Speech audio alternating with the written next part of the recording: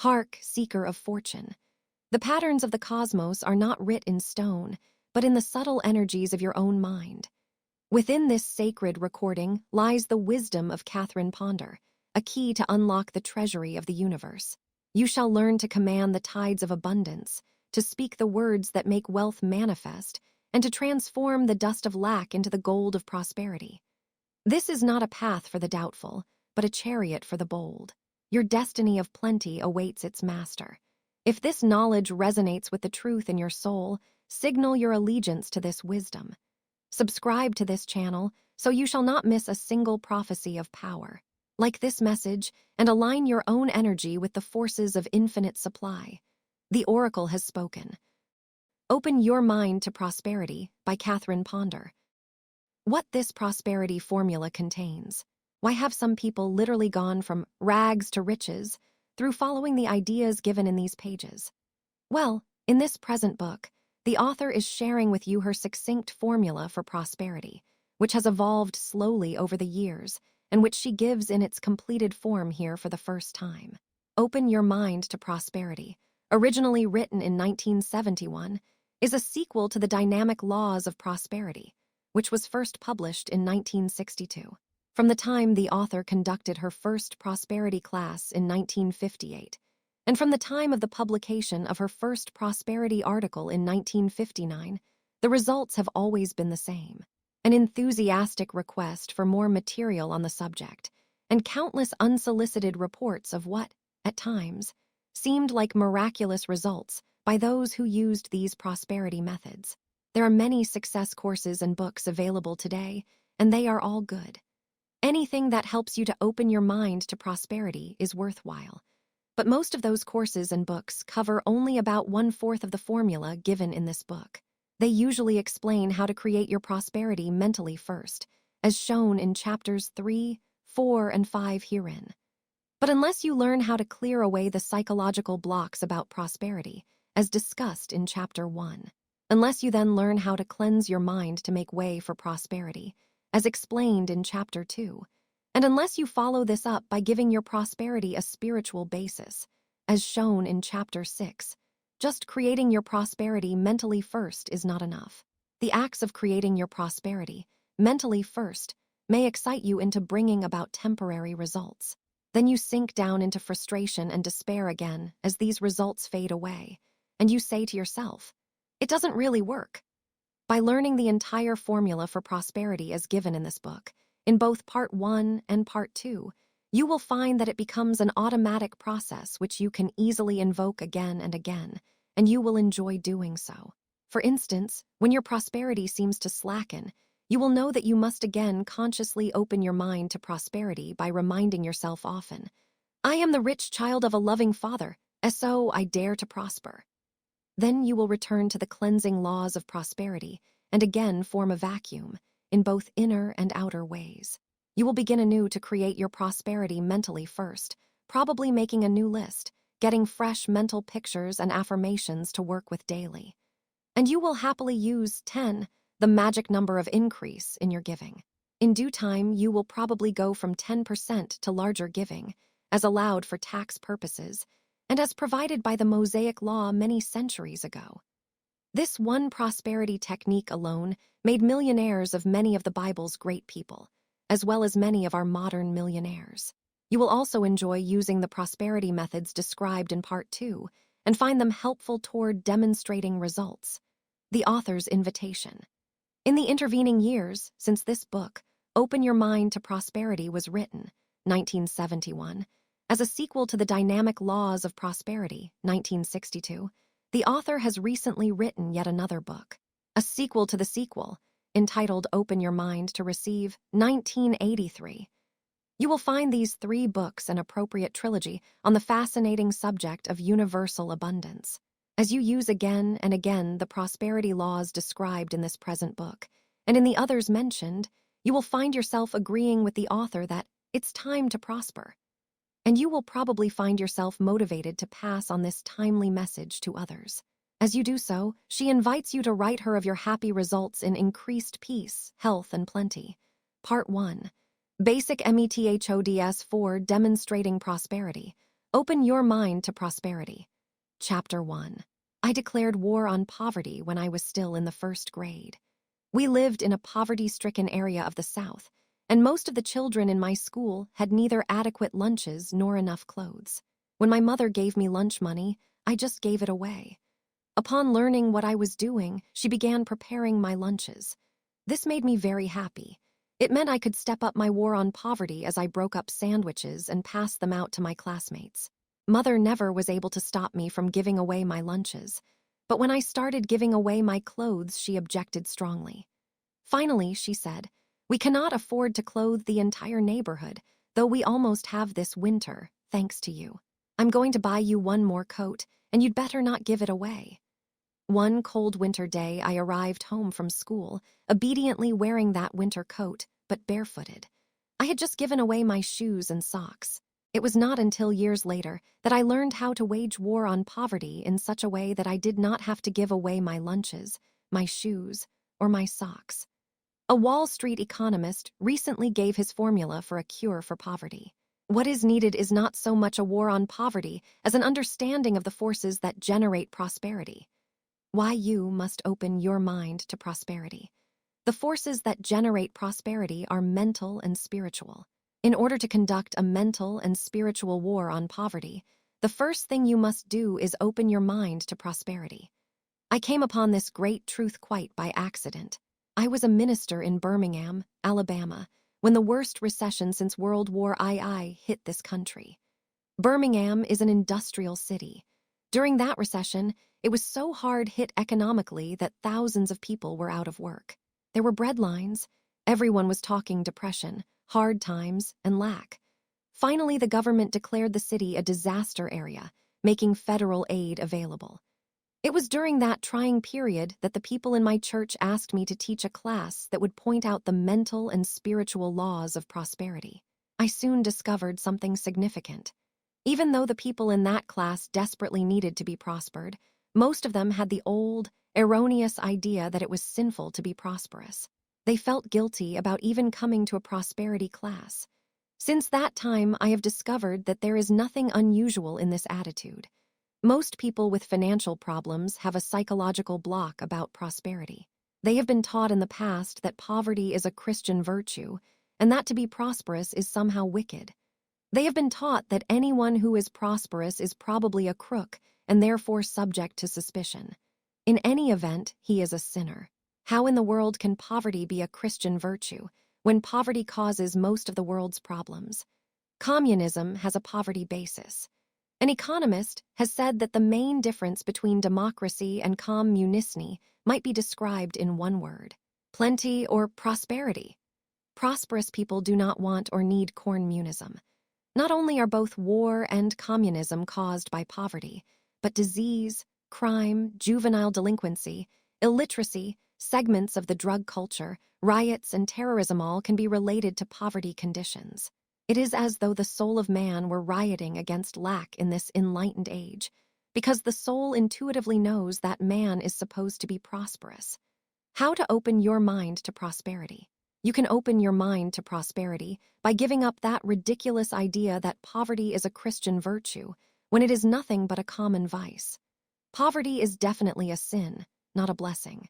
As Charles Fillmore has declared in his book, Prosperity, the Father's desire for us is unlimited good, not merely the means of a meager existence. Ave cannot be very happy if we are poor, and nobody needs to be poor. It is a sin to be poor.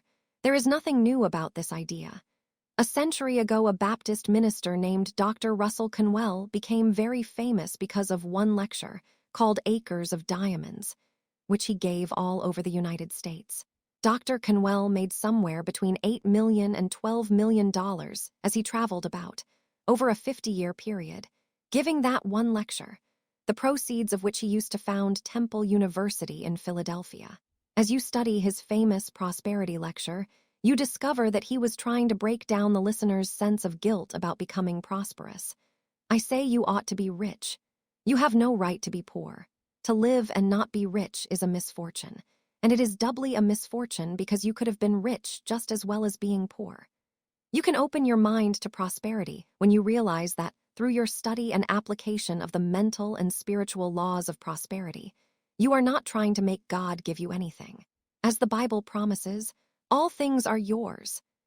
Corinthians 3:21 in the beginning, God created a lavish universe and then created spiritual man and placed him in this world of abundance, giving him dominion over it.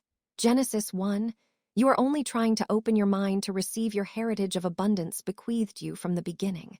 You can begin opening your mind to this abundance by declaring often, I am the rich child of a loving Father, so I dare to prosper. There once was a businessman who had his own simple formula for opening his mind to prosperity. When people asked, how's business? He had a standard reply, regardless of economic conditions of the moment. Business is wonderful because there's gold dust in the air. It always seemed so for that man. No matter what people about him were doing or saying, he prospered. His friends would say, I don't understand it. Everything he touches turns to gold. Reports of those who have prospered. In that first prosperity class in 1958, and in scores of classes I have conducted since that time, I have observed that as soon as people realize it is spiritually right, rather than spiritually wrong, for them to be prosperous, it is as though the windows of heaven were open to them. Recent reports from people who opened their minds to prosperity include these. A businesswoman doubled her financial income and then happily married a man of affluence after having been widowed for 10 years. A housewife accepted this great idea and soon learned that her husband had just inherited a large portion of the company for which he worked. Another housewife watched her husband progress from one promotion to another in his engineering job. They inherited money, bought a new home and 2 new cars, and after having tried for a number of years were able to adopt several children. A young college professor obtained another degree and went on to a fine job at a much larger income at a state university. A domestic worker demonstrated a 6-week trip to Europe. A teacher was transferred out of an inharmonious department in her school to a far more congenial teaching position. One couple was able to buy a beautiful new home with no down payment. The former owner gave them his $8,000 equity. One couple's 2 children both obtained college scholarships. A woman in the real estate business got her broker's license and went into business for herself. Another realtor made her first sale in a year. Upon returning home from a prosperity lecture in Oklahoma City, a businesswoman answered her ringing telephone. It was a customer with a $40 sale at 12:30 p.m. on a Sunday. The next morning, she was awakened by another ringing telephone and another sale. This was quite a change from the hard sell approach to which she was accustomed. A businessman walked out of a prosperity lecture and on the way to his car found a $20 bill. Later that week, a raise he had been trying for months to obtain for his employees came through. After opening her mind to prosperity, a young widow was able to reduce her debts by $1,700 within 3 days. Prosperity came to all those who helped with the author's first book. You can open your mind to prosperity when you realize it pays to do so, right in the face of lack and limitation. I started writing prosperity articles several decades ago when I was living in one room. I felt foolish writing about prosperity, telling other people how to be prosperous, when I was living in just one room. But I realized that I must do something to open my mind to prosperity in order to get out of that room. It took me 3 years, but when I finally moved out, I found a lovely new home. The move could have come sooner had I known the complete prosperity formula given in this book. Opening your mind to prosperity in the face of lack can have dramatic effects on your life, too. This was brought to my attention by those around me while I was writing my first hook. After typing the first half of the manuscript, my secretary resigned. She explained that as she had typed the manuscript, she had used the ideas in it, and her husband had been prospered so much in his sales work that she no longer needed the job. A second secretary was then employed to type the last half of the book. Before completing it, she also resigned.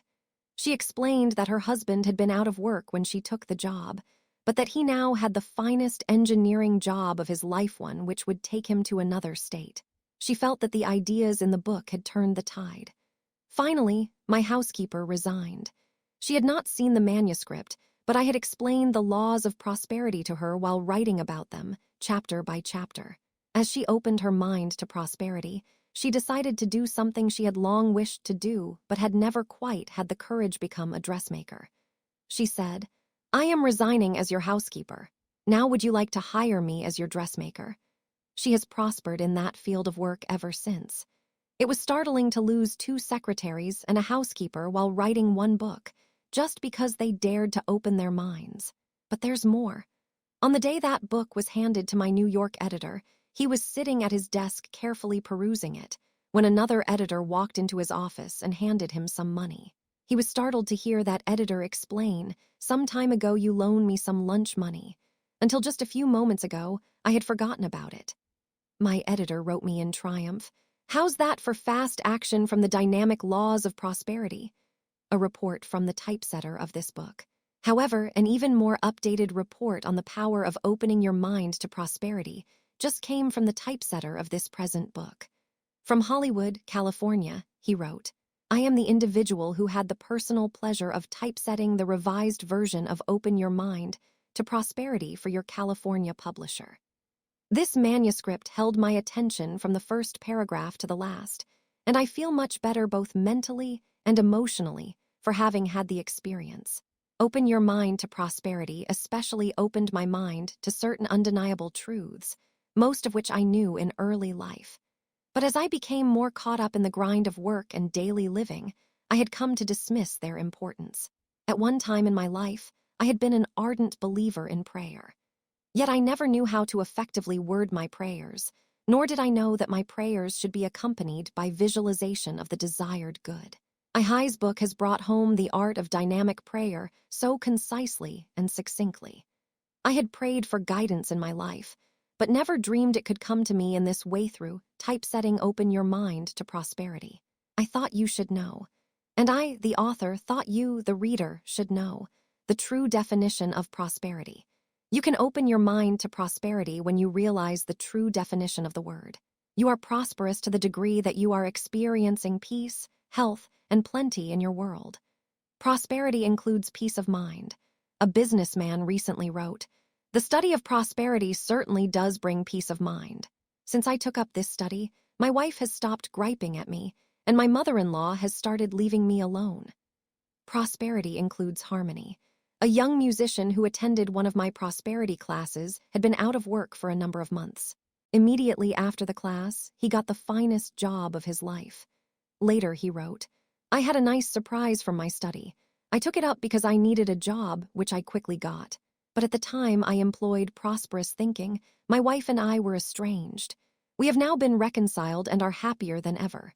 Prosperity certainly includes peace and harmony. Prosperity includes health. A housewife was taken by her husband to a prosperity lecture. This woman had been in pain for 12 years from a chronic ailment which drugs could temporarily alleviate but could not cure. When the drugs wore off, the pain returned. On the way home from the lecture that night, she realized that for the first time in 12 years she was free of pain without using drugs. That was 8 years ago. The pain has never returned. This couple has gone on to financial success also, but their main prosperity demonstration was a physical healing. Prosperity includes financial plenty. People sometimes reflect, since prosperity includes peace and health, prosperity is more than money alone. True, but what's wrong with prosperity as money? An important way to open your mind to prosperity is deliberately to open your mind to the idea that money is spiritual, that money is a part of your spiritual heritage. There are millionaires in the Bible. It helps in opening your mind to prosperity when you realize that the great spiritual leaders of the Bible were prosperous people. Many of them were literally millionaires. They seemed to know that prosperity was a spiritual blessing and poverty was a curse. In the first book of the Bible, we find 4 millionaires among the great Hebrew leaders: Abraham, Isaac, Jacob, and Joseph. The Bible vividly describes their wealth. We have often thought of Abraham as the father of the Hebrew people, which he was, but he was also a millionaire. The scriptures declare that his substance was very great, and that the Lord blessed him in all things.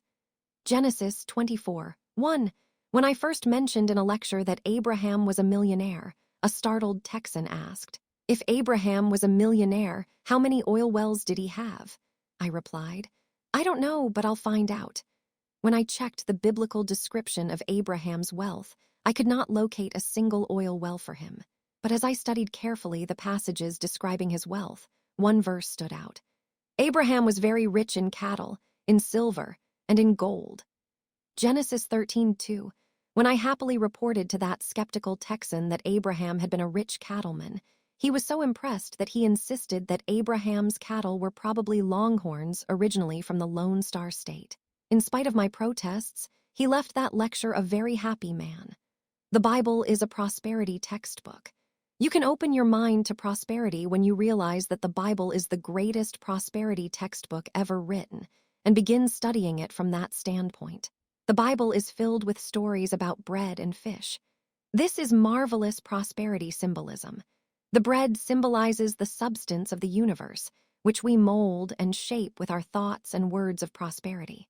The fish symbolize ideas of increase. The word gold appears more than 400 times in the Bible. There are between 3,000 and 4,000 promises in the Bible, many of them literal prosperity promises. Some theologians claim there are nearer 8,000 such promises. Jesus' interest in prosperity is shown in the Lord's Prayer. Give us this day our daily bread, and forgive us our debts, as we also have forgiven our debtors.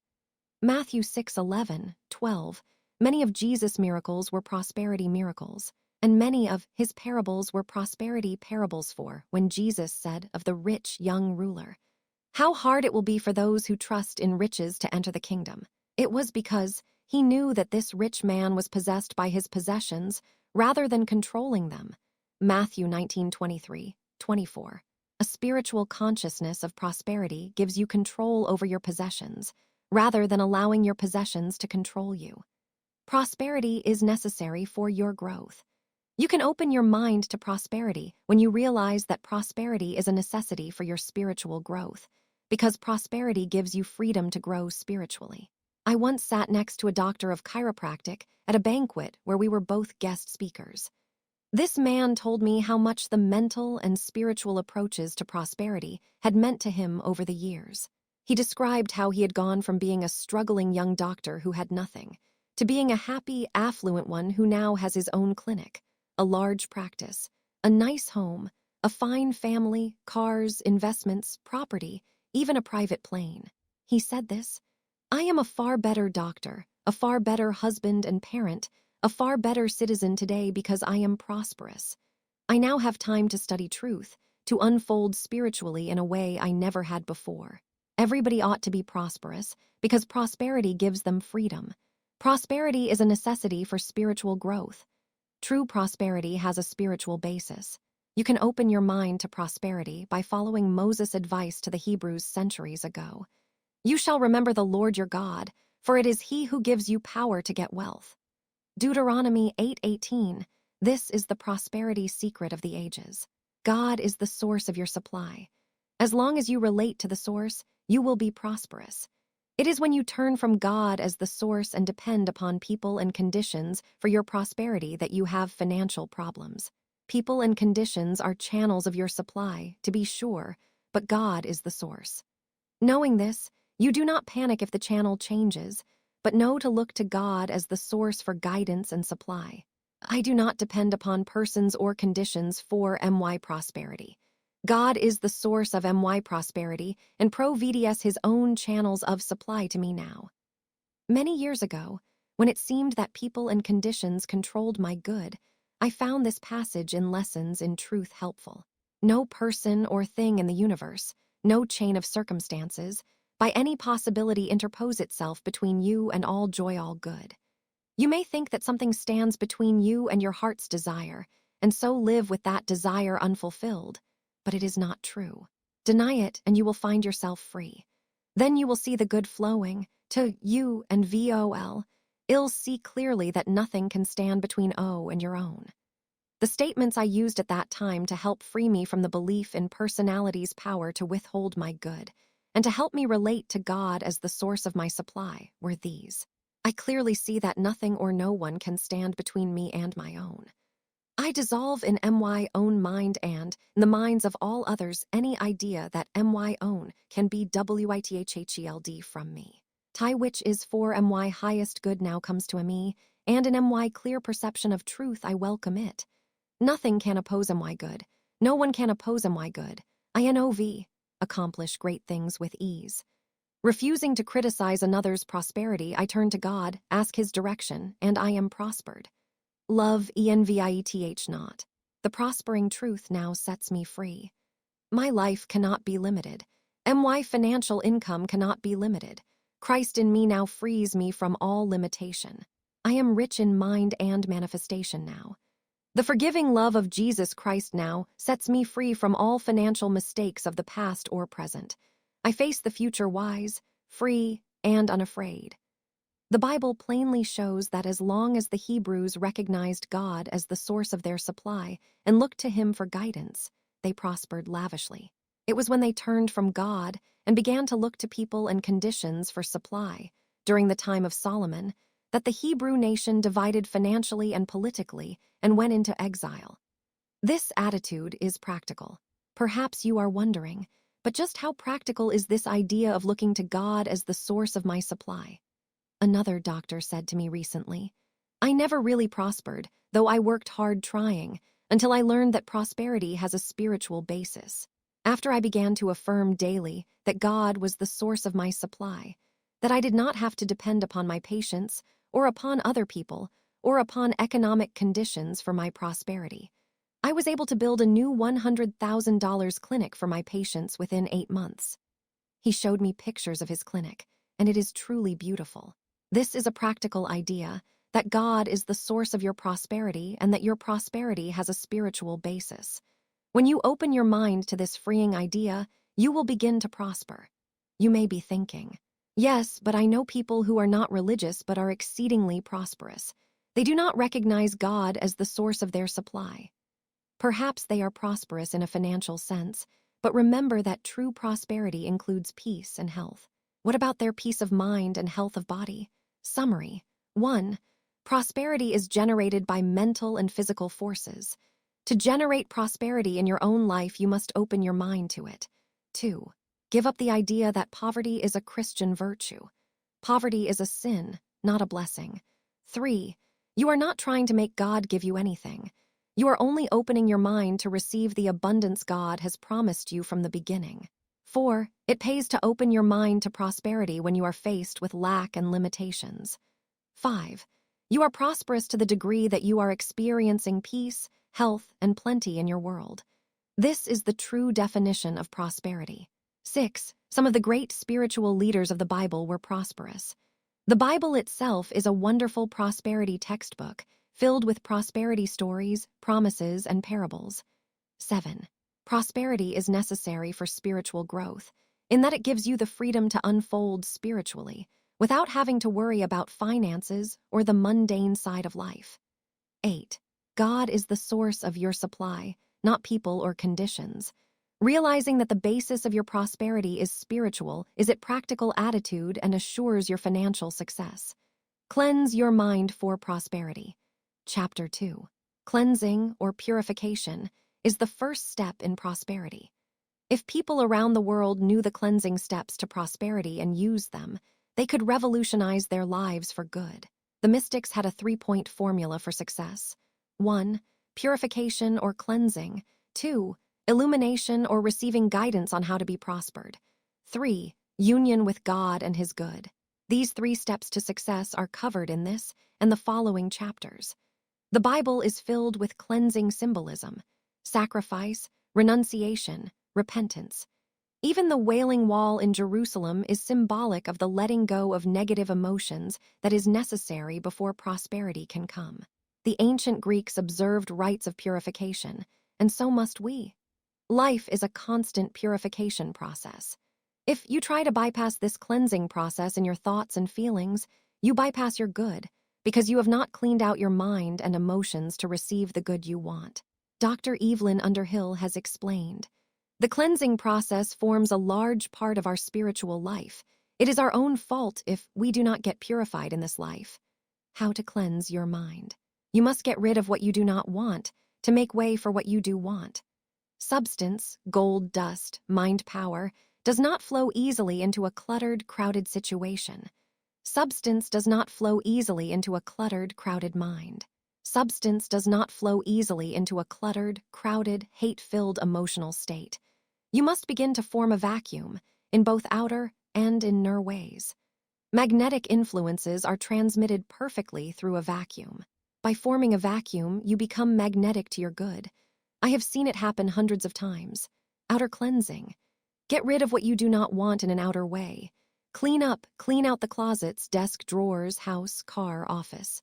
Forming a vacuum in an outer way makes a believer out of your subconscious mind, which then goes to work in inner ways to manifest greater prosperity for you.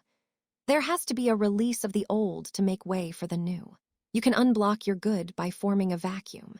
A woman in Chicago heard about this vacuum law at a lecture one night and decided to stay home from work the next day and clean out closets and drawers. Nothing happened when she cleaned out closets, but when she cleaned out dresser drawers, she found $30 she had tucked away and forgotten. Another woman formed a vacuum by cleaning out her pocketbooks. In one, she found $40 she had forgotten. A housewife formed a vacuum by getting rid of old, mismatched sheets in her linen closet. The next day, she received as a gift several new sets of sheets and pillowcases, but nothing happened until a vacuum had been formed to receive them. A marvelous statement to use as you form a vacuum is, I now let go worn-out things, worn-out conditions, and worn-out relationships. Divine order is now established and maintained in ME and in MY world. Prosperity comes quickly when a vacuum is formed. A musician in Southern California recently learned of the vacuum law of prosperity and decided to invoke it by cleaning out his closet. Within 24 hours, 3 things happened. Since he was a public school music teacher, he needed a summer job. As he cleaned out his closet, he got an idea for conducting music workshops in the summer sessions of colleges and universities. He made a telephone call to his New York agent, who liked the idea so much that within a matter of hours, the agent had him booked at leading universities all over the United States, at an interesting income. The second thing that happened was that another music teacher called him and said, I'm getting more calls for freelance, evening and weekend work than I can handle. May I refer my overflow calls to you? This would give him a year-round second income, right in his own neighborhood. The next morning after cleaning out his closet, he started driving to work on one of the famous California freeways. Along the way, he spied a stalled car. Ordinarily, he would have hurried on, but intuitively he felt guided to stop and offer assistance. The owner of the stalled car was a woman wearing a white uniform. Upon examining her car, he said, I believe the engine is only overheated. I'll wait with you a few minutes, and if it doesn't start, I'll drive you to the nearest service station where you can get help. Noting the white uniform, he asked, Do you do domestic work? Yes, was the reply. Do you have any days available? He queried. Yes, I have every other Thursday. Good, if you'll come and work for my wife, you're hired. The teacher explained that for months they had tried to find help. Later he exclaimed excitedly, If all this happened just by cleaning out the closet, I can hardly wait to see what will happen when I clean out the garage. Give up the expensive, even the new. In forming an outer vacuum, it is wise to give up the expensive as well as the inexpensive, if the expensive items involved are no longer of use to you. I once had 2 lovely velvet suits which I hesitated to give up because they carried expensive labels. But every time I looked at them hanging there, I realized that they no longer fit me and were useless to me. Finally, I decided to give them up, even though they were designer's clothes. Within less than a week, I received a letter from my sister saying, I have a lovely velvet suit which I bought while abroad. It is by far the most expensive garment I've ever owned, but I do not wear it. I am mailing it to you in hope that you can use it in your lecture work. Could I? It arrived just in time to accompany me on my next trip, and its color even matched the auditorium in which I spoke. Furthermore, it had cost even more than the suits I had just given away. That experience taught me that by giving up the expensive, one makes way for something even more beautiful to come, without financial stress.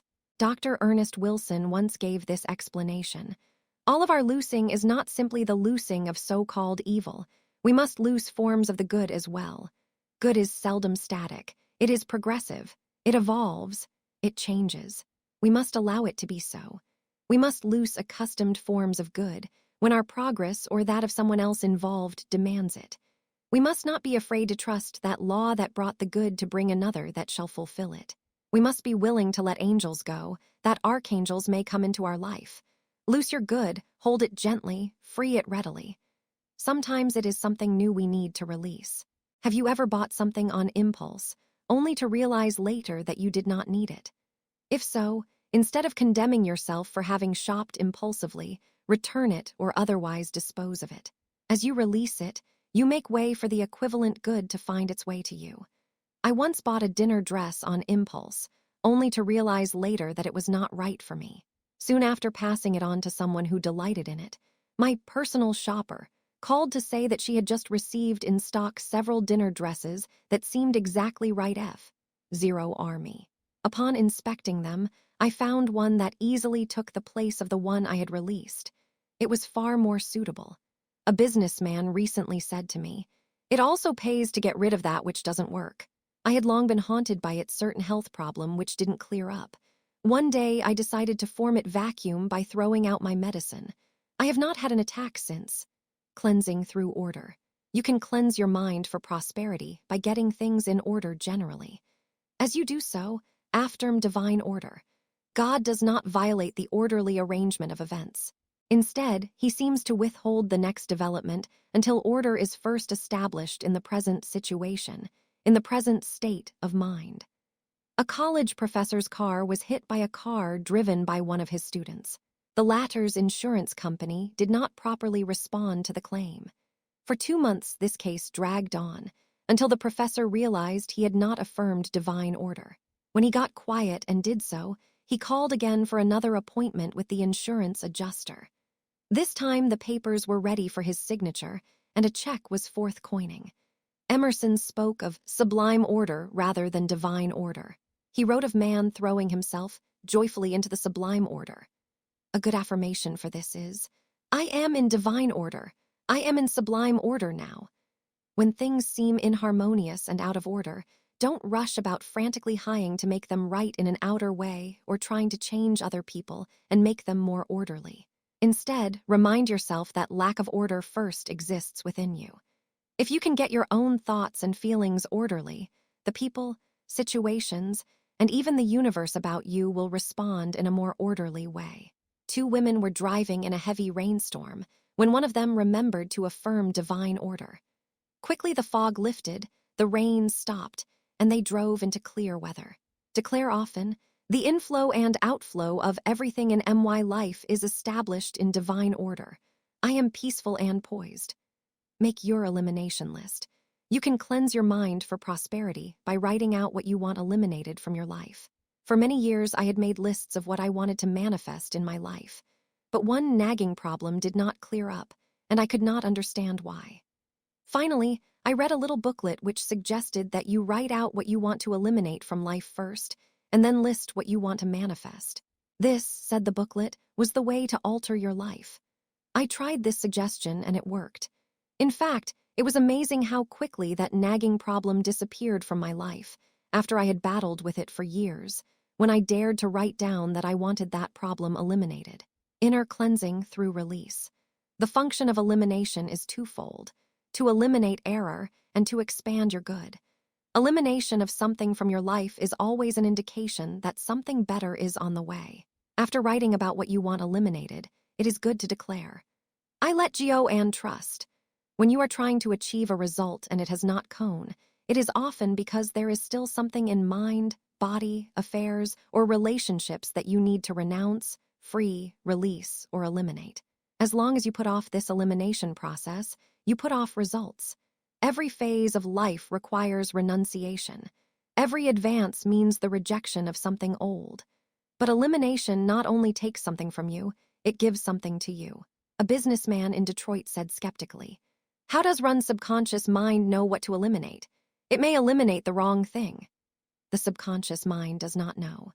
But the superconscious, or Christ mind, does know what to eliminate and will work through both the conscious and subconscious activities of mind to properly eliminate from your world that which should be eliminated, when you call on the Christ consciousness to do so. This you can do through using decrees that declare the all-intelligent Christ mind is doing the eliminating. Christ in me is my releasing power. Christ in me is my freeing power. Christ in me now frees me from all resentment or attachment toward or from people, places, or things of the past or present. I now release everything and everybody of the past or present that are no longer part of the divine plan for my life. Christ in me manifests my true place with the true people and the true prosperity now. I once used these statements of release at a time when I felt general dissatisfaction in my life, but I did not know what needed to be released. I was soon offered a lovely apartment in a complex where I had long wished to live. With the move came the release of old furniture and personal effects from which I had wanted freedom. The new surroundings gave a new lease on life. Though I had not realized I needed the change, and could have it just then, the Christ mind had known it and arranged it when I used the foregoing statements of release. Divine intelligence always knows what to do and responds when we call on it. Clean out your life. Along with cleaning out the closets, you must also clean out your life if you wish to cleanse your mind for prosperity.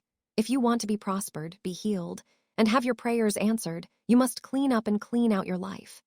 It is useless to affirm benefits, protection, supply, guidance, and healing if all the time you are doing things which you know are not right in the sight of God and man. So often, when one first learns of the power of thought, he thinks he can use mind power to force other people to do what he wants them to do. He tries to plaster over his life with affirmations. He may even get temporary results, but those results will only be temporary unless they have been founded upon the right basis. A lonely widow had led a life of emotional and moral compromise since the death of her husband, feeling that she had to settle for such an arrangement. Finally, she realized that if she wished to remarry, she must clean up and clean out her life. It took at least 6 months to clear out various compromising relationships, but after she did, there was a quiet period of trusting in God to show her the way. Within a year, she happily married a fine man, whom she would not have met had she continued in her previous circle of acquaintances. It is true that God, as divine law, withholds the next development until order is first established in the present situation. This woman proved that elimination is twofold, and that when she eliminated error from her life, the expanded good Karn. For freedom in your relationships declare, Christ in me now frees me from everything and everybody that are no longer part of the divine plan for my life. Everything and everybody that are no longer part of the divine plan for my life now release me. Christ in me reveals, UNFOLDS, and manifests the divine plan of my life now. Cleanse your mind through forgiveness. Cleanse your mind for prosperity by practicing forgiveness. Many people are never permanently prospered, no matter what else they do, because they are holding grudges and negative feelings towards others. Until they get down to business and forgive, their prosperity does not come. The word forgive means simply to give up. Forgiveness is not an unpleasant, dramatic outer act in which you say, I am sorry when you are not. Instead, forgiveness is a pleasant inner act that leaves you at peace with yourself and others. It is good to give yourself a universal forgiveness treatment every day. This keeps your mind and emotions cleared of negative feelings that could block your good. All that has offended me, I forgive. Within and without, I forgive.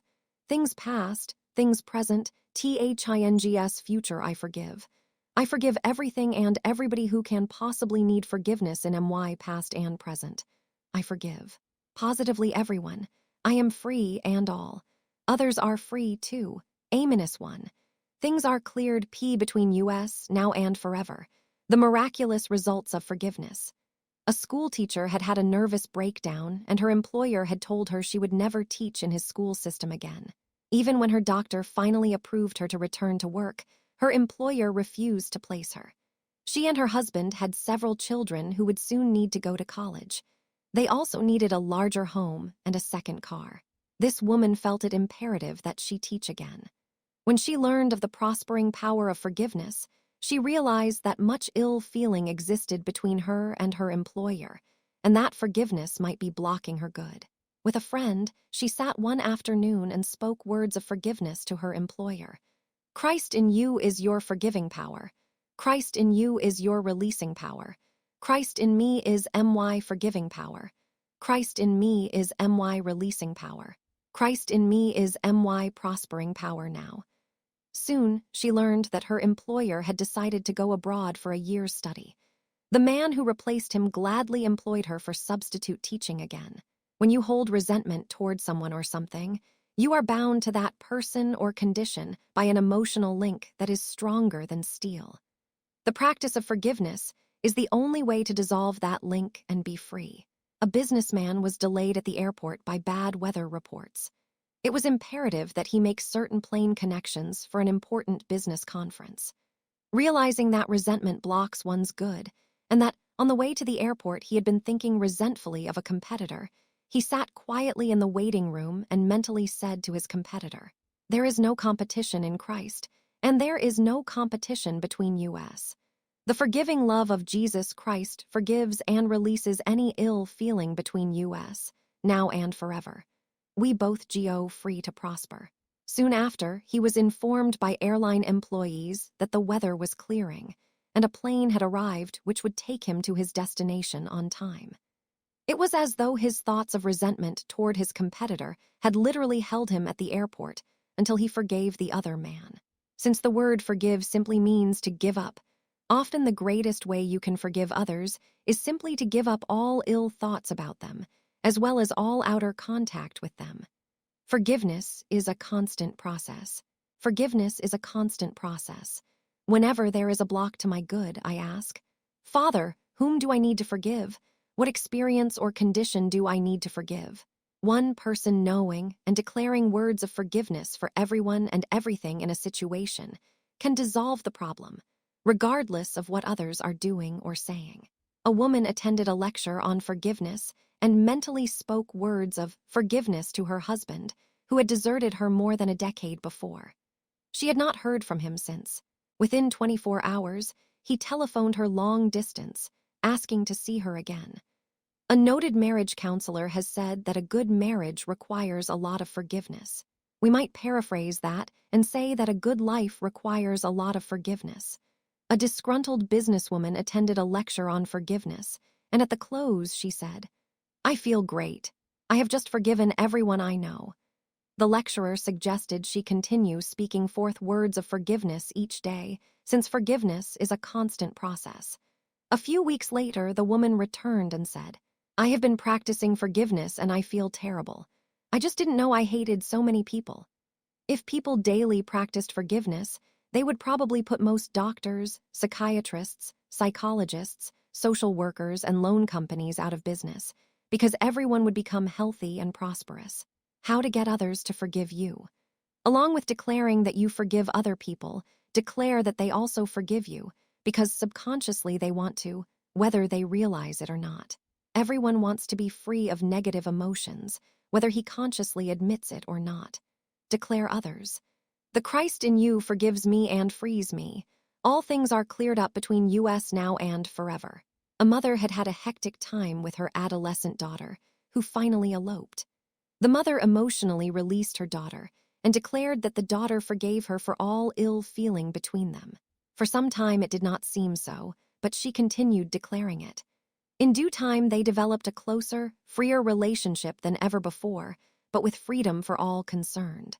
About a year ago, in morning meditation, the name of a fellow worker kept coming to me, and I had an uncomfortable feeling about him. Several months previously, I had suggested a certain project to which he had objected, so I had dropped it.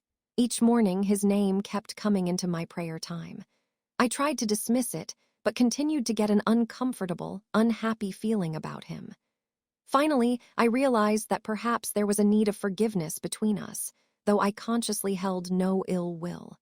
When I spoke words of forgiveness to him, nothing changed. But when I began declaring that he forgave me, I felt the uncomfortable, unhappy feeling begin to pass away. Within 3 or 4 morning prayer sessions, the feeling had cleared up completely. A couple of weeks later, that worker contacted me and suggested that we go ahead with the project I had recommended several months previously. We did, and it proved to be one of the most successful we had ever carried out. How to give and receive emotional release. A fine formula is to forgive your enemies and release your friends. Forgive the people you hate or resent. Release the people you love. Loose your loved ones and let them go to their good. This may be the very thing you do not want to do. You feel that they need your encouragement, help, and understanding. But when you attempt to help them by keeping a possessive hold on them, they chafe so under your restraint that they are not free to love you as they otherwise would, and problems develop between you. Remember this about release. You never lose anything that still belongs to you by divine right, through the act of emotional release. Instead, you make way for your good to manifest in grander ways than ever before. Possessive, dominating people have all kinds of problems. Also, people who let themselves be possessed by others have all kinds of problems. There is a simple way to get and give freedom from possessiveness and domination, and that is simply by speaking words of release. Christ in me now frees me from all attachment toward or from people, places, or things of the past or present. Christ in me is my releasing power now. For others toward you. Christ in you now frees you from all attachment toward or from people, places, or things of the past or present. Christ in you is your releasing power now. Once, when I had felt bound to people and circumstances, I used these statements, and soon found myself moved into lovely new surroundings, free of old memories and possessions. Several people quickly moved out of my life and found their good elsewhere. People, places, and things responded to those statements of release. A possessive person often pours forth the substance of his thoughts and feelings into the life of someone else, so that he depletes himself emotionally and physically. Strong, possessive emotional ties cause many of our problems: financial, health, and social. Declare often, I now release and am released from everything and everybody that are no longer part of the divine plan for my life. Everything and everybody that are no longer part of the divine plan for my life now release me. A businesswoman had been divorced for 20 years. She wished to remarry and felt she had met the man of her dreams, but he would not propose. She waited patiently for several years. Finally, she talked over her problem with a friend who said, there must be something from the past that needs to be forgiven and released. The friend then asked about her former husband. Oh, I have forgiven him for the unhappiness he caused me in the past, and he has remarried. But a strange thing happens. When my name is mentioned in his presence, he always becomes very negative and upset. Her friend said, that may be the block. Let's declare here and now that he forgives and releases you forever. These two women then sat quietly and called the former husband's name, declaring, the Christ in you forgives and releases me now and forever. Shortly thereafter, a stranger appeared in her office to inspect it. He became very interested in her personally and began sending candy and flowers. She accepted his numerous dinner invitations. Her escort of several years' standing did not like this. In fact, he quickly proposed, and they got married. But nothing had happened until she spoke words of forgiveness and release from her former husband. How to gain release from troublesome situations. It is also wise to speak words of release for situations or problems that you have struggled with and have been unable to resolve. These often respond quickly to this statement.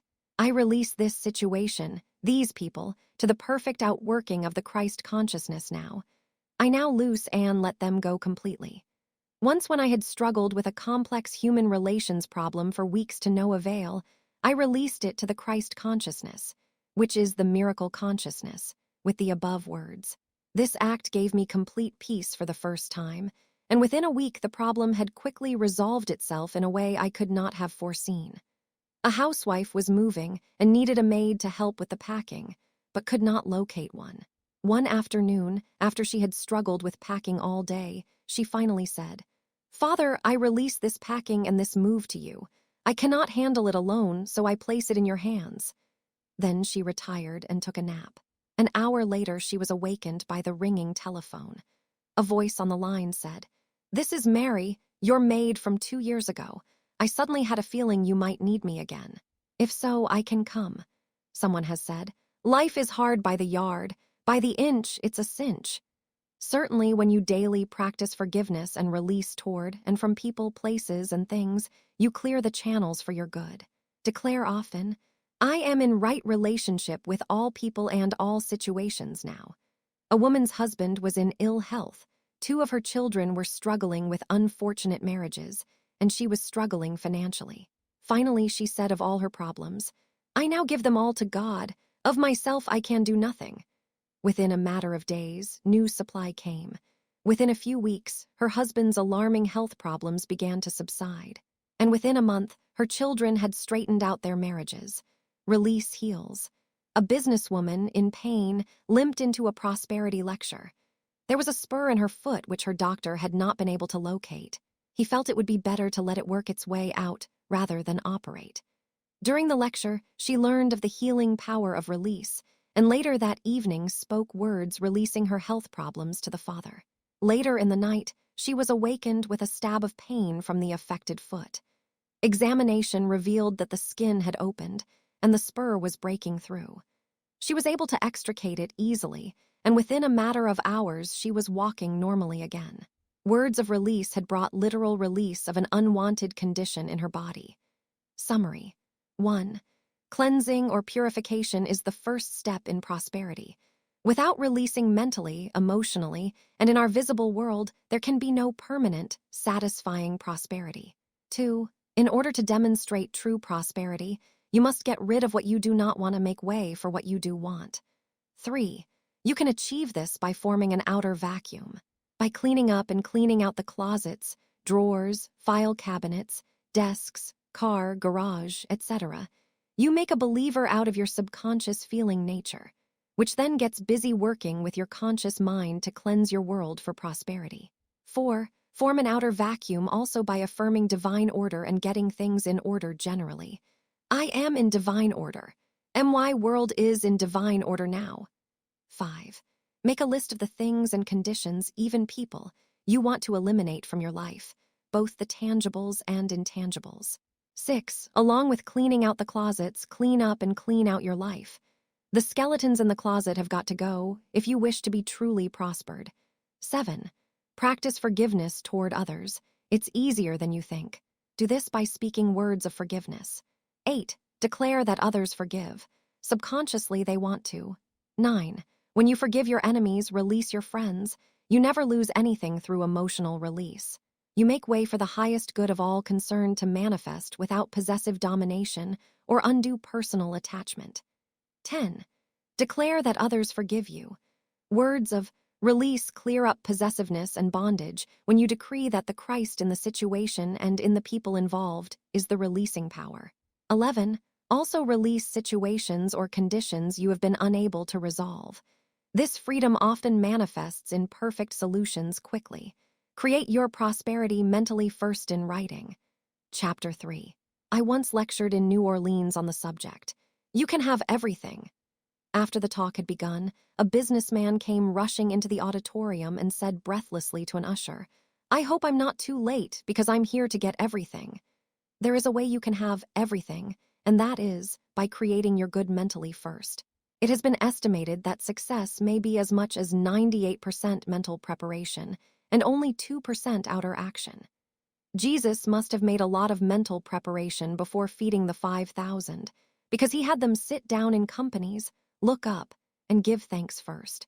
There are 3 basic ways in which you may create your prosperity mentally first. 1. In writing. 2. In pictures. 3. In words. Several decades ago, when I began writing about prosperity, my son and I were living in one room. We might still be living in that one room if we had not begun creating our prosperity mentally first, by writing, picturing, and affirming it. It was while we were living in that room that I learned of these 3 ways to create prosperity mentally. When my son and I began to use them, they worked. This convinced me that I must begin telling other people about them through my writing. Stop looking to people or conditions for your prosperity. Start using these 3 simple prosperity techniques, as described in this and the following 2 chapters. As you do, you will create your prosperity mentally first. It will then overflow from the mental into the visible world as tangible results. For several years, my son and I had been living in one room, which had been provided to us by the church I was serving. The trustees seemed satisfied that they were adequately providing for us. The financial situation of the church at that time certainly did not seem equal to providing us with any more elaborate living quarters. Yet our present ones were certainly insufficient. Several times I had timidly mentioned it, but the feeling had always been the same. The church had no funds to provide us with a manse period. On that note, the subject was always closed. For many months I thought to myself resentfully, why doesn't somebody do something? Finally, it occurred to me, why don't you do something? Why don't you create your prosperity mentally first? It was then that my young son and I decided to put into writing, picturing, and affirmation what we wanted a church manse. After writing out our list, placing pictures on a treasure map, and beginning daily to speak forth the affirmation, I am beautifully and appropriately housed with the rich substance of God. An interesting thing happened. One day a man walked in, said he had just come into an inheritance and wished to share the tithe from it with the church. How much is the tithing offering? I asked. $8,000, he replied. Great. There's the down payment on the new church manse. Within a matter of days, a lovely house had been located in the most beautiful area of the city, and negotiations were quickly completed. Before we knew it, my son and I were moving into a new house with new furnishings. And just as quickly, perhaps as a bonus for all our prayer work, there appeared a fine housekeeper who insisted she was going to work for us. She had read some of my writings and wanted to know more about prosperous thinking. It seemed a miracle since domestic help was at such a premium and hardly within my financial reach under ordinary circumstances.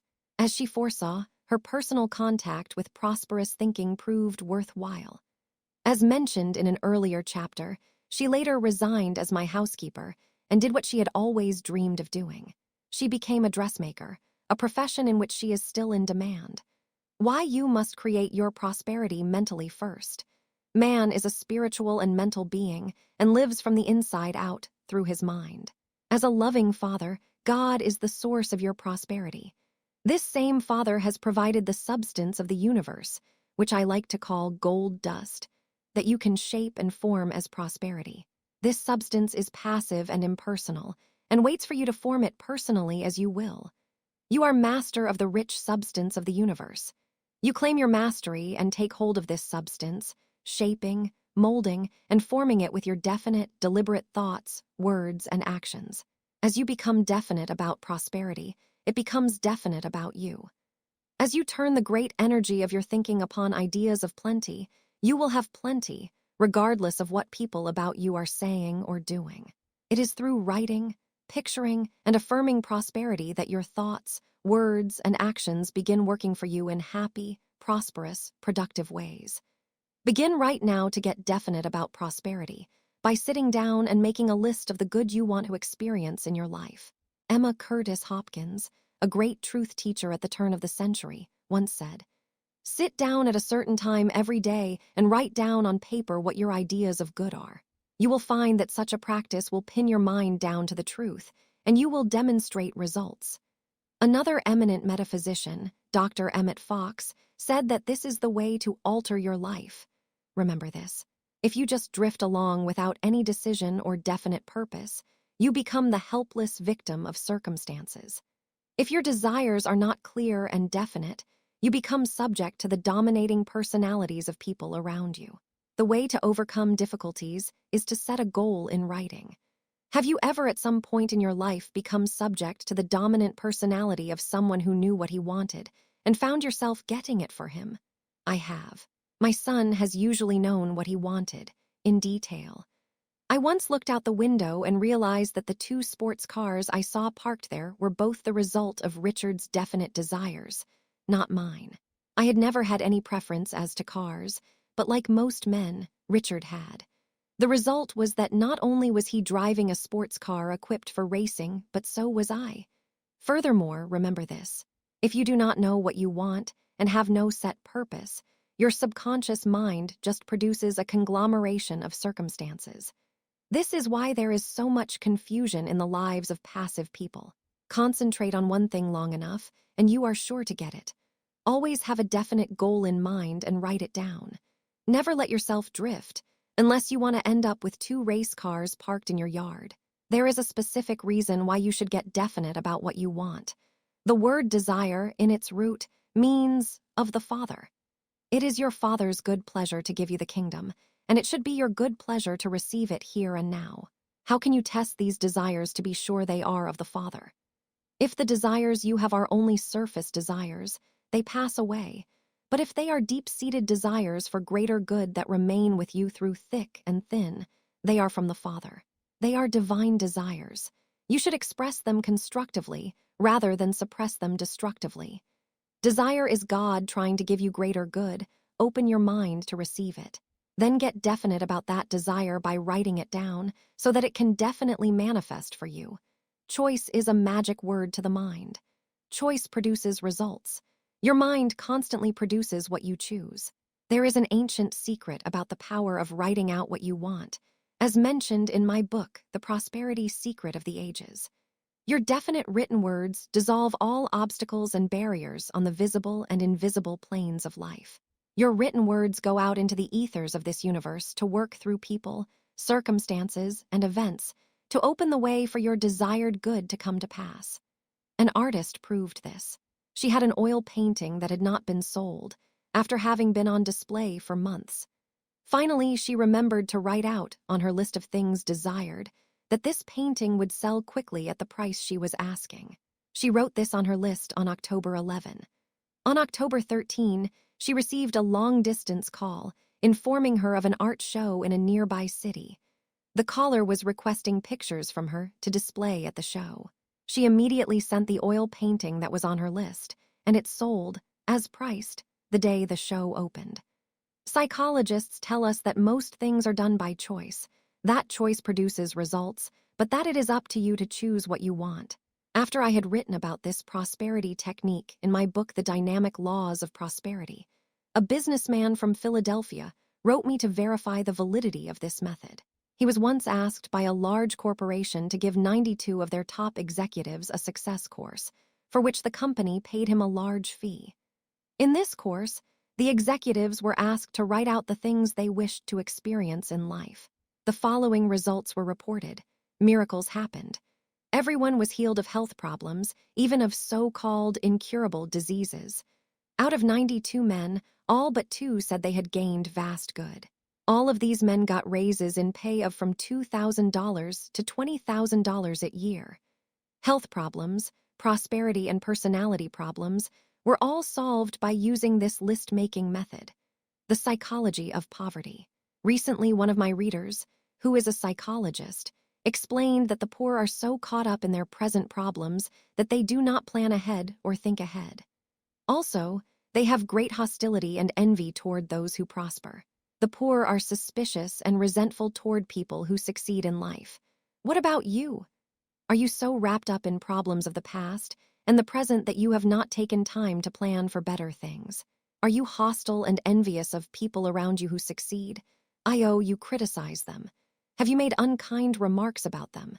How do you feel and how do you react when someone near you has a prayer answered or has some good thing happen? Can you take it? Sometimes we are tested. Sometimes the good we desire in life seems to come to people around us first.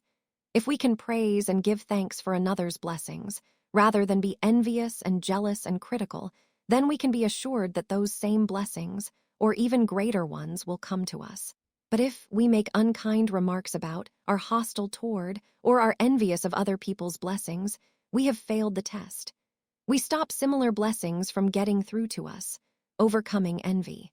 A statement you should use often to dissolve envy, hostility, jealousy, or criticism is this: love envieth not.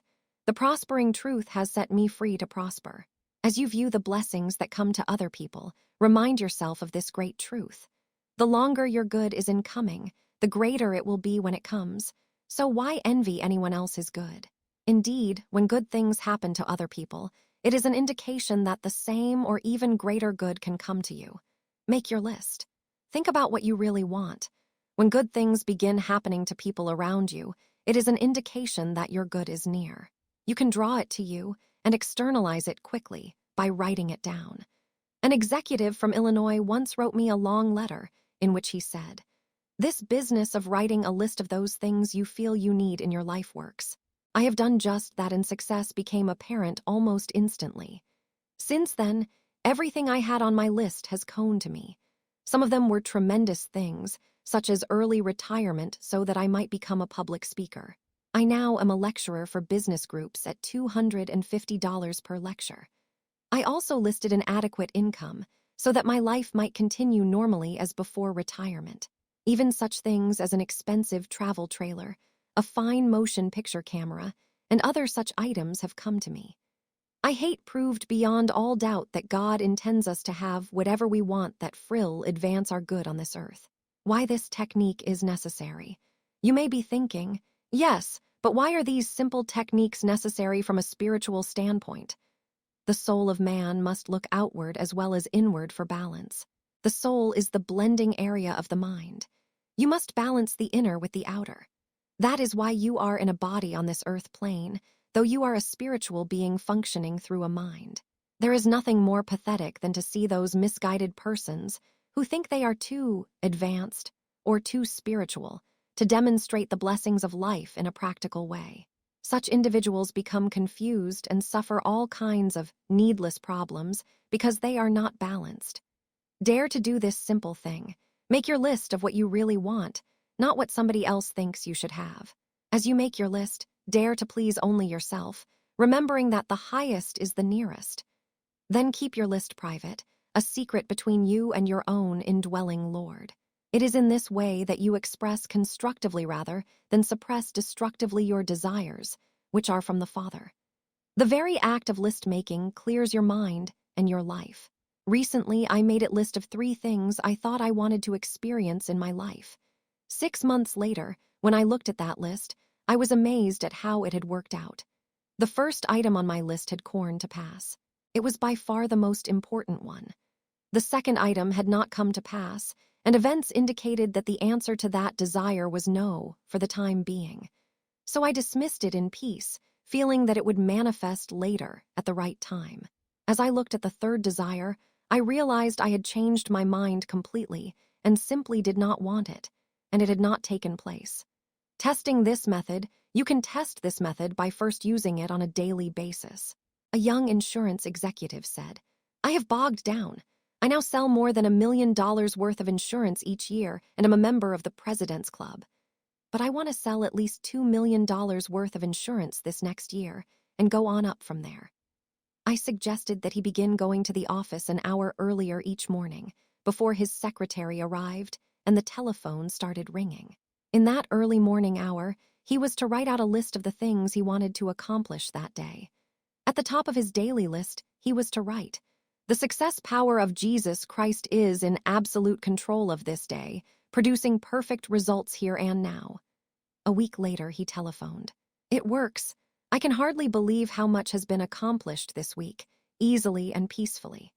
In one day alone, I sold 2 $50,000 policies, and now I have an appointment to make the biggest sale of my life. I am well on the way to my $2 million goal for this year."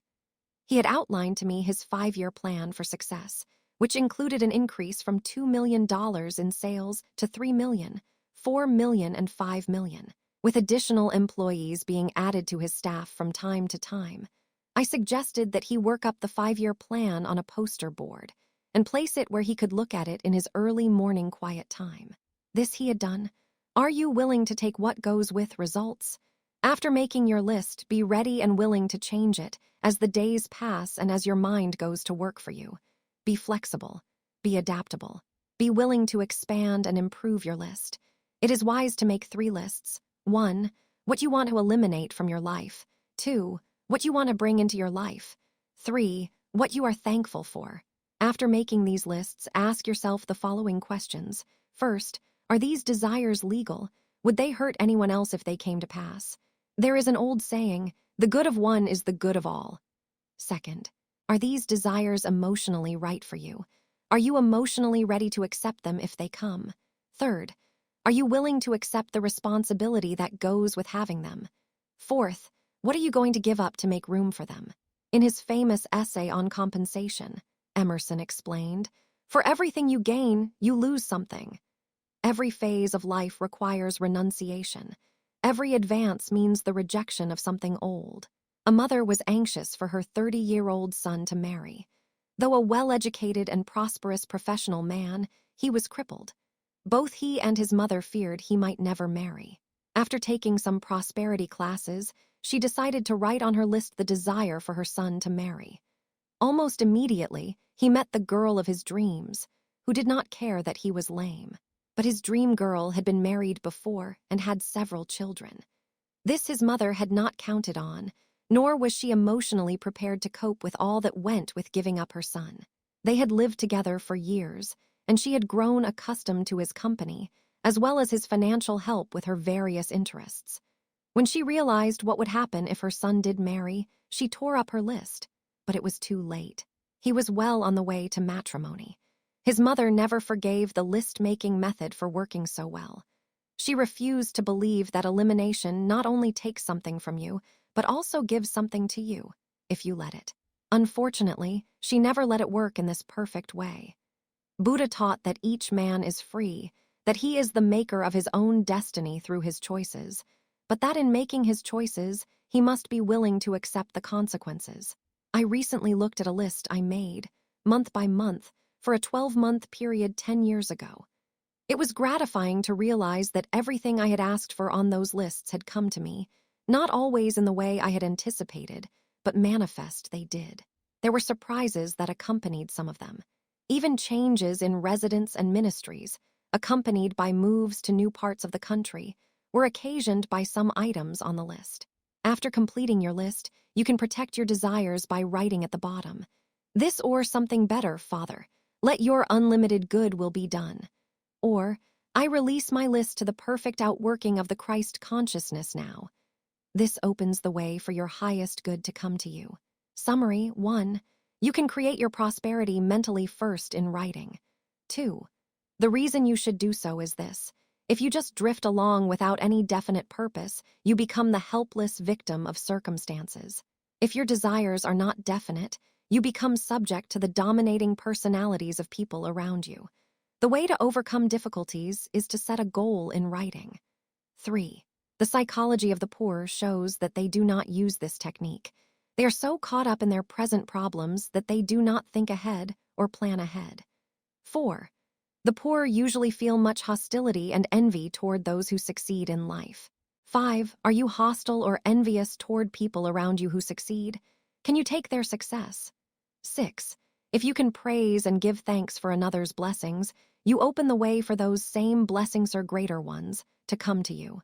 7. Write out what you really want, not what somebody else wants you to have. 8.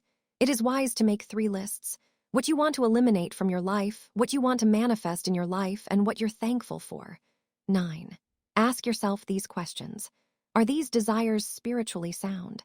Are these desires emotionally right for me? Am I willing to accept the responsibility that goes with the fulfillment of these desires? What am I going to give up to make room for them? 10. After making your list, keep quiet about it, bless it, and release its perfect outworking to the Father. 11. In this way, you express constructively, rather than suppress destructively, your desires which are from the Father. Create your prosperity mentally FIRSTIN pictures. Chapter 4. The second way to create your prosperity mentally is by picturing it. The picturing power of the mind is now being rediscovered by psychologists, who say that imagination is one of our strongest mind powers. Yet the picturing power of the mind is one of the oldest devices known to man for getting what he wants. Prehistoric man carved on the walls of his cave pictures of the food he hoped to obtain. He believed that, as he looked at those pictures often, an unseen power would bring the food near him in the form of game, fish, or fowl. Later, the ancient Egyptians used the picturing power of the mind in their tombs. As soon as a child of royalty was born, a tomb was started for him. On the walls of that tomb were painted pictures of his life, up to his death. The pictures showed all the experiences he could desire throughout his life: winning wars, living a happy, victorious life. The Egyptians expected these pictured events to come to pass in the life of the royal child.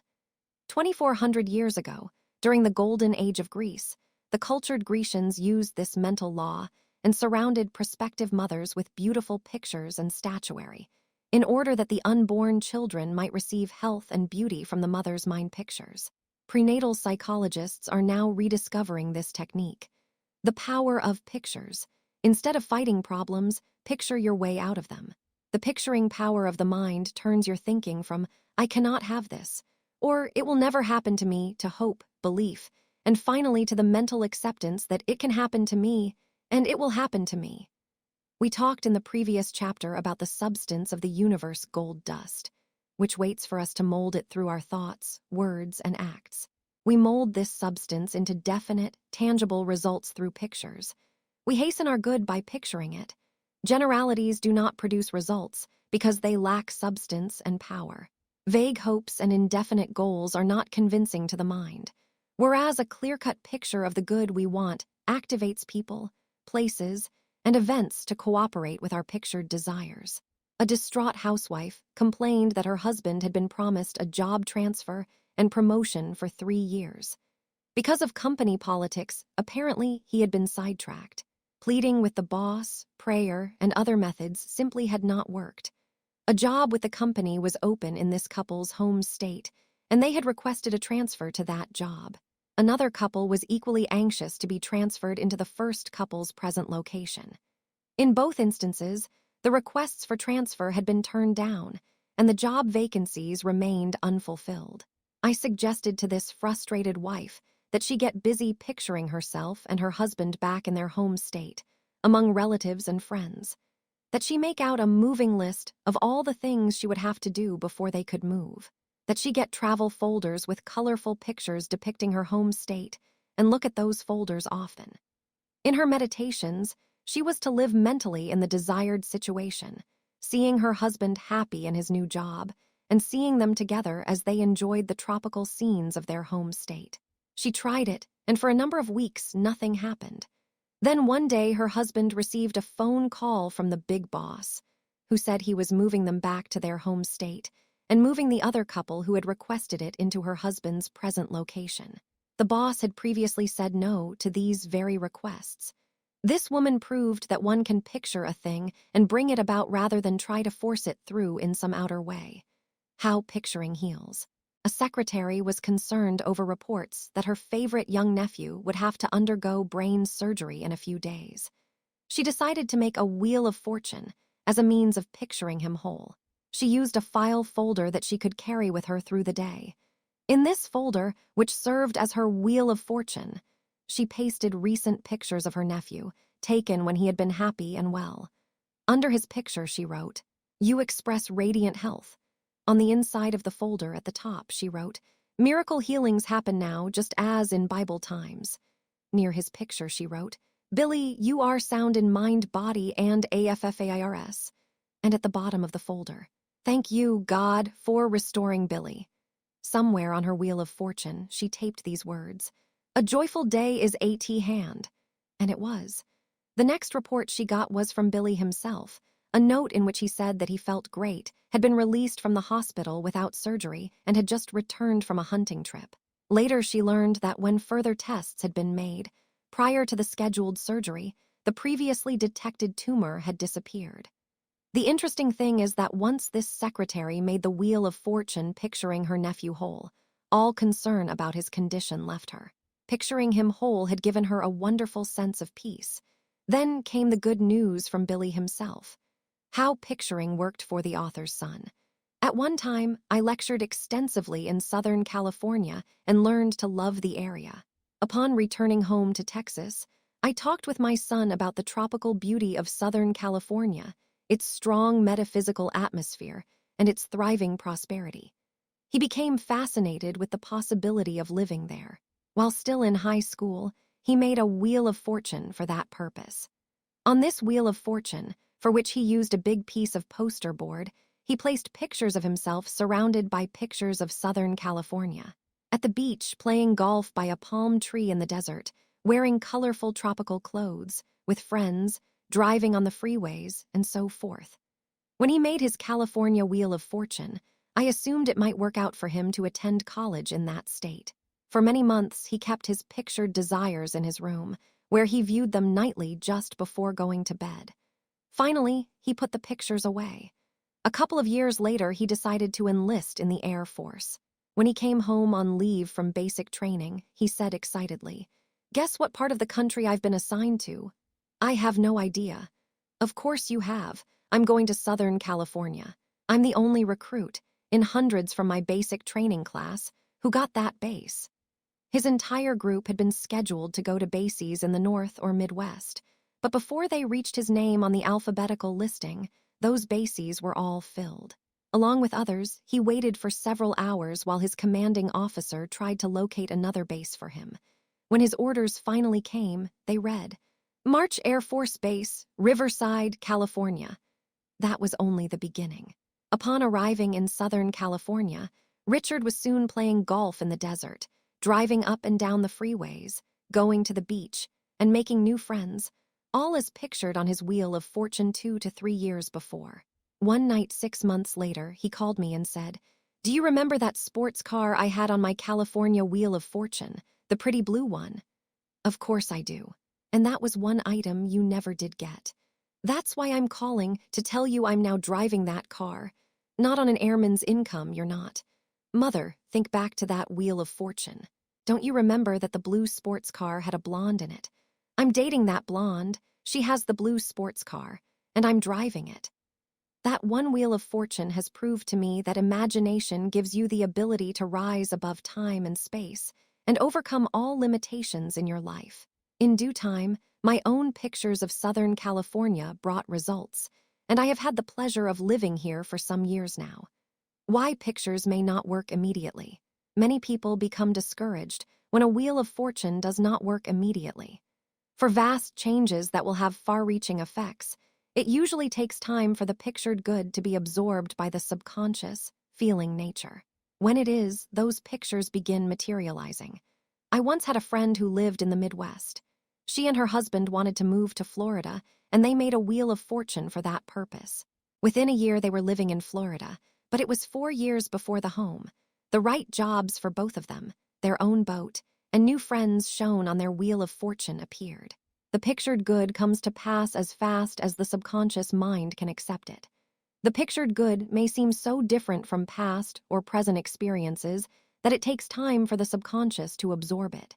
This is where persistence pays off. On one of my lecture trips in Southern California, I once had the pleasure of dining with Dr. Ernest Wilson in his lovely home in the Hollywood Hills. Founder of Christ Church, Unity, in Los Angeles, Dr. Wilson explained how the picturing power of the mind had worked for him to manifest his Hill House. Years ago, when he first settled in Los Angeles, his office had been in the Midtown area. From his desk, he would look out the window to the Hollywood Hills and think, "That is where I want to build a home and live someday." He had a number of homes in the interim, but he persisted in holding to that pictured desire, and one day it materialized. If the good you have pictured has not come about, it may be because you have cluttered your mind with too many pictures, or that you have stipulated too much for the present. As you clarify your desires and picture what you need most, this opens the way for it to come often quickly. A businesswoman needed a car. She also wished to remarry. She made a Wheel of Fortune showing a man driving a car. Nothing happened until she began to picture only the car she needed, without the man in it. Then a relative wrote to her, saying she wished to dispose of a car she owned, and asked this woman to accept it as a gift. Since she had just entered a new profession which she was still learning, the time was not right for her to concentrate on a new marriage, too. Once she had clarified that in her mental pictures, what she needed quickly appeared. New business comes through picturing it. A housewife made a Wheel of Fortune for her husband. He had been working overtime, the year around, in a field of work that no longer interested him. On her Wheel of Fortune, she pictured a lovely swimming pool, large lawn, and terrace area. Also, they discussed their desire to have a business in which they would work only 6 months a year, rather than 12. Then came illness and financial setbacks, and they forgot their pictured desires temporarily. As he was regaining his health, the husband said he had no intention of returning to his 18-hour-a-day job, and now was the time to find that 6-month-a-year employment. Together, they affirmed that a job he would enjoy was becoming available to him immediately. 3 days later, his wife saw an ad in the paper about a business that was available for lease or sale. Investigation revealed that this business consisted of a swim park, which would be open to the public for swimming and other recreational enjoyment 6 months a year. This was the type of business operation they had long wanted and had pictured on their wheel of fortune. Though he had no capital, the man was able to borrow the money needed to lease the business for a year, with an option to purchase later. During the first year in the new business, he lost $5,000 in its operation, yet felt he still wanted to buy it. When he was unable to come to terms with the owner, the business was sold to someone else. But instead of becoming discouraged, he felt so strongly that this was his divinely designed business that he said to his wife, "Honey, don't worry because someone else bought it. We have put many hours of love and work into its improvement during the year we leased it, so it's really ours. I feel this so completely that I'll just continue picturing it as belonging to us." And he did. Meanwhile, he pictured the complete operation of the business, even to the employees and their duties. He made a list of the proper ways to render service, as well as IM-proved methods of operation. He also pictured himself owning surrounding vacant property. He did all this at a time when another man owned the business. Then one day it happened. The new owner contacted him, asked his advice, and confided that he wished to dispose of the business in order to buy another one. Further discussions brought them to financial terms, and the sale was closed. The man who had pictured all this got out his list of improvements and went into action to hire the employees he had previously visualized. Not only did this man get what he wanted through picturing, but everyone involved profited. The first owner sold the property at a good profit. The second owner then disposed of the property, and thereby was able to acquire the property he really wanted. The man doing the picturing, who became the third owner, was able to buy the property at the price and on the terms that were right for him. He was later able to buy surrounding property, as pictured. He has since had a thriving business which provided for him and his family far more adequately than his previous job had. He proved the power of pictures. If you are wondering whether this man had the right to picture this property as his when it belonged to someone else, remember a great truth. The word desire means of the Father. As you dare to picture God-given desires, everyone involved is blessed and guided into his highest good. Also, remember that the action of the mind is to picture. If you are not consciously picturing what you want in a constructive way, you are unconsciously picturing what you do not want in a destructive way, and you continue to hold problems to you. Deliberately picturing the good you want is the way to overcome all problems. Casual picturing brings results. Casual but definite picturing also pays off, but usually not as fast. A realtor who had learned of the power of picturing wanted to own certain duplex apartments which were for sale. Though he had been unable to arrange financing, he began spending some time every day in meditation, picturing himself as the owner of the apartments. While he was negotiating a loan on other properties one day, a wealthy benefactor learned of his desire to own the apartments and quickly agreed to arrange the financing. This amazed the realtor, who had not previously considered approaching this man, since the latter was financing so many of his other business deals. As a little girl, I often longed for a birthstone ring in the shape of a heart. I was born on Valentine's Day, but I had never mentioned my desire to anyone, since my childhood had been far from affluent. Several decades after my childhood picturing, I received a long-distance call from a woman I had never seen. She said that after studying one of my books, she had inherited a sizable estate. A part of the legacy was a mansion filled with valuable antiques, silver, and jewelry. She said that in appreciation for my writings, she wished to share with me something from her inheritance. The thought had come often, she said, to give me a certain ring.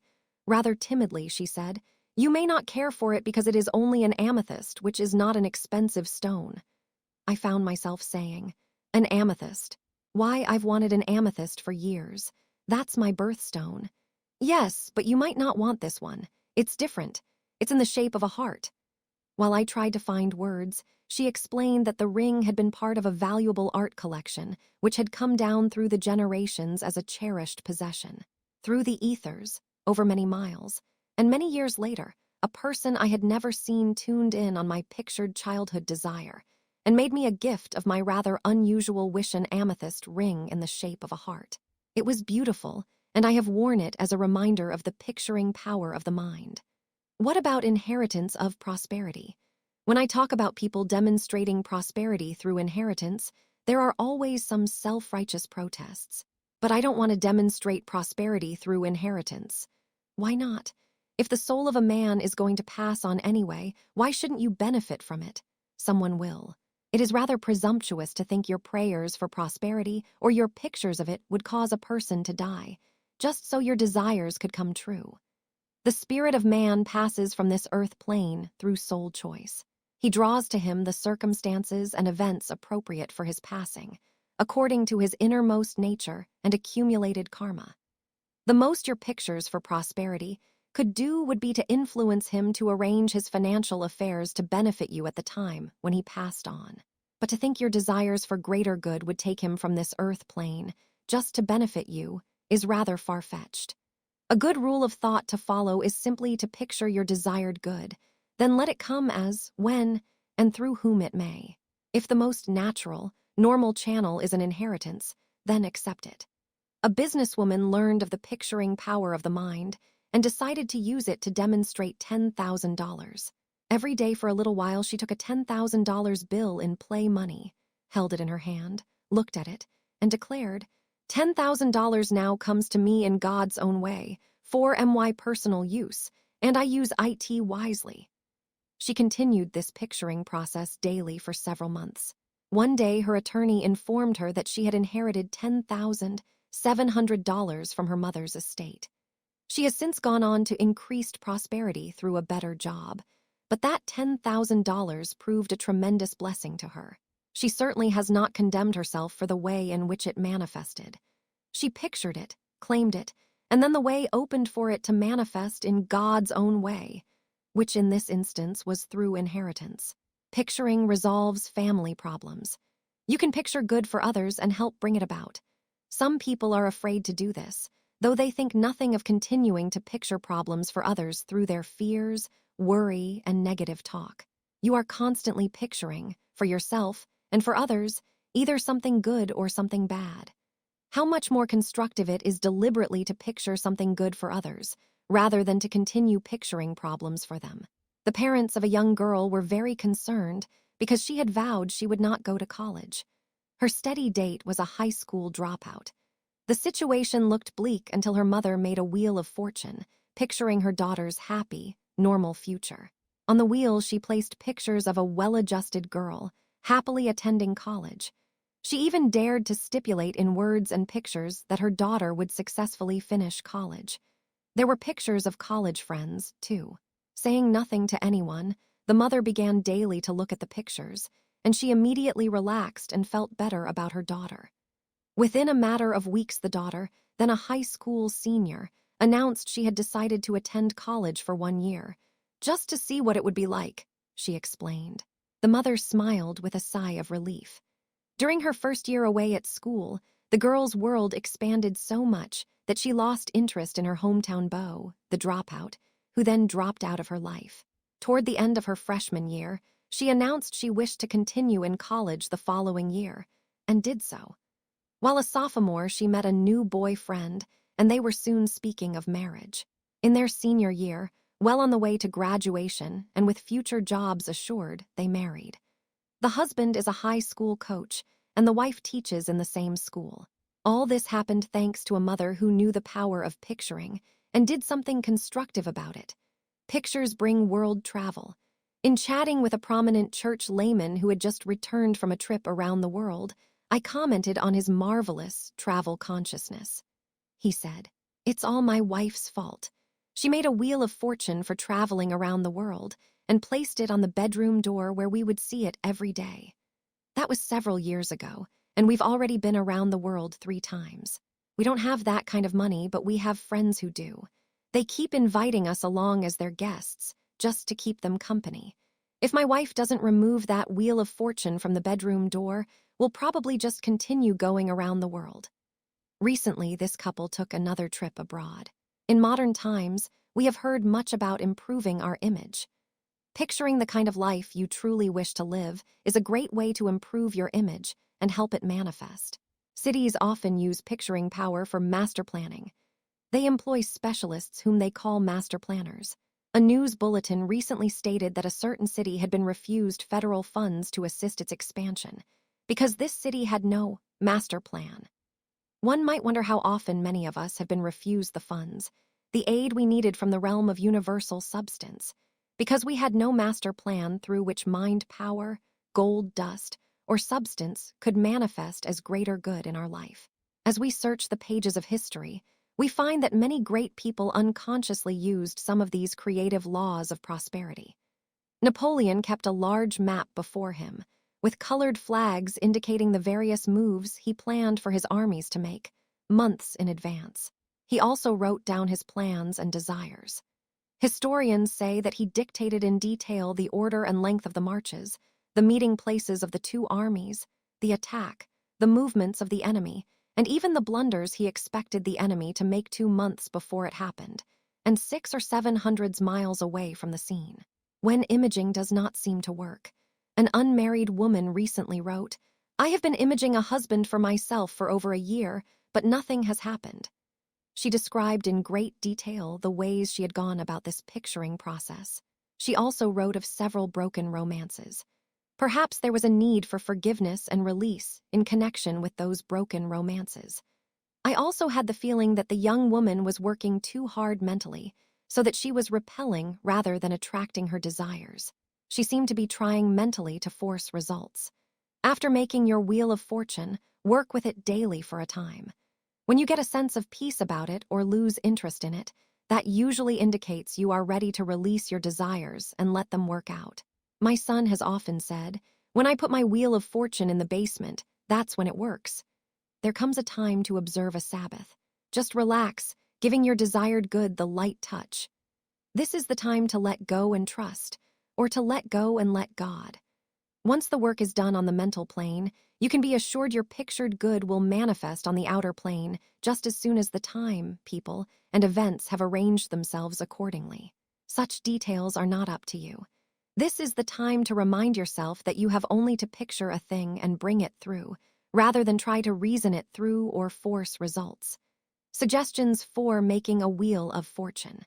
An engineer in Alabama designed a wheel of fortune which worked so well for him that he went from a mediocre job in the Deep South to a multi-million-dollar construction job in the Midwest.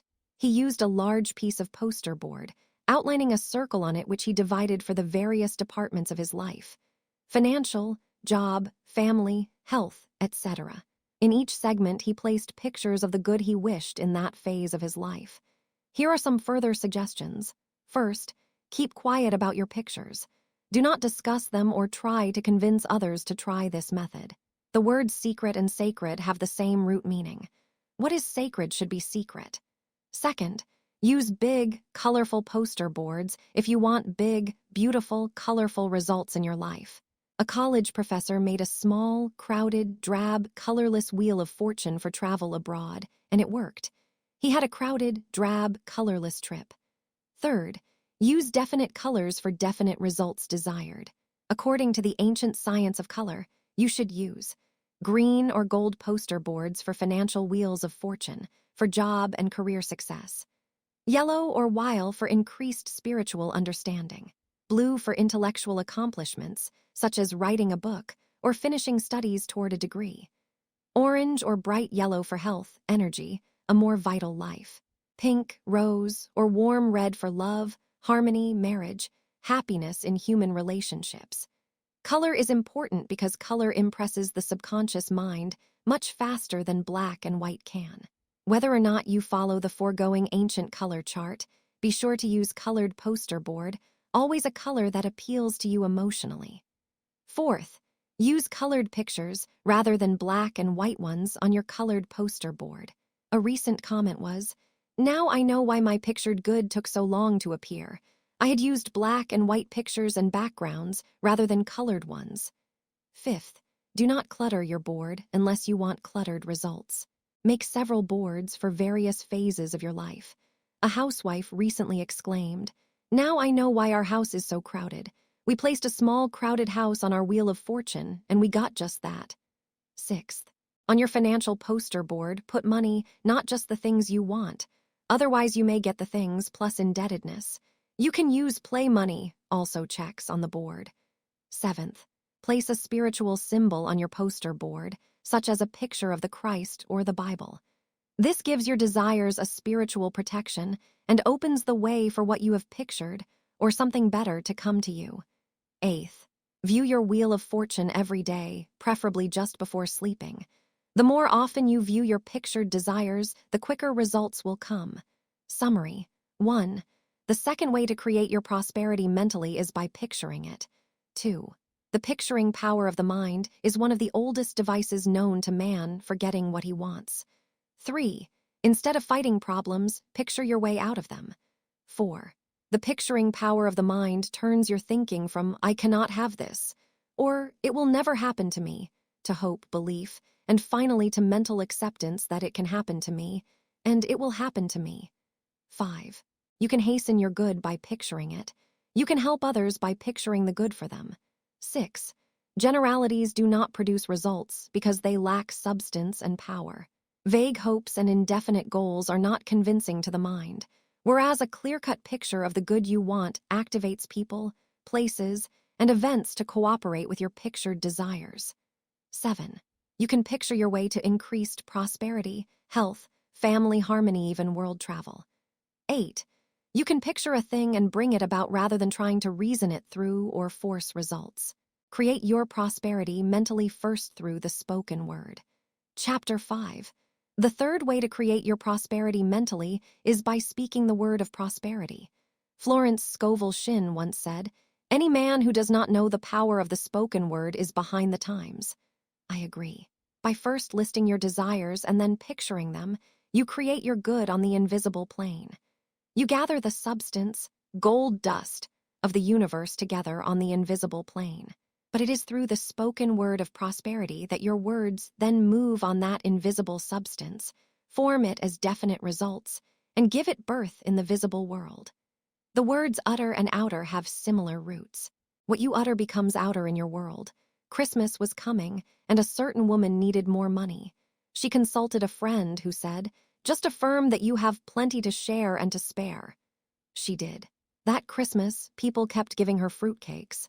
She had plenty of fruitcakes to share and to spare, but no money.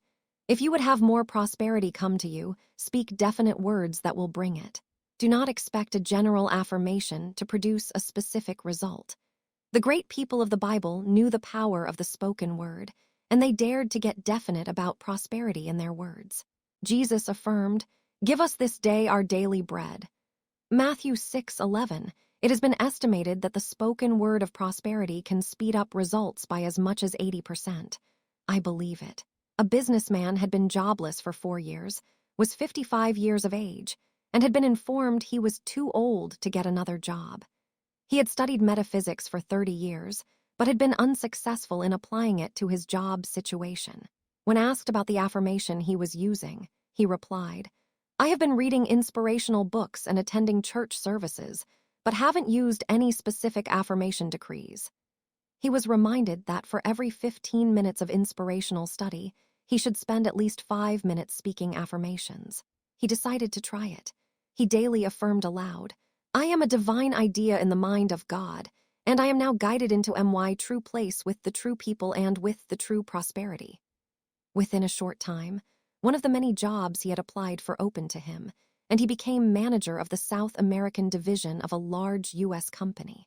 He later wrote, "I can attest to the fact that spoken decrees get your prayers answered. Prosperity affirmations turned the tide from failure to success for me when I had been out of work for 4 years, was heavily in debt, and when just reading inspirational books had not produced results.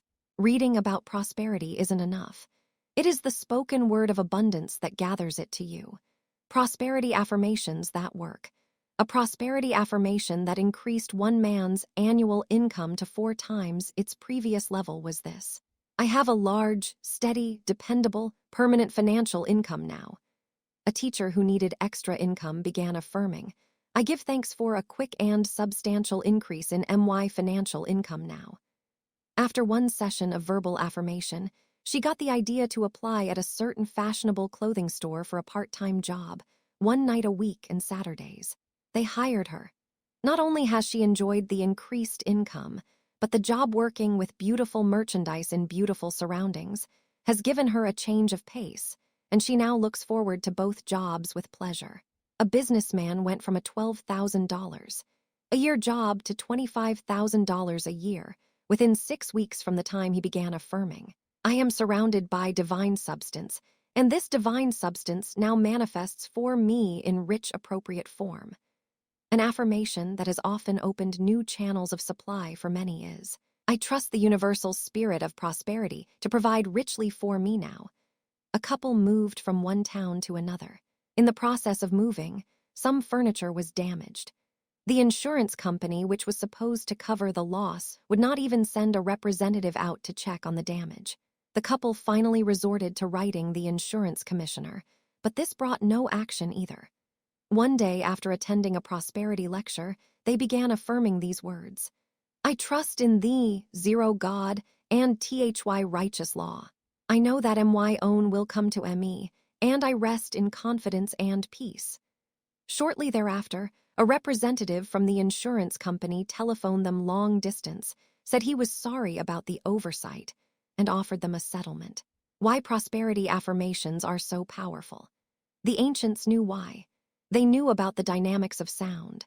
They knew that every spoken word has tremendous power, and that by certain arrangement of words, tremendous vibratory forces can be set up in the invisible, profoundly affecting substance and producing results. You can work wonders in your life by affirming prosperity out loud for just 5 minutes a day. A widow who went from rags to riches, within 20 years attributed her success to the daily use of one prosperity decree. God is my supply and my unlimited abundance of everything now. After beginning to affirm this, she went into business on a shoestring, and for a time had to pray for her daily supply. Once when she desperately needed $100, she walked the floor and spoke her prosperity affirmation aloud. As she was doing so, her secretary opened a file cabinet and found 5 old $20 bills, hidden in an order pad. Another time, when she was affirming God as her unlimited abundance in an attempt to meet the payroll for her employees, a stranger walked into her store and offered to buy a piece of property he said she owned down the street. She exclaimed that she only wished she did own that piece of property. When the stranger explained that her father, now deceased, had bought the property for her many years previously, her attorney verified it. The businesswoman then sold the piece of property that, a few hours before she had not even realized she owned, met her payroll, and had an abundance left over. How prosperity affirmations have enriched others. During the Depression years, a housewife daily gathered her little daughters around the kitchen table, where they said prosperity decrees for the head of the house, who was out of work. You have a wonderful job with wonderful pay. You render a wonderful service in a wonderful way. It worked. At the depth of the Depression, her husband was offered a job in the bonding business if he could raise just $25 to get started. He raided the sugar bowl and went into business. His wife recently stated that they were now worth $250,000. She commented, that $25 became $250,000 because I continued to speak prosperity decrees daily over the years.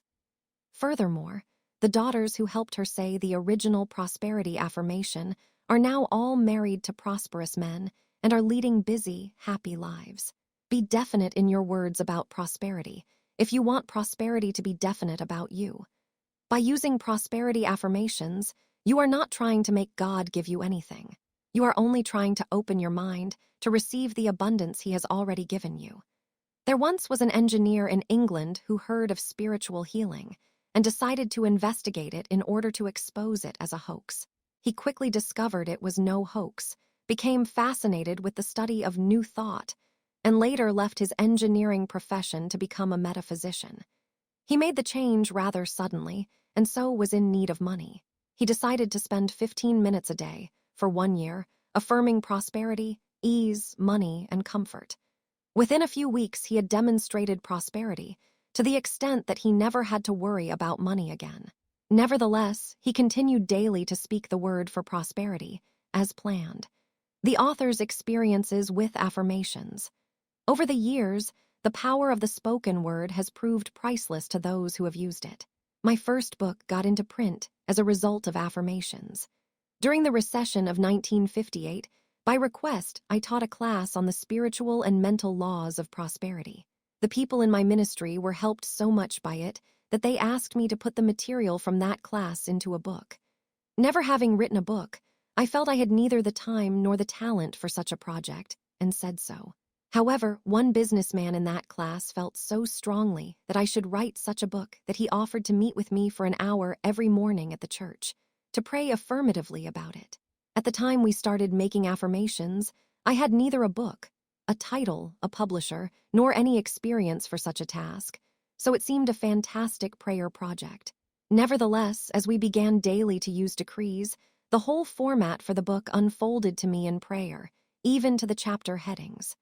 As we prayed for a name for the book, a stockbroker in the prosperity class suggested an appropriate title, The Dynamic Laws of Prosperity. Now we needed a publisher. Under the circumstances, it seemed preposterous that I, an unknown writer, could just break into print successfully. But as we prayed affirmatively, decreeing that the God-appointed publisher would appear, an amazing thing happened. A man in the public relations business, who had been helped by the class instruction, walked into my office one day and said, "Your prosperity class has helped me and my business so much that I want to do something for you. What can I do?" When I explained my writing project, he said, "I have a friend in New York who is a well-known literary agent. Ordinarily, she does not take on unknown writers, but I will ask her about representing you." The result was that I soon had an agent and a publisher. Thus the book, its title, and its publisher all came after the power of affirmation was employed. Then, as we affirmed that I would have time to write the book amid a heavy schedule of church work, somehow, in the middle of the night and at odd moments, the book was written. As the book was being completed, I was guided to marry an English professor. Later, his fine editing helped to make the book a bestseller. Affirmative prayer did a thorough job of providing me with all that was needed to launch my book into print. Yet the only contact, or influence, I had was that of affirmative prayer. Spoken words quickly turn the tide. Often the casual word of success, as expressed in general conversation, produces tremendous results quickly. A discouraged woman telephoned a church secretary, saying she wanted to attend a prosperity lecture being given that evening. "But I cannot attend because I have no transportation." Quickly, the secretary declared, "Of course you will have transportation, and I'll look forward to seeing you at the lecture." A few minutes later, the woman called back to report happily, "You were right. I will have perfect transportation. My brother just dropped by for a visit and said he would be happy to attend the lecture with me." Because 0% the power of words, whatever a person voices, he begins to attract. A group of 50 people had been studying truth for some time. They were meeting in rented quarters for their church services, and it was not a satisfactory arrangement.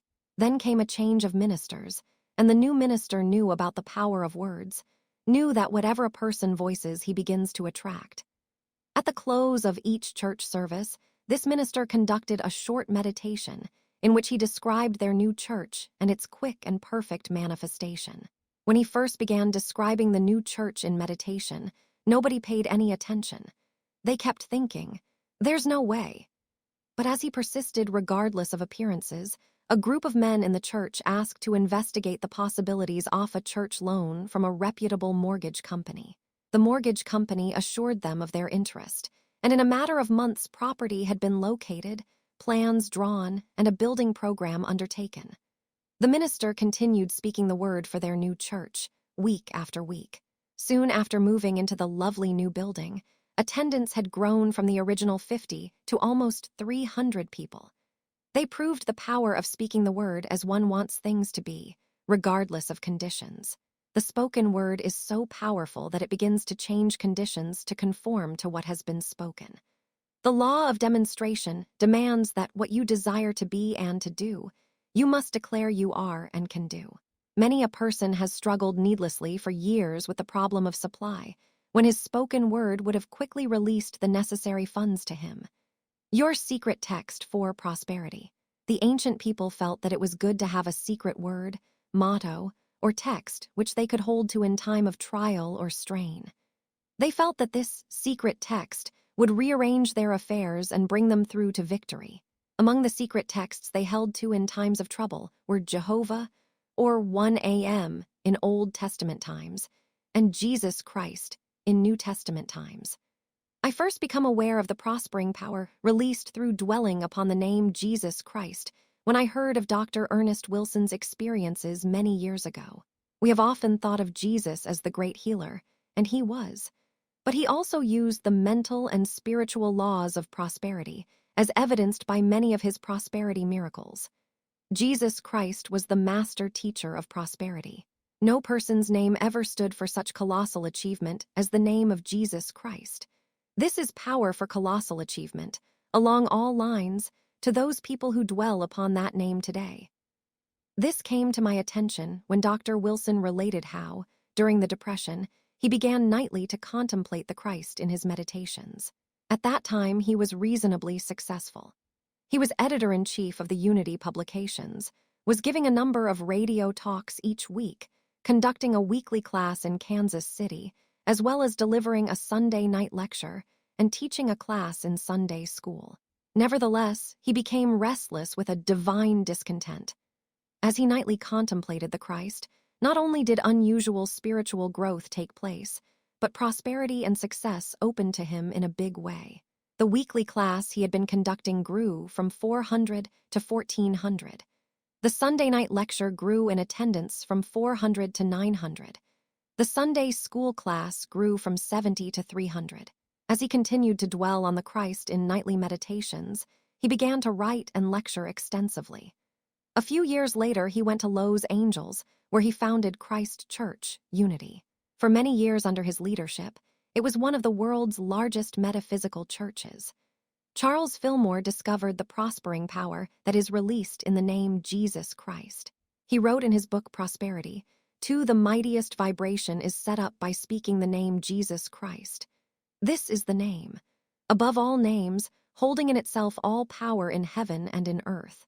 It is the name that has power to mold the universal substance. It is one with the Father-Mother substance, and when spoken it sets forces into activity that bring results." This secret text helped the author. Since I have discovered this secret text for prosperity, I have found that my biggest demonstrations of good come after I use Jesus Christ affirmations. I recall once sitting in my church study in the early morning hours, planning my work for that day, and realizing there were not enough people to help with it. I needed a fast typist to do some special work that had to be done. I began decreeing, "Jesus Christ now manifests the perfect typist to produce this work quickly," and wrote out those words on a card which I propped up against the telephone. About an hour later, a woman came running, not walking, into my study. Breathlessly, she said, "Here I am. While having breakfast, I suddenly had the feeling you needed me. What shall I do?" "Can you type?" I asked, trying to sound casual. "Can I? Before marrying my husband, I was his secretary, and I'm one of the fastest typists in this town." Within a few hours, she had done, as a gift, free of charge, what would have taken the average typist several days to accomplish. In another instance, I had tried for weeks to get a repairman to my apartment. He had promised to come, but had not. The situation was getting critical because guests were scheduled to arrive. In praying about it again one night, I found myself decreeing, "Jesus Christ is here, making the perfect repairs now." Later, I wrote down those words in my book of affirmations. A great sense of peace descended over me, and I released the matter. The next morning, quite early, there was a knock at the door, and the repairman quickly did the work he had promised to do weeks before. How others have been helped by this secret text. A businessman was very discouraged. He had a drinking problem which for some time he had been able to curb, but the strong desire for drink had come to him again. Also, he had health problems, and trouble was brewing in his marriage. His sales were down, so financial difficulties, too, had ensued. Finally, he sought the advice of a friend, who quietly listened while he poured out his long list of problems. Then the friend began to talk about the success power of the name, Jesus Christ. The troubled businessman said, "That's it. That is the answer. For many years I meditated nightly on the name and presence of Jesus Christ. I sent him before me into my business day, and I did well. My marriage was peaceful and I had no health problems. It was when I stopped doing this that all these problems appeared." Together, they quietly meditated and declared that this man, his wife, and his business were all surrounded by the pure white light of the Christ, into which nothing negative could penetrate and out of which only good could come. They affirmed that Jesus Christ was taking control of his sales, his marriage, his health, guiding him every step of the way. Then they spoke the word, releasing his life to the perfect outworking of the Christ presence. With a sense of peace he had not known for months, he went on his way. As he meditated nightly on these ideas, improvement came in all areas of his life: peace in his marriage, increased health, and success in his sales work. A troubled businesswoman was distraught because her estranged husband had threatened to declare bankruptcy. If he did, it meant she would be left to face a number of their financial obligations alone. As she talked with a friend, they agreed that there was colossal power for accomplishment in the name Jesus Christ. For a while they meditated together, surrounding her husband, their financial affairs, and their lives with the Christ presence. Then they declared that Jesus Christ was mightily at work, producing perfect results then and there. Her husband changed his mind and decided to face up to his financial responsibilities rather than declare bankruptcy. She obtained a better job, gained an inner tranquility, and when a divorce finally came, it was executed peacefully with a satisfactory settlement. This seemed a miracle, since previous indications had been that it would be a bitter, hard-fought experience. How the prospering power of the Christ worked for the author. In 1961, great changes for good had come suddenly in my life, and I knew I would be moving to a new area to begin a new ministry. Since no funds were available for such a purpose, I was concerned about how I would be able to launch such an undertaking financially. The sudden change had caught me without personal funds for that purpose. Meanwhile, I was lecturing in Florida. A friend asked me to meet weekly with her for a time of meditation while I was there. In our weekly meditations, we called upon the name Jesus Christ. One night I said to her, "Let's pray about my new ministry. I don't know where to begin. I have no money with which to start this venture, and don't know of anyone who does."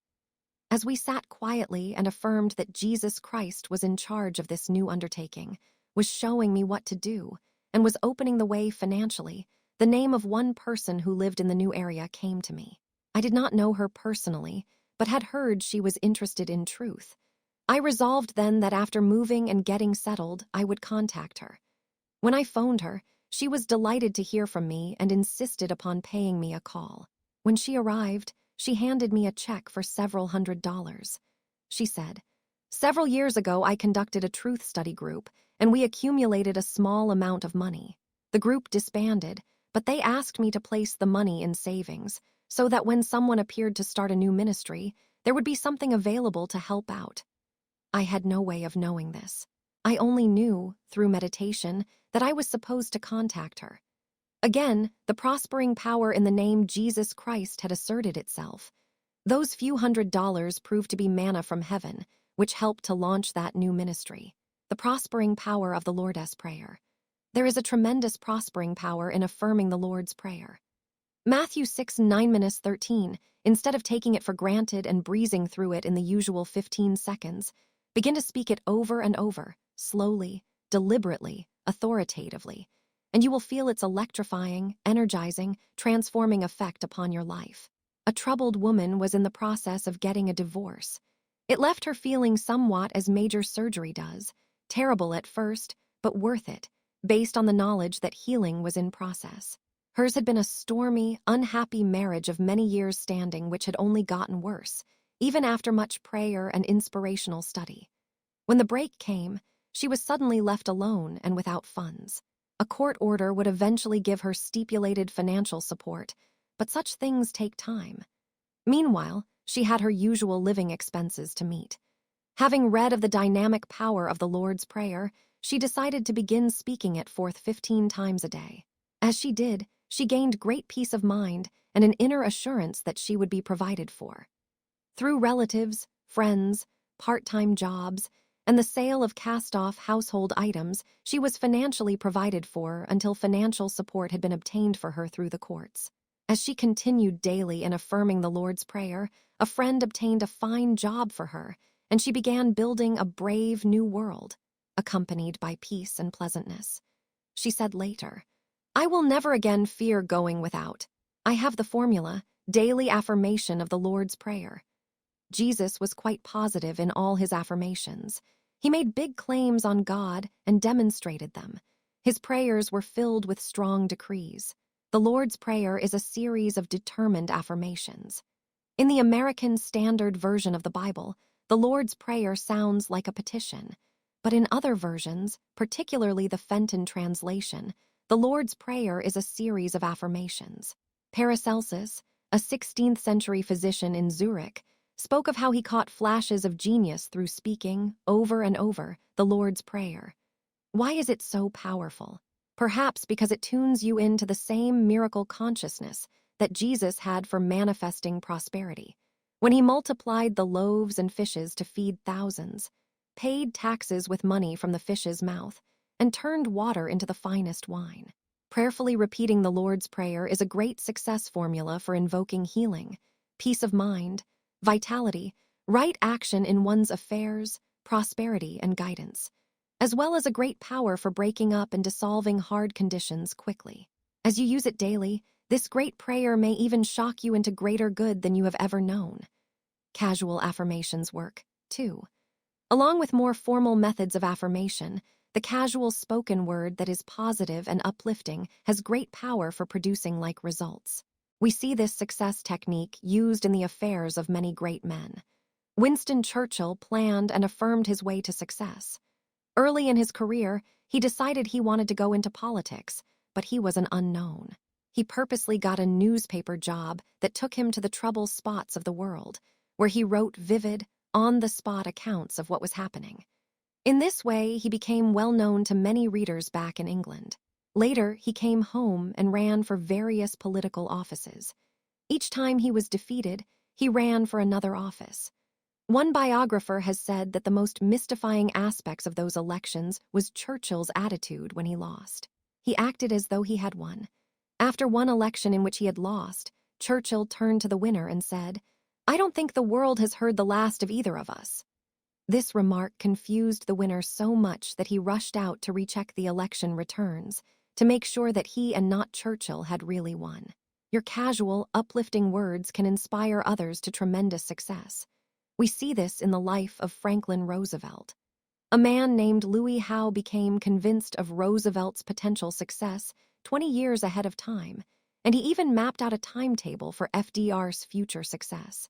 They became close friends and co-workers, and Howe was addressing Roosevelt as Mr. President 20 years before his election to the presidency. When Roosevelt became ill, Louis Howe gave this illness no power, as he went on planning and affirming that Roosevelt would become president. 20 years later, when Roosevelt was elected, Howe celebrated by opening a bottle of sherry that he had bought years ahead of time and had saved for the occasion. How casual words prospered a janitor. A janitor's wife learned of the power of the casual word and put it to work constructively. Her husband had been working for the same business firm for 15 years. They had informed him they were paying him top salary in his field, would pay no more, and that no other firm would pay more. He had accepted this statement as true and was in a state of financial despair as living costs mounted. His wife began to say, "Honey, things are going to get better for us financially. Our income will increase." He only shook his head at these bold statements, but his wife persevered in her words. One day he received a letter from the lieutenant governor of the state, saying they needed a man to head up the janitorial department at the state capitol, which was located in the town where this man lived. The letter stated that this man had been recommended for the job and asked him, if interested, to apply. In a few days, he had been interviewed and hired at a beginning salary of $150 more per month than he had previously made. As a state employee, he received graduated pay increases as well as vacation, retirement, and sick leave benefits, none of which he had had in his former job. In his new job, he was relieved of the backbreaking work he had done for years. He spent his time supervising other employees in the use of labor-saving cleaning equipment. One day, the governor approached him in the Capitol and thanked him for the good job he was doing in cleaning and beautifying the building. This janitor was surprised to learn that a member of the firm for which he had worked previously was often in the Capitol on business, had learned of this job vacancy, and had quietly recommended him, feeling he deserved better employment. His wife, a domestic worker, continued saying to her husband, "Things are getting better for us financially, and our income will continue to increase." Soon her longtime employer decided to double her salary. Not knowing of the power there is in casual words, her friends all shook their heads in amazement. You can work miracles in your life and in the lives of others through your casual, uplifting, prosperous words. You can also work financial miracles by speaking forth prosperity affirmations for at least 5 minutes a day. These are ways of creating your prosperity mentally first. Summary. 1. The third way to create your prosperity mentally is by speaking the word of prosperity. 2. The words utter and outer have similar roots. What you utter becomes outer in your world. 3. It has been estimated that the spoken word of prosperity can speed up results by as much as 80%. 4. Be definite in your words about prosperity if you want prosperity to be definite about you. 5. For every 15 minutes of inspirational study, you should spend 5 minutes speaking affirmations if you want tangible prosperity in your life. Reading about prosperity isn't enough. 6. When you speak prosperity affirmations, a tremendous force is set up in the invisible that definitely affects substance, molding it into tangible results. 7. By using prosperity affirmations, you are not trying to make God give you anything. You are only opening your mind to receive the lavish abundance He has already provided for you. 8. There is prospering power in the Christ consciousness. By using Jesus Christ affirmations and through constant affirmation of the Lord's Prayer, prospering power is released. 9. You can work financial miracles in your life by speaking forth prosperity affirmations for 5 minutes a day. 10. Your casual spoken words of prosperity and success have prospering power, too, for yourself and others. The Secret of PERMANTPROSPERITY. Chapter 6. By now, your gold dust formula for prosperity is becoming clear. First, you cleanse your mind for prosperity. Second, you create your prosperity mentally in writing, pictures, and words. These are all ways of opening your mind to prosperity and receiving it. But there is still another way to give your prosperity a permanent, enduring basis. This is the most fascinating and mystical prosperity law of all. The ancients knew about it and practiced it as 10, the magic number of increase. They invoked the number of increase through systematic tithing or returning to their gods a tenth of their game, crops, and other channels of income. The word tithe means tenth. People of all great civilizations have felt that 10 was the magic number of increase and have invoked it by tithing. These included the ancient Egyptians, Babylonians, Persians, Arabians, Greeks, Romans, and Chinese. In modern times, the magic number of increase still can be invoked through the act of consistent tithing. A housewife in Southern California learned she could tithe her way to prosperity and decided to try it. She and her husband had 7 growing children, for whom they had struggled financially, even though her husband worked for one of the major television studios. After she began to tithe from their current income, an opportunity opened for some of her children to appear in television commercials. For this, they were well paid. As they tithed from this income, the way opened for all her children to do television commercials, from which they received handsome residuals. They continued to tithe from all channels of income, and within 2 years this family had moved into a large, beautiful home. The husband had received a better job, and all the children were working in their spare time on television. Trust funds were set up for the children's education, and their futures were assured financially. A friend said, Doing television commercials is such competitive work that I don't see how your children have done so well. The average actor feels lucky to get 2 or 3 jobs a year doing commercials, yet your children have appeared in 30 this past year. The mother explained. 10 is the magic number of increase. We tithe all channels of income, so it isn't strange that our children would receive 10 times as much work as those actors who don't tithe. It is the prosperity law. Tithing, a millionaire's formula. As the Bible's first millionaire, Abraham learned this success secret from the Babylonians, who were among the most prosperous people of the past. The Babylonians first advocated savings, home ownership, insurance, and other sound financial practices. Abraham passed along the tithing law of prosperity to his grandson Jacob, who included it in his success covenant. God later gave Moses specific instructions about tithing for the Hebrews. As long as the people of the Old Testament tithed, they prospered. But when they no longer put God first financially, during the reign of Solomon, the kingdom divided and the children of Israel went into Babylonian exile. When the remnant returned to Jerusalem, the prophet Malachi reminded them they must again tithe if they wished to prosper. He promised that the windows of heaven would open to them if they again invoked 10, the magic number of increase. In the New Testament, both Jesus and Paul were tithers.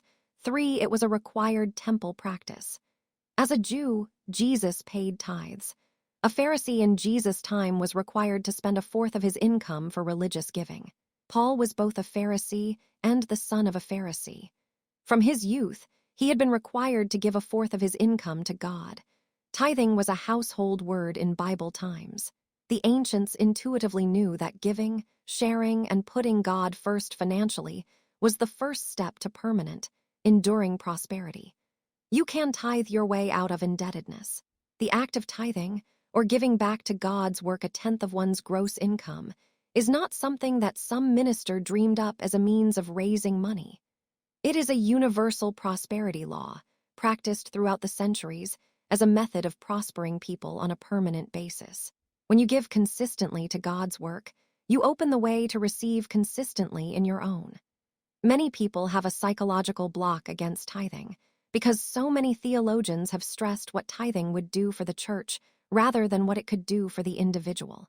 When you look up the great tithing promises in the Bible, such as that given by Malachi, you find that the Bible says that the individual who tithes will be prospered. It goes without saying that his church will be, too. But that is secondary and not the primary cause for tithing. As L.E. Mayer wrote, "As you tithe, so you prosper." When you cannot afford to tithe, perhaps you are thinking, "But I cannot afford to tithe." Then you cannot afford not to tithe. The greater the present financial necessity, the greater the need for immediately invoking 10, the magic number of increase. A businesswoman was in a financial bind. She had moved from one part of the country to another and had gone into a new line of work. It was paying off, but not fast enough to meet her many expenses. She practiced all the laws of prosperity in an effort to demonstrate immediate cash. Nothing happened until she remembered she had gotten careless about her tithing. She sat down and wrote out a tithe check for $50 and mailed it. The next day, she got additional calls for work that tided her over a period of financial strain. But nothing happened until she first tithed. Many years ago, I began tithing, at a time when I felt I could not afford to tithe, yet could not afford not to since my financial needs were so great. I decided to test 10, the magic number of increase, after reading the following account of how someone even more destitute than I had been prospered through tithing. A man who was $10,000 in debt, with his credit gone and a wife and 4 children to provide for, took a job as a day laborer in a mill, and with his family was compelled to live in a tent. He met 2 divinity students who convinced him that if he wanted to prosper again, he should tithe. The same week he began tithing, the company offered him one of its houses in which to live. Within a year, he was promoted to foreman. 10 years later, he was free from debt, the owner of a flourishing lumber company, a luxury car, an airplane, and other things on a similar scale. He attributes his success to first recognizing his debt to God and then faithfully tithing his income. I decided to try this prosperity formula of tithing, and it worked for me also. Tithing your time isn't enough. A woman said, "I don't see why I should tithe my money. I tithe my time to God's work. I am a Sunday school teacher," I replied. "That's fine, but what are you trying to demonstrate? More time or more money?" "Oh, I'd like to have more time, but I really need more money." I suggested that she check out the tithing promises in the Bible. They all spoke of tithing money and financial assets. Nowhere does the Bible talk about tithing one's time, commendable though that is. A woman in Florida learned about tithing and began to tithe from her small retirement income. Immediately, she was offered part-time work and accepted it, tithing from it. Then she realized that the Bible spoke of tithing a tenth of everything. She had a savings account with $5,000 in it and decided that she should tithe from that as well. She then drew $500 out of her savings account and gave it to the church where she had learned about the great law of tithing.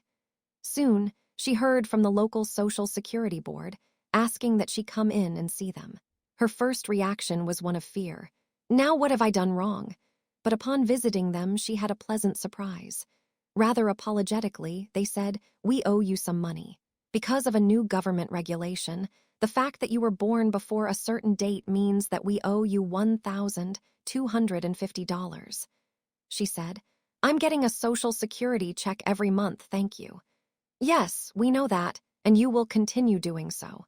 Nevertheless, we owe you this additional sum." After the necessary paperwork was completed, she received a check. Another tither wondered why her savings account did not seem to grow. First, she would put money in it, and then take money from it. Finally, it dawned on her that she was not tithing from the interest on that account. As she began tithing on interest income, her savings began to grow steadily. Similarly, another tither worried because his investments did not seem to prosper him as they should, until he realized he was tithing from other channels of income, but had never tithed from his stocks. After tithing from his stock income, he felt guided to sell certain of his stocks and invest in others, which brought him a far more handsome income. This man no longer worries about the ups and downs of the stock market, but feels that, with God as his financial partner, he will continue to be guided about his income from this channel. He continues to prosper, withholding the tithe brings lack. Robert Letourneau, the engineering genius, became famous for his tithing. In his book, Mover of Men and Moundlanes, he speaks of the time after he started tithing when business was so good that one year he decided to hold on to his tithe. "God, we have had a good year. Instead of giving you your tithe of $100,000, which the business owes you this year, I am going to reinvest that $100,000 in the business, and you will get that tithe and much more next year." He suffered one financial reverse after another. Bad weather kept his construction work from going forward. At the end of the year, he was $100,000 in debt. He learned from that experience never to withhold the tithe and never to try to bargain with God about it. In reflecting upon the lesson he learned, he quipped, "It is all right to give God credit, but he can also use cash." Later, Letourneau's tithes ran into the millions, and he had to form a private foundation just to handle the distribution of them. A salesman had prospered so much through tithing that he was trying to convince the owner of his company to tithe from company income. He wanted to know what to say to the boss. A friend suggested he remind his boss that many of this country's millionaires attribute their wealth to tithing. The Rockefellers, the Heinz people, the Quaker Oats people, the Kraft people. Tithing is a tried and true method in business. Where you give is important. It is important that you give where you are receiving spiritual help and inspiration. A woman once said, "I have some apartments that I cannot keep rented, although I use all the prosperity laws. And don't tell me to tithe, because I'm already doing that." Where are you tithing? "I can't see that it is important where I tithe, so I give my tithe to the church I used to attend. But I now attend where I get far more inspiration." The answer was, tithe where you are getting your help and inspiration if you wish to be prospered. It is inconsistent to do otherwise. To get spiritual help from one place and tithe to another is like going to one doctor for help and trying to pay another. Or like eating in one restaurant, yet paying for your meal in another. Giving where you are receiving spiritual help and inspiration keeps you in touch with the flow of supply. Tithing heals. A woman started tithing for financial reasons and was prospered, but she had a surprise. For years, she had tried to lose weight and had been unable to do so. Yet when she started tithing, she tithed away 15 pounds. Tithing helps free you from the negative experiences of life. A woman who is now in the millionaire bracket said, "When something negative happens to me, I know I have not given enough. A negative experience is always an indication to me to give. I ask, Father, what do I need to give? There is one basic problem in life, congestion. There is one solution, circulation. If your financial affairs have stagnated into indebtedness, hard times, and constant problems, you can clear up the congestion through beginning to trust God to help you through your act of tithing to Him. Tithing is an act of faith that brings about circulation and dissolves congestion. A man in New York City wrote, "My first tithe took away a strange circulatory ailment which defied medical help." Then he made a confession. "It took me 3 years to change my thinking so that I was able to tithe. I had always skipped the chapters on tithing in your books. Now I am dumbfounded by the immediate disappearance of that constant, dreadful pain in my right leg and foot, thanks to giving the first tithe of my life." A man in the real estate business in Southern California got careless in the distribution of his tithes and learned quite a lesson. One month he gave his tithe to a problem-prone relative rather than giving it to his church. Everything went wrong. His bank account got mixed up and a number of checks bounced. A real estate deal, from which he expected a commission of several $1,000s, did not go through. Other channels of supply simply dried up, and he was left in a financial bind. Everything stagnated until he again put God and not a problem-prone relative first financially.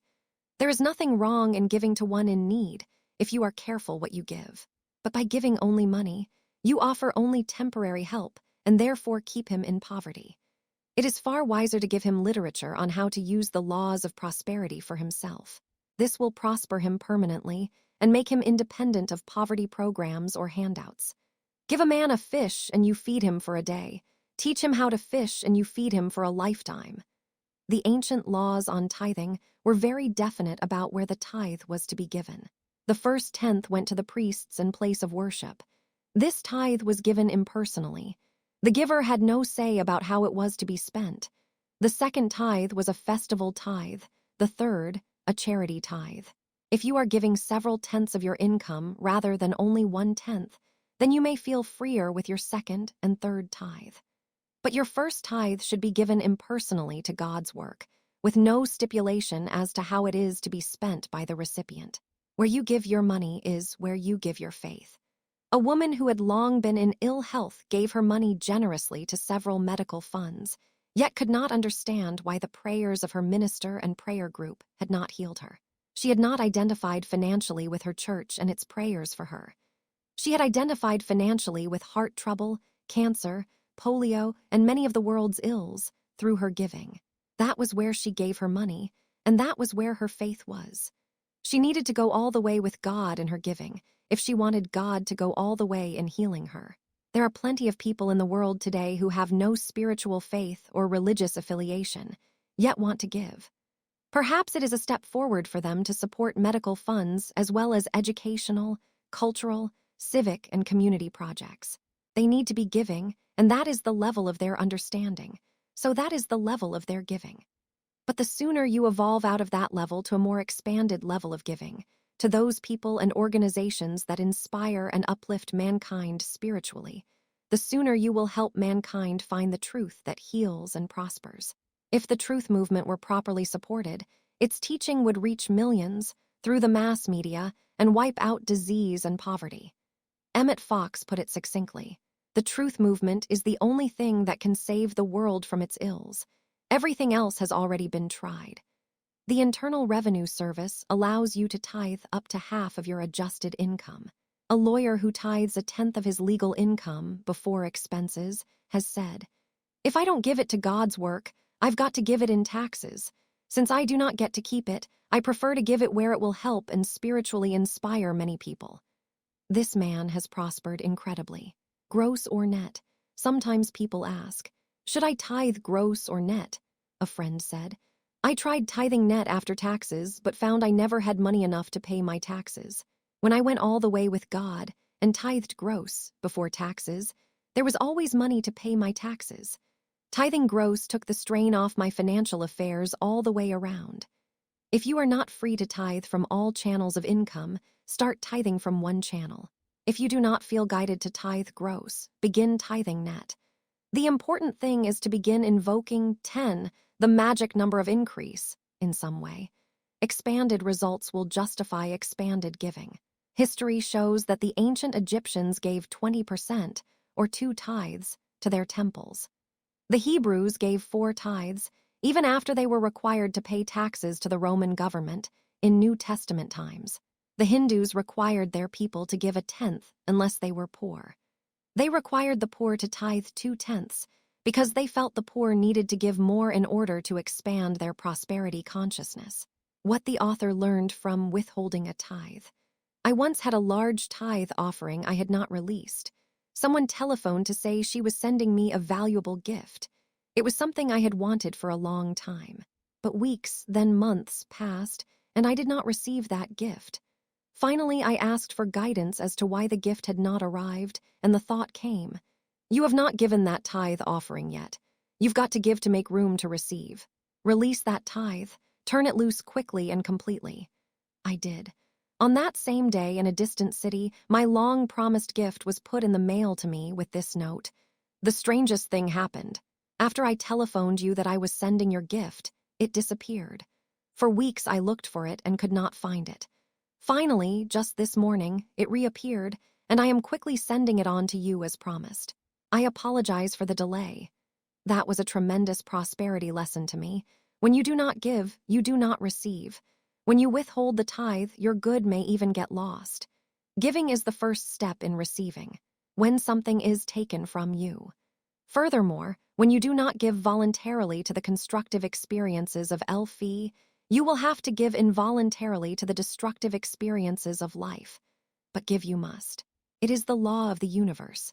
Sometimes that law works rather quickly. A woman once said, "I don't attend your lectures anymore because the last time I did, as I was leaving the building afterward, someone snatched my purse." It was interesting that, of all the people in attendance, this woman's purse was the only one that was taken. She had always said to the ushers at offering time, "I don't have an offering, I forgot my wallet." In turn, she experienced a quick working of the law. She also proved that if you try to get something for nothing, something is taken from you. Something for nothing is still nothing. When something is taken from you, it is an indication that you have not given or have not given enough. One woman said, "I cannot understand it. I've been greatly prospered through my study of the prosperity laws, even to the point of independent wealth, but I cannot keep it. People keep robbing me of my money.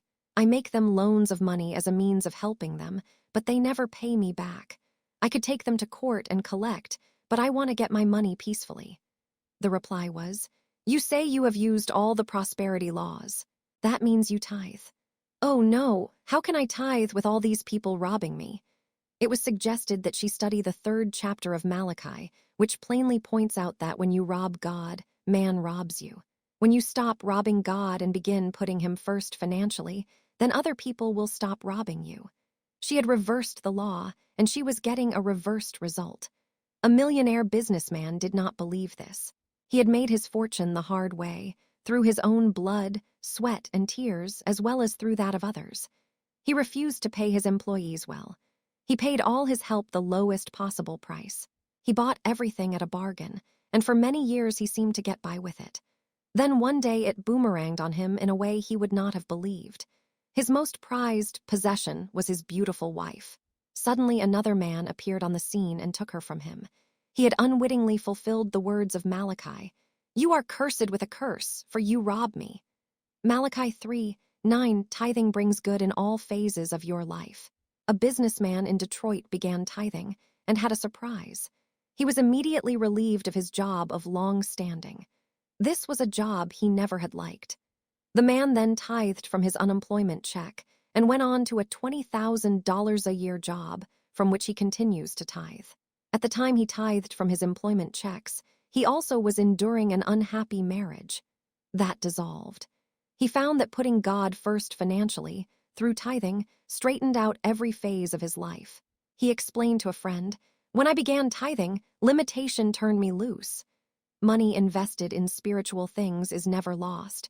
Rather, it is multiplied many times over. A special note from the author.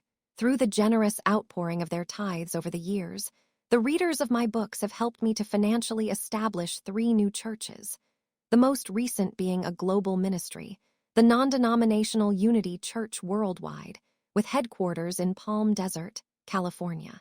Many thanks for your help in the past and for all that you continue to share. You are also invited to share your tithes with the churches of your choice, especially those which teach the truths stressed in this book. Such churches would include the metaphysical churches of Unity, religious science, divine science, science of mind, and other related churches, many of which are members of the International New Thought movement. For a list of such churches, write the International New Thought Alliance, 5003 E Broadway Road, Mesa, Arizona 85206. Your support of such churches can help spread the prosperous truth that mankind is now seeking in this new age of metaphysical enlightenment. Summary: the secret of permanent prosperity includes 1. Using the number 10 as the magic number of increase.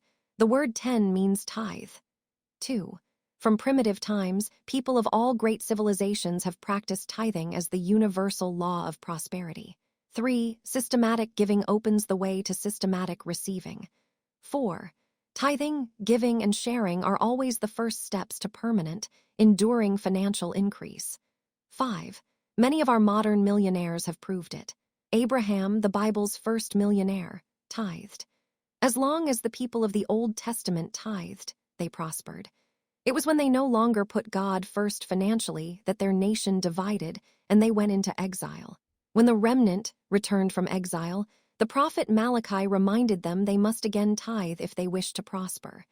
Both Jesus and Paul were tithers. It was a required temple practice in their time. 6.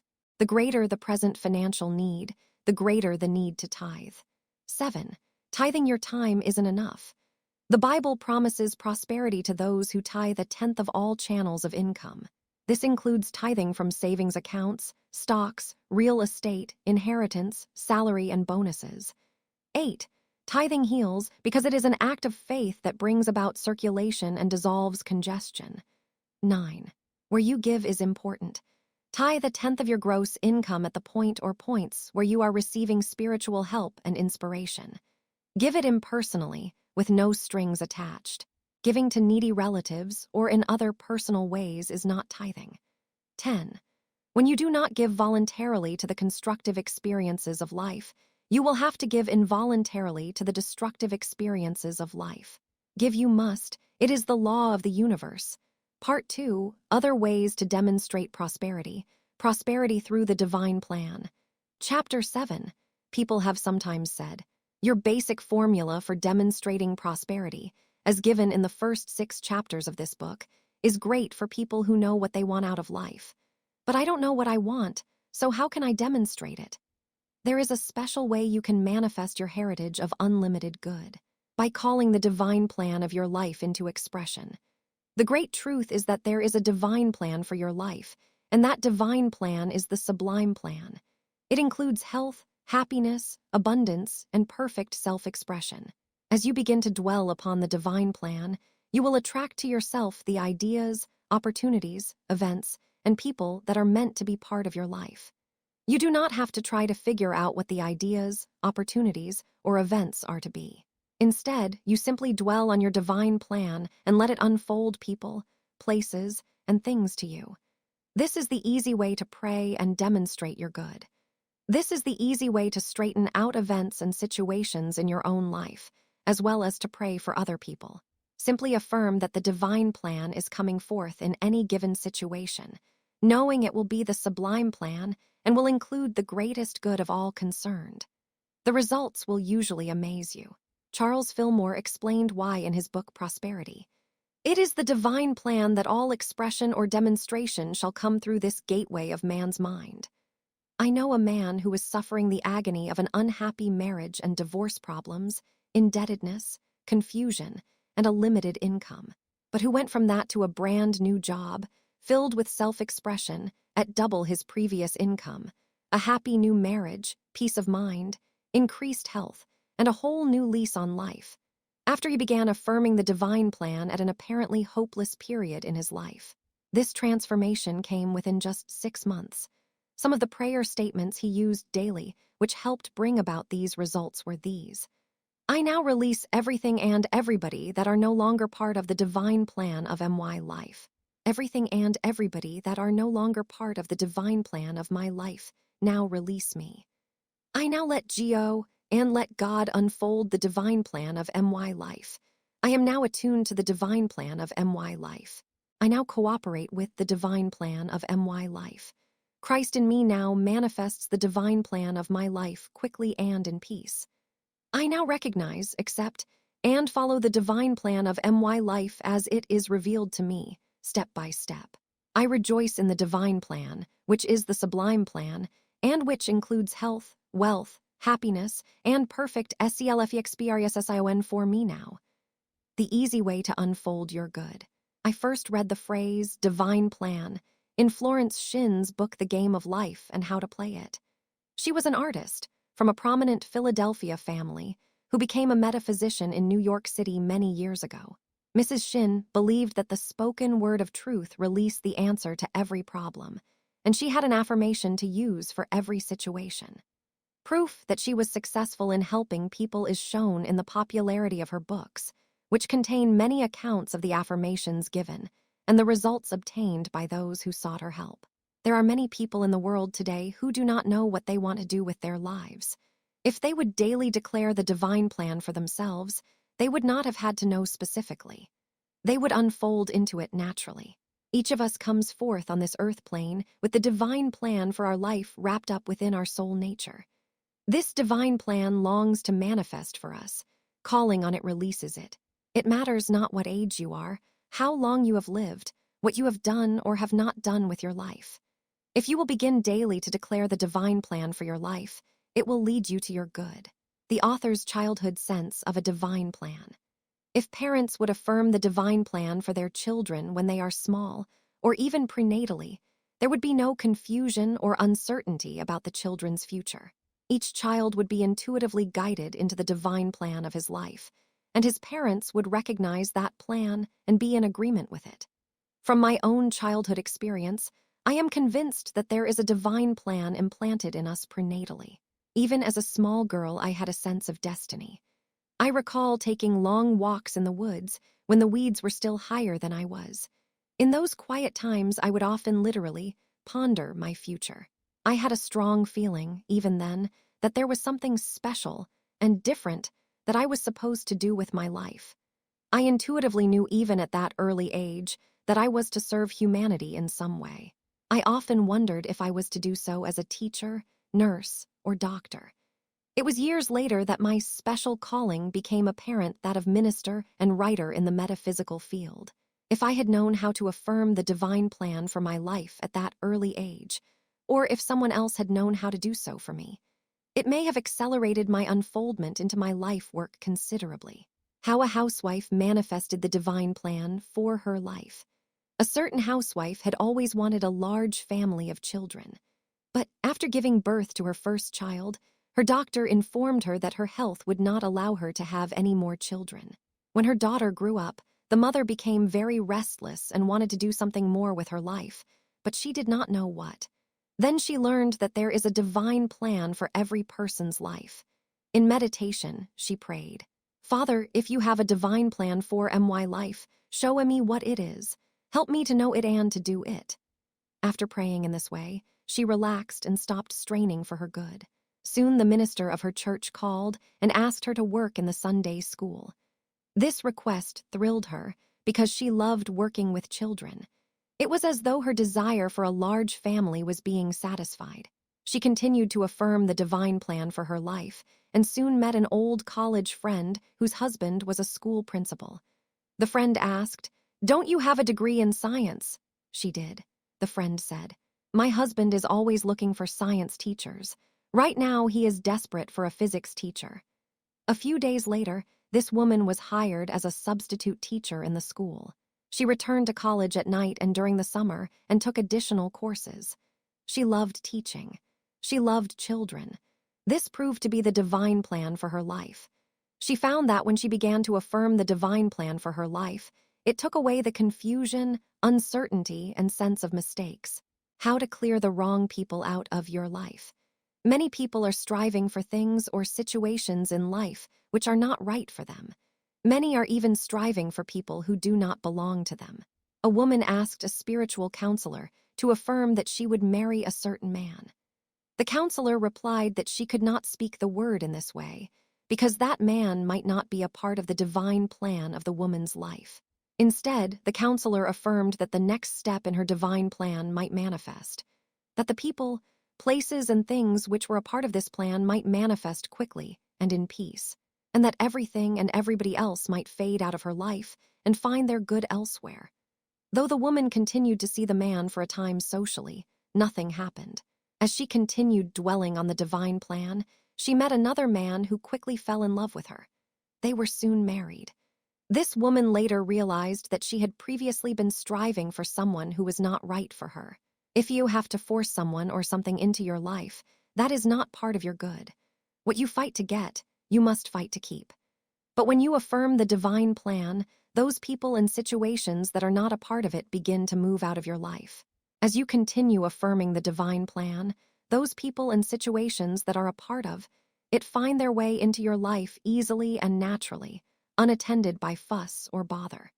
This is the easy way to live life successfully. A young woman had been in love with a man, but he had not proposed marriage to her, so friends persuaded her to transfer her affections to someone else. She practically promised to marry the second man, but against her better judgment. When the man she really loved moved out of her life, she felt very concerned. She did not feel right about the second man, whom her friends favored. One day she shared her concern with a friend who was a truth student. The friend said, "The way to solve this dilemma is simply to affirm that the divine plan for your life is manifesting now, quickly and in peace. Then watch and see what happens." As she began doing this, an interesting thing happened. The man whom her friends favored faded out of her life quickly, and the man she really loved reappeared, and they were soon married. The flow of events convinced her friends they had been wrong in their choice. Later, she said to her friend, "I would have married the wrong man had he not released me and left. But when he departed, the right man reappeared again."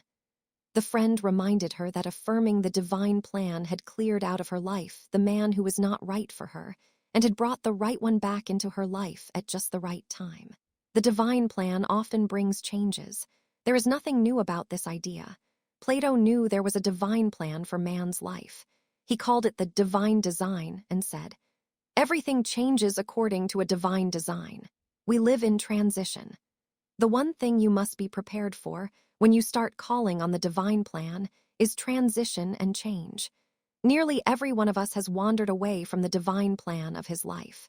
When you begin to dwell upon the divine plan, you may find changes taking place in your life very quickly. Instead of resisting and resenting them, recognize them for what they are, part of your divine plan, which can only lead you to expanded good if you will let it. A businesswoman began affirming the divine plan of her life.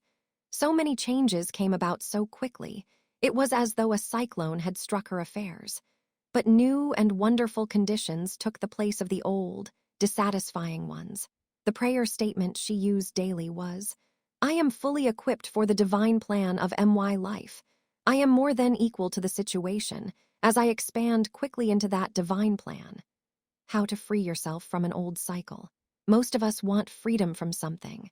Often we have completed a cycle in our growth and progress, but we do not know how to become free from that old cycle so as to progress in new ways. Usually we have learned what we can from a given set of circumstances. We have given what we could to those circumstances, yet we remain in them, not knowing how to free ourselves. Speaking the word for the divine plan begins to free us of worn-out circumstances, experiences, and relationships of the past or present. From a business standpoint, instead of worrying about your job, your business, or your firm, speak the word for its divine plan to manifest. Affirm that the divine plan for that business or organization may manifest quickly, and it will. Whenever you need guidance about people or events, declare that the divine plan is manifesting in these situations or in the lives of those people. You may be amazed at how quickly things will right themselves. A businessman found himself at the end of an old cycle, but did not seem able to free himself from it. He had been widowed for some time and wished to remarry, but felt it would probably be necessary to get into a new environment and set of circumstances before that would happen. He had shared life with his wife in these present circumstances, and he thought their mutual friends would resist the idea of his marrying anyone else. He had gone as far as he could in his present job, both financially and in the expression of his talents. He had grown restless and needed new worlds to conquer, but he seemed held by old memories, relationships, and circumstances, and did not know how to free himself from them. One day, he attended a class in metaphysical instruction for the first time. The teacher declared that there was a divine plan for each one in the class. She said that the divine plan was unfolding for each one, and that each would recognize his divine plan as it began to work out. Her positive words of assurance gave this man hope. He joined the others at the end of each class period when they affirmed together, "There is a divine plan for my life. That divine plan is unfolding for me now." At first, nothing seemed to happen when he affirmed this, but he did begin to feel better and more hopeful. As he continued attending the class, he met a businessman from a nearby town and they became friends. They discovered that they wished to go into the same kind of business, but each needed a partner. Each felt that an old cycle of activity was over for him and that he wanted to launch forth into new experiences. This man daily declared, "Nothing can hinder the divine plan of my life. No one can delay the divine plan of my life. What God has given me cannot be diminished." In a matter of months, this previously unhappy man had concluded his old business affairs and moved to the nearby town, where he went into business with his new partner. Together, they continued affirming the divine plan for their lives and for their new business. Not only did their new business flourish, but within the year, this previously lonely widower happily married a fine woman who was also affirming the divine plan. One business organization decided to test the prospering power of affirming the divine plan. Its board of trustees began affirming the divine plan at their business meetings. They quickly observed a new surge of growth in business, which brought increased prosperity. New people appeared who wanted to help carry the business forward into expansion. This happened as the trustees affirmed. Through the divine plan, this business now moves forward into its expanded good. How to pray successfully for yourself and others. It is good to affirm for others. I release you to the divine plan of your life. Christ in you reveals to you the divine plan. You unfold into it quickly and in peace. So often we have mistakenly advised others of what we felt they should do, and have carried heavy emotional burdens as a result, when our only responsibility was to affirm the divine plan for them and let them unfold their good in their own way. Declare often for yourself, "Christ in me now reveals, UNFOLDS, and manifests the divine plan of my life, quickly and in peace." One man's life was transformed after he prayed, "Father, if you have a divine plan for my personal life, show me what it is. Draw to me the people who belong in my life now, and unite me with them." When your good is delayed, when you affirm the manifestation of the divine plan for your life, it may begin unfolding quickly. If so, you must be willing to let go of the old and quickly expand into your divine plan, accepting whatever changes are involved in people, environment, and events. As Emerson has stated, "For everything you gain, you lose something." However, just the opposite may happen when you begin affirming the divine plan. Changes may come slowly or not at all. If your good seems delayed, it may be a matter of divine timing. Even though you feel ready for your new good, the new people and events that are to be connected with your divine plan may not yet have reached their point of fruition in your life. This is the time to declare that the divine plan of your life manifests under divine timing. To human sense, that divine timing may seem slow, but when it begins manifesting your new good, it often happens so quickly as to be breathtaking. You must be ready for it when it comes. Often the divine plan does not seem to work in our behalf until we have brought order into a present situation. As long as there is still something for us to do in a present situation, our new good cannot appear. A loving father seems to withhold the next development until order is first established in the present situation and in the present state of mind. It is wise at such times to declare divine completion for the present situation, and then follow through in outer ways to bring that completion about. As you get things in order and bring them to a conclusion, this frees the next step in the divine plan to begin manifesting for you. The world of nature knows about divine timing. At a recent World's Fair, I saw a science film which described the life of certain plants that bloom in the desert. The film explained that these plants blossomed in that desert climate only when conditions were just right. The plants would often wait for years for the right conditions before they blossomed. Like the plant in the desert, awaiting the right conditions in which to blossom, we sometimes have to await just the right time in our soul growth to enjoy our expanded good. Meanwhile, by meeting our present circumstances non-resistantly, we may be developing certain soul qualities and talents which will prepare us for that time. During such periods, no matter how much we persist in dwelling on increased health, wealth, or happiness, our good may not appear, because we are not yet ready to receive it and maintain it. If we receive it during such a period, it would be a premature, forced growth and would not last. Under such circumstances, we may find our good coming more slowly under divine timing, but later we will realize that it came at just the right time for our long-range benefit. The author of the book of Ecclesiastes knew the importance of divine timing and talked about it in that familiar passage. For everything there is a season and a time for every matter under heaven. He has made everything beautiful in its time. Ecclesiastes 3:1-11, this wise man, often referred to as the preacher, knew about the divine plan. In that same passage he wrote, "That which is already has been, that which is to be already has been." Ecclesiastes 3:15, if you are not sure what you want to do with your life, meditate daily on the following statements. Affirm them often, and you will soon begin to see the divine design unfolding. Every plan which my Father in heaven has not planned for me is now dissolved in my life. The next step in the divine plan quickly manifests. The divine idea, the divine plan for me, now comes to pass. New doors of good now open to me. With a confident spirit, I now go forth into a life of happiness, security, and abundant living in the name of Jesus Christ. Summary. 1. If you do not know what you want to do with your life, begin calling the divine plan of your life into expression. 2. The divine plan is the sublime plan for your life. It includes health, happiness, abundance, and perfect self-expression. 3.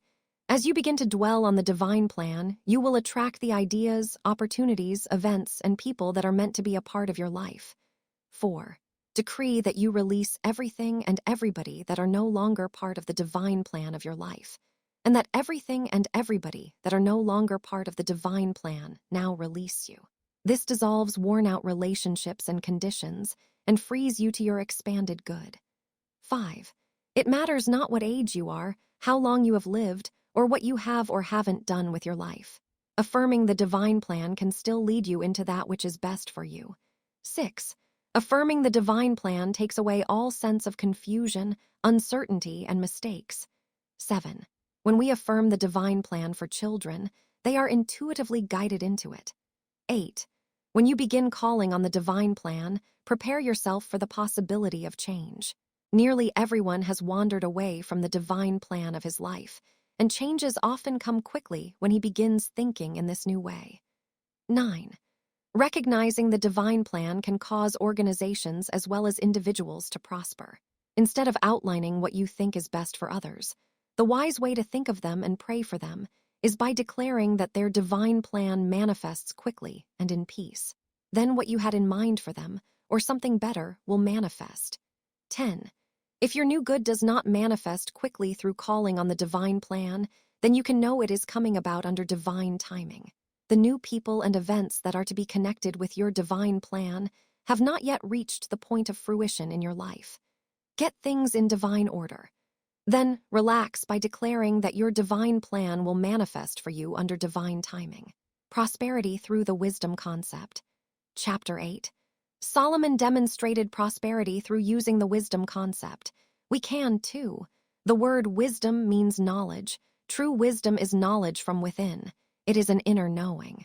This is the kind of wisdom Solomon developed, and which made him a multimillionaire. As he turned within and asked for guidance, he intuitively knew what to do about every situation that was presented to him. He became so clairvoyant about people and situations that he could see through them. They could not fool him. Through listening to that inner knowing, he prospered mightily. As you read the book of Proverbs, you discover that he often affirmed riches for himself through the wisdom concept. In one of his most famous passages, he affirmed, "I have counsel and sound wisdom." Then he affirmed what that inner knowing would do for him. "Riches and honor are with me, enduring wealth and prosperity." Proverbs 8:14-18. These affirmations contain prospering power for us as we use them, too. In this enlightened age, we are learning to do as Solomon did, to turn within, ask for guidance, and follow through on that inner knowing that wells up from within us. This is wisdom that can prosper us mightily. Several decades ago, I often would sit with a friend in daily periods of affirmation and meditation. Such an abundance of ideas for articles and books welled up within my thoughts during those periods that I have been busy trying to get them all into print ever since. True education, WELLS, up from within. We are hearing much these days about the importance of education. The word educate means to lead out or draw out from within. One New Thought writer has predicted that the new education will well up from within.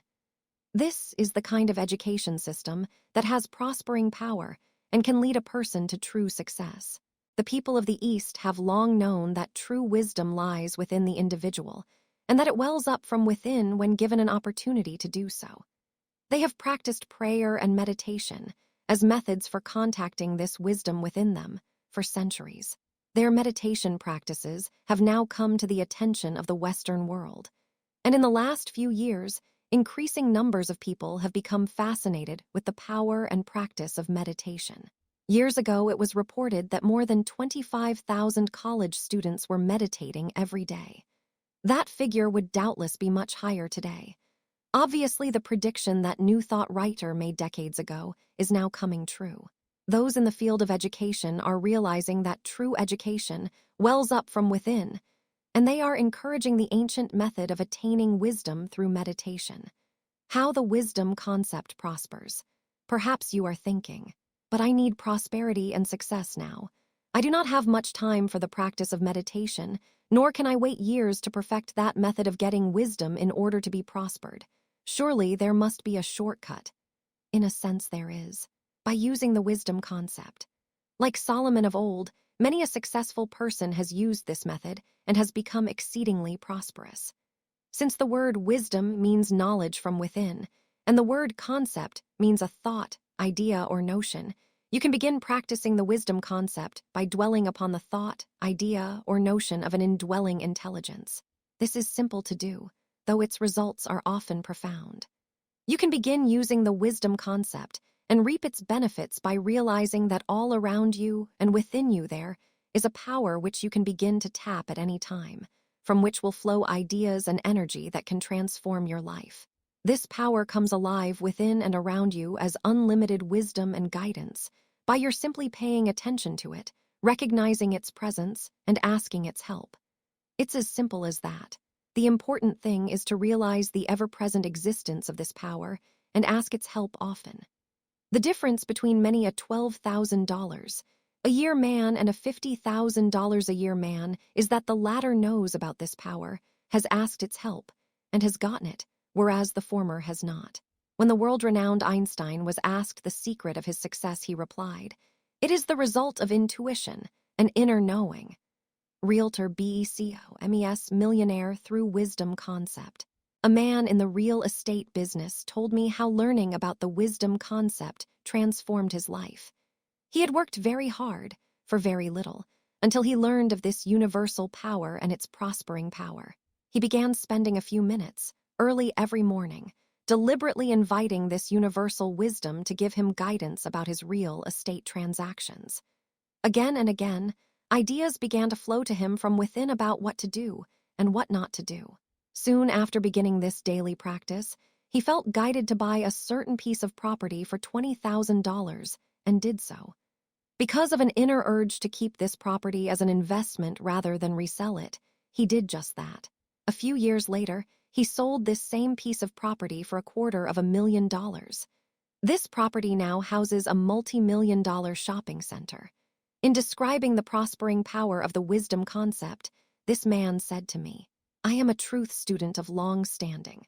I have become a millionaire through turning within every morning, asking for guidance about my financial affairs, and then following through on the ideas and opportunities that came, regardless of what other people thought I should or shouldn't do. I am convinced that true wisdom comes from within and contains the greatest prospering power there is." How dentist prospers through wisdom concept. True wisdom reorients the individual from within. True wisdom first expands one's mind, and then it expands one's world as the individual listens to its guidance. Another truth student was a young dentist who learned of the prospering power of the wisdom concept.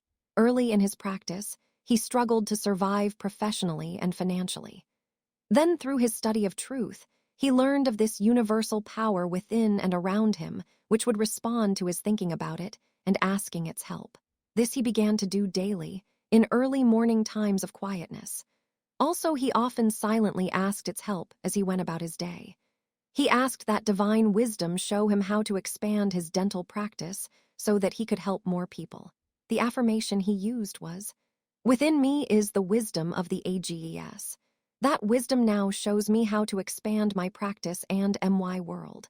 That wisdom now shows me how to prosper as I help others."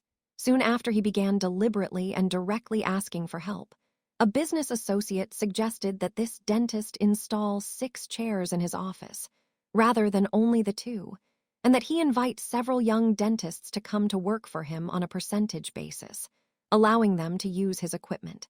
He did so, and this made it possible for these young doctors to get into practice immediately, without the usual financial strain attending one just starting out.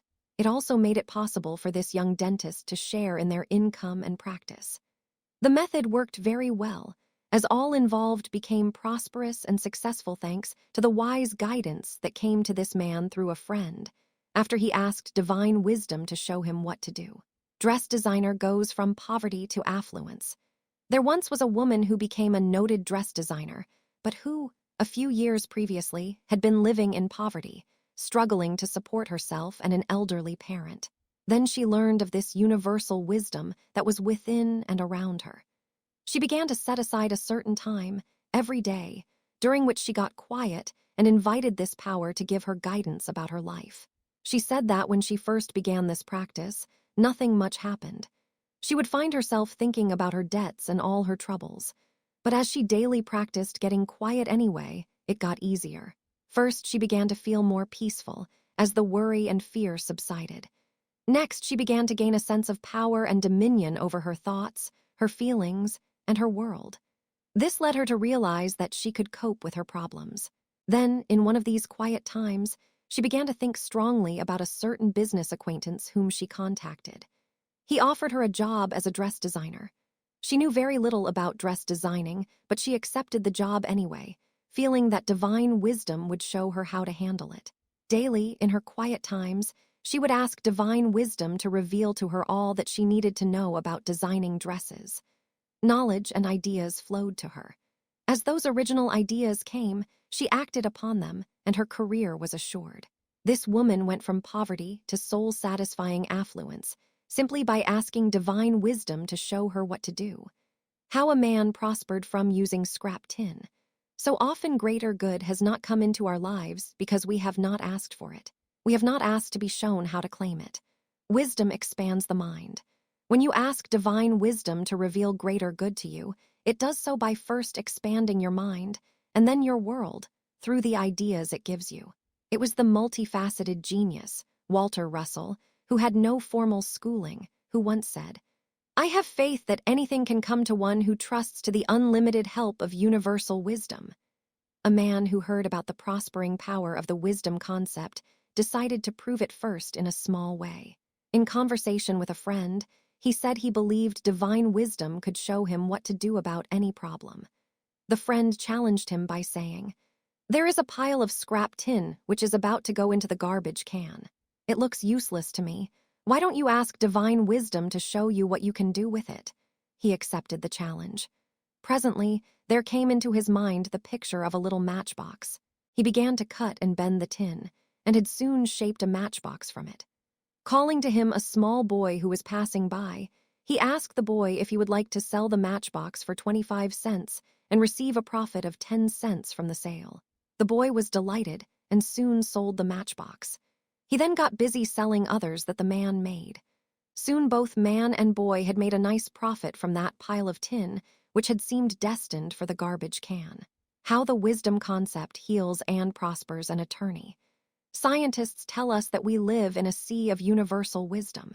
This universal wisdom seems to be both immanent and transcendent within and without. We can begin tapping this sea in far greater ways than ever before, just by recognizing its presence and asking its help. So often we have struggled alone unnecessarily, simply because we did not know about this power nor how to ask its help. If you will begin spending just a short time every day thinking about this universal wisdom and asking its help about anything that concerns you, this practice will make every phase of your life more wonderful than it has ever been before. A well-known lawyer was once asked how he had become famous for his brilliant work in court. He replied that he owed his success to contacting this great universal wisdom in his quiet times of reflection and meditation. This brilliant attorney said he not only got hunches of vital importance, which enabled him to handle difficult court cases successfully, but that his health had been restored completely by an influx of power which had been contacted during meditation. He said he actually felt a universal energy flowing into him, restoring his health at such times. Affirmations release wisdom. In the 3rd chapter of the book of Proverbs, Solomon promised that the man who dares to follow the inner leadings of divine wisdom will have a long life, riches, honor, pleasantness, peace of mind, health, and happiness. We seem to contact this universal wisdom in several ways. First, by recognizing its presence and asking for its help. Second, by affirming that it is showing us what to do and is helping us do it. This seems to release the power from within us, as well as from within circumstances and people. Psychologist William James knew about this universal wisdom. He considered it a deeper level of the mind. He taught that along with a conscious and subconscious mind, man also has a deeper level of mind in, which resides in infinite intelligence that longs to work for and through man. By recognizing it, giving it your attention, and decreeing it, you release this super wisdom within. If you will invite this infinite intelligence to solve any problem that concerns you, it will. There is an answer. Divine wisdom now shows me the perfect answer. I relax, let go, and let it instruct me. A school teacher decreed that divine intelligence was showing her what to write in a contest so that she might win a trip to Europe. The ideas came in a rush, and she quickly submitted her entry, which won her the trip. Later, she could not remember what she had written, only that it came quickly after she had asked. Infinite intelligence is teeming with right answers and solutions, and awaits your attention. Your act of asking and affirming opens the channel for receiving that intelligence, as it did for this schoolteacher. Job transfer comes through the wisdom concept. A government employee was advised by his doctor to move to the Midwest for his health. But when he applied for a transfer, he was informed that there were no openings and none anticipated. He and his wife even visited that area and personally talked to a number of people in an effort to effect a transfer. Repeatedly, they were told that nothing was available. Then they attended a lecture and heard the wisdom concept explained. They began meditating daily, asking divine wisdom to show them what to do. Often they affirmed, "We invite divine wisdom into every phase of OUR lives now. We invite divine wisdom into this situation now. Divine wisdom is opening WAYS where, to human sense, there is no way." They felt so strongly the truth of these words that, after one meditation period, the wife started packing. It worked. Soon the husband received word that a new government building was being built in one of the most beautiful cities in the Midwest, and that his application for a transfer was being honored. He was to report to work in just 2 weeks. As his wife continued affirming that divine wisdom was at work in every phase of their lives, she was able to dispose of household effects quickly and to make the move on time. On her way out of town, she said jubilantly to a friend, "We had tried for 2 years to bring this about, but only met with obstacles until we asked divine wisdom to help us. Then we got action quickly." Divine wisdom works in otherwise uncontrollable situations. When you find yourself in circumstances over which you seem to have no control, instead of fighting to survive in those circumstances, that is the time to call on divine wisdom. By calling on divine wisdom, you release it into the events which you seem unable to control. A young housewife decided to entertain some of her husband's relatives at dinner. These particular relatives had criticized this young wife, saying that she was not a good cook or housekeeper, but could only express along artistic lines. In order to show them how wrong they were, she resolved to prepare a good dinner for them and to serve it well. For the preparation, she set aside a whole day. When the day came, things started happening over which she seemed to have no control. Right after breakfast, a neighbor telephoned for help. She went over quickly and found it necessary to remain with the sick neighbor until 11:30 a.m. returning home. She washed the breakfast dishes and was preparing a quick lunch for her husband when he telephoned to say he was bringing a business associate home for lunch. It was then that she began calling on divine wisdom to help her meet these unexpected events. Over and over, she affirmed, "Divine wisdom works through all situations for good." After a successful lunch, the postman brought a letter from a friend, saying she would be in town briefly between trains that afternoon and needed to see this woman, suggesting that they meet at the train station. When she prayed about whether to go to the train or not, she found herself affirming, "I trust divine wisdom in this situation. I trust divine wisdom to produce perfect results now." She felt guided to go and did so, but the train was late. After her friend arrived and they had chatted briefly, her visitor handed her a large package. Because of the time element, she then went straight home, rather than stopping to shop further for the dinner that night. On the way home, she continued declaring to herself, "Divine wisdom has been at work in the situation, producing perfect results quickly." Upon opening the package at home, she found in it everything she needed for dinner that night: rolls, vegetables, eggs, a chicken, even a dessert. When dinner was served to her in-laws, they commented with surprise on what a fine cook she was. This woman realized that in spite of such a hectic day, everything had worked together for good when she asked divine wisdom to help. She later learned that the man her husband had brought home so unexpectedly for lunch had left his own home that morning, vowing never to return. But in the delightful atmosphere he had found at her luncheon table, he changed his mind and returned to his family, vowing to do his part to make things more pleasant at home. The sick neighbor she had taken time to visit that morning recovered and took up the study of truth in earnest, realizing its power as a result of this woman's visit. This woman found that divine wisdom has infinite ways of making things right, especially in situations that seem beyond our control. Solomon's costly mistake. This is perhaps the greatest thing we can learn about the wisdom concept. It works in and through everything and everybody in our lives for good, if we do not block it when things seem uncertain or even out of control. You can save yourself considerable wear and tear when you learn simply to call on divine wisdom to help you meet life victoriously. Solomon's impressive success came during the early years of his reign, when he made it a practice to ask divine wisdom for guidance about everything. As long as he followed that guidance, he prospered, even to the point of becoming one of the richest men the world has ever known. Later, when he was surrounded by vast wealth, Solomon forgot that his prosperity had come through the wisdom concept. He began to play politics by seeking alliance with foreign powers who cared nothing about an infinite intelligence. Solomon began to seek their favor and guidance, rather than continuing to turn within for it.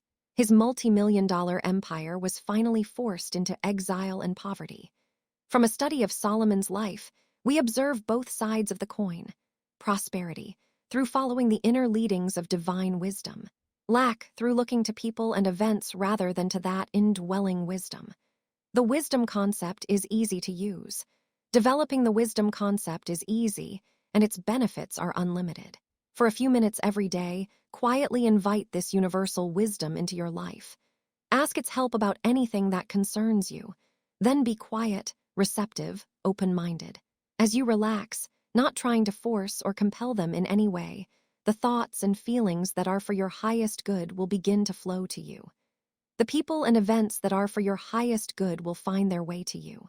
As you continue daily to invite universal wisdom into your mind, body, financial affairs, and human relationships, remarkable things will happen. Affirm often, I am under the influence of divine wisdom. Demonstrating prosperity through the wisdom concept is one of the surest ways. Summary: 1. Solomon demonstrated prosperity through using the wisdom concept. You can, too. 2. True wisdom is knowledge from within. To educate means to draw out from within. 3. True wisdom lies within and wells up within the individual when given an opportunity to do so. 4. Through the deliberate and daily practice of meditation, affirmation, quiet reflection, or spiritual study, you open the way for true wisdom to well up from within you. As you follow through on its ideas, you are led to the opportunities, events, or people that are a part of your prosperity. 5. The word concept means a thought, idea, or notion. You can also practice the wisdom concept by affirming that divine wisdom and intelligence are guiding you. 6. Practicing the wisdom concept not only prospers, but also heals and harmonizes one's life. 7. We live in a sea of universal wisdom, which is both immanent within and transcendent without. 8. So often we have struggled unnecessarily because we did not know about this power within and around us, and did not ask for its help. 9. When you find yourself in circumstances over which you seem to have no outer control, do not fight them. Call on divine wisdom to do its perfect work in the situation. 10. When you are up against a stone wall and do not know how to dissolve obstacles and barriers, call on divine wisdom to do its perfect work. The solution will come. Calling on divine wisdom is one of the surest ways to overcome all difficulties and demonstrate prosperity. Prosperity THROUGHTHE Love Concept. Chapter 9. To practice consistently, the love concept is one of the quickest ways to overcome all your difficulties and demonstrate your spiritual heritage of unlimited good. Since the word concept means something conceived in the mind, the way to practice the love concept is to become filled with the idea of love inwardly, and then express it both inwardly and outwardly. This releases a high-powered energy that is instantly felt and responded to by people and situations. World-renowned sociologists made experiments in the power of love at Harvard University several decades ago. They predicted that bombarding people and situations with thoughts of love could become a universal prescription for curing the world's ills. There are those people who read self-help books and take numerous success courses, who get the idea that mind power is all there is, that if they just use mind power sufficiently, everything will come their way. For a time, they may seem right.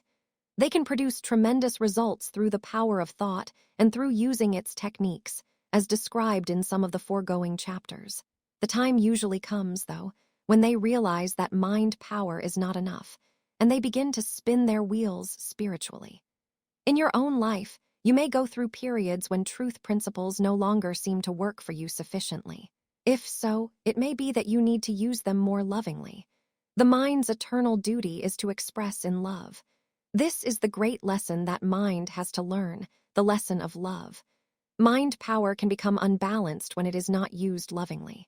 Practicing the love concept can do more to help you achieve your goals than all the hard mental effort in the world. If you get too tense about what you want out of life and try to force it into manifestation mentally, you can actually repel the very good you are trying to manifest. Use of the love concept magnetically draws your good to you in countless ways. This method takes the strain out of demonstrating your good. You can begin invoking the love concept by meditating often upon the biblical statement, God is love. Dwelling often on this statement keeps you from becoming too cold or unloving. It can also cause a marvelous transformation to take place in you and your world. Invoking the love concept releases a certain kind of vibration that people appreciate and respond to. Dwelling on the love concept makes you a magnet for your good. Believing this, a businesswomen's group decided to spend some time at their monthly meetings for an entire year, affirming love for the club and its members. This was to be their experiment in proving the power of the love concept as a success principle. Within a short time after the first meeting, when they affirmed words of love, several of these middle-aged businesswomen got married. One career woman had been widowed for 25 years, but soon married happily and went off to Southern California to live with her husband in a beautiful new home he provided for her near the sea. So many women in that group got married during that year of affirming love that they had to reorganize the whole club. The love concept works in both personal and impersonal ways. As we use it, it often brings new people and experiences into our life. It also releases more harmony and peace into our already established relationships.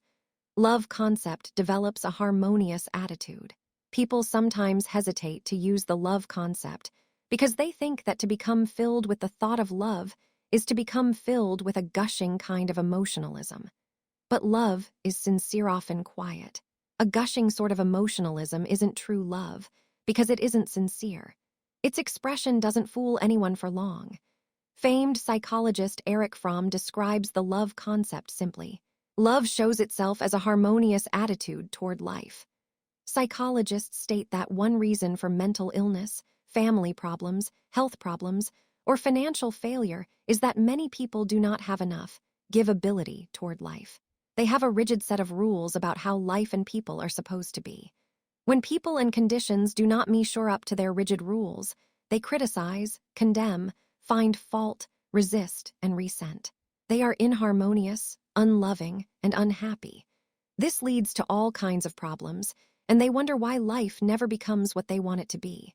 Practicing the love concept helps us develop a non-critical attitude toward life and people. We become less rigid, less fixed, less resistant to life and people when they do not follow our personal set of rules. The love concept helps us to develop a more harmonious reaction than a negative one, even when life and people are not what we think they should be. How the love concept helps neighbors. It is easy to have a harmonious reaction toward life and people when everything is going our way. If we can also remain harmonious, non-resistant, and uncritical when things go wrong, then we are practicing the love concept and giving it a chance to make things right, perhaps in ways we could not foresee. A woman heard of the love concept and decided to use it for a troublesome neighbor who often got very loud and disorderly. This neighbor would keep everyone in the neighborhood awake at night with his antics. As the woman began daily to decree that divine love was at work in the situation, producing perfect results, the neighbor became peaceful. Soon there were no more outbursts. Life is filled with opportunities for using the love concept and proving its harmonizing, adjusting, prospering power. We can begin testing it in the daily problems that confront us.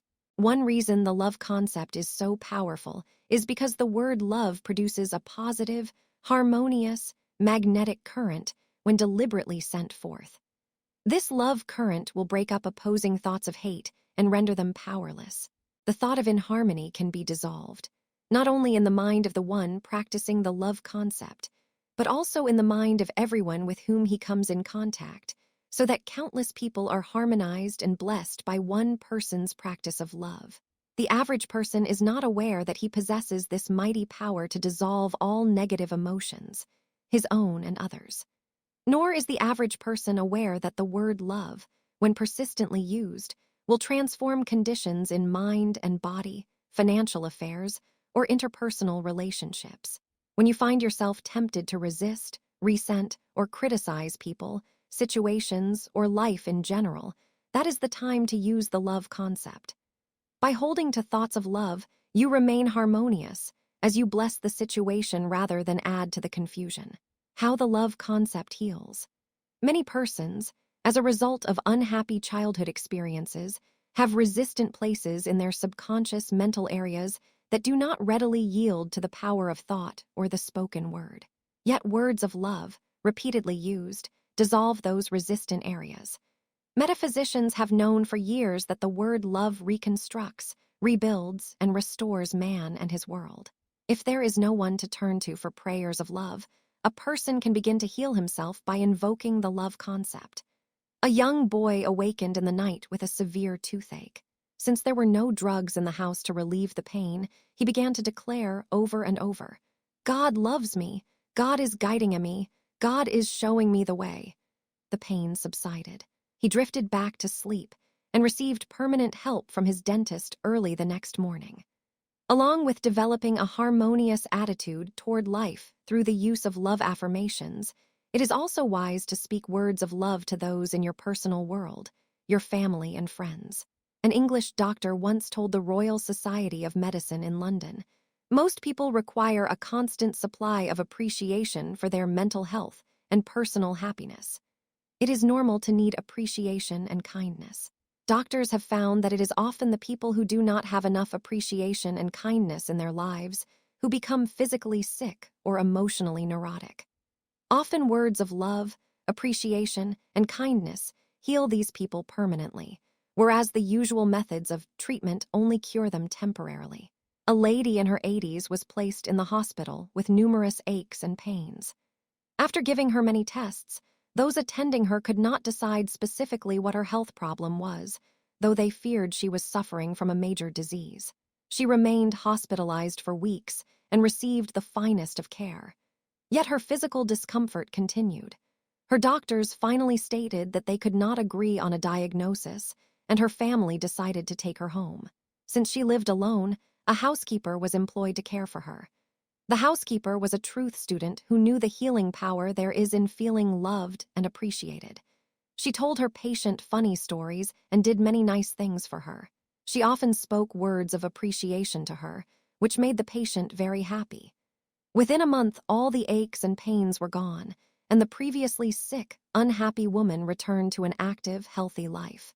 Later, that wise housekeeper said to a friend, "TLC did it. Apparently that's what she needed, tender, loving care." Love possesses marvelous powers. A good way to test its powers is by practicing the love concept with members of your own household.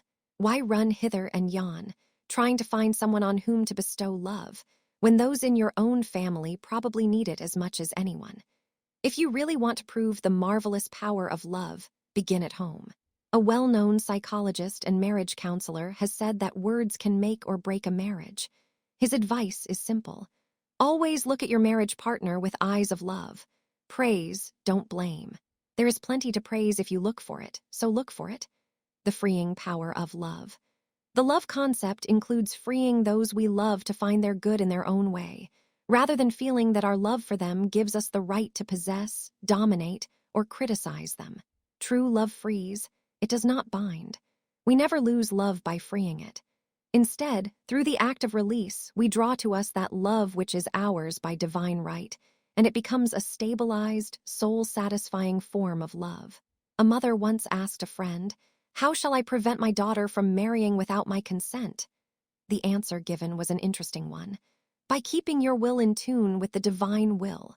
Your daughter's will is worthy of consideration, too. Your daughter, through the all-knowing mind within her, has chosen exactly the right avenue through which her soul may have its best training in the great school of life. In the infinite scheme of things, all apparent inequalities are being adjusted through the people and events she draws to her. You must relax and let them be so, through the flow of events. All the challenges you meet in life are for your instruction as well as your daughter's. Your child is choosing according to an unerring law the path set forth by her subconscious history, and you have no right to any will other than the divine will in the matter. Perhaps you wish to save her from some experience you had. If the experience is necessary for her soul growth, you cannot prevent it, though you may postpone it. All of life is learning. If you would prevent your daughter's marrying against your will, then change your will. Affirm God's will in the matter. Then release her to the Father so that His will, not yours, can become manifest. The affirmations suggested for the mother's use were, "My love does not bind you, nor my need hold you. I release you to the Father. I am in true relationship with all people and all situations now.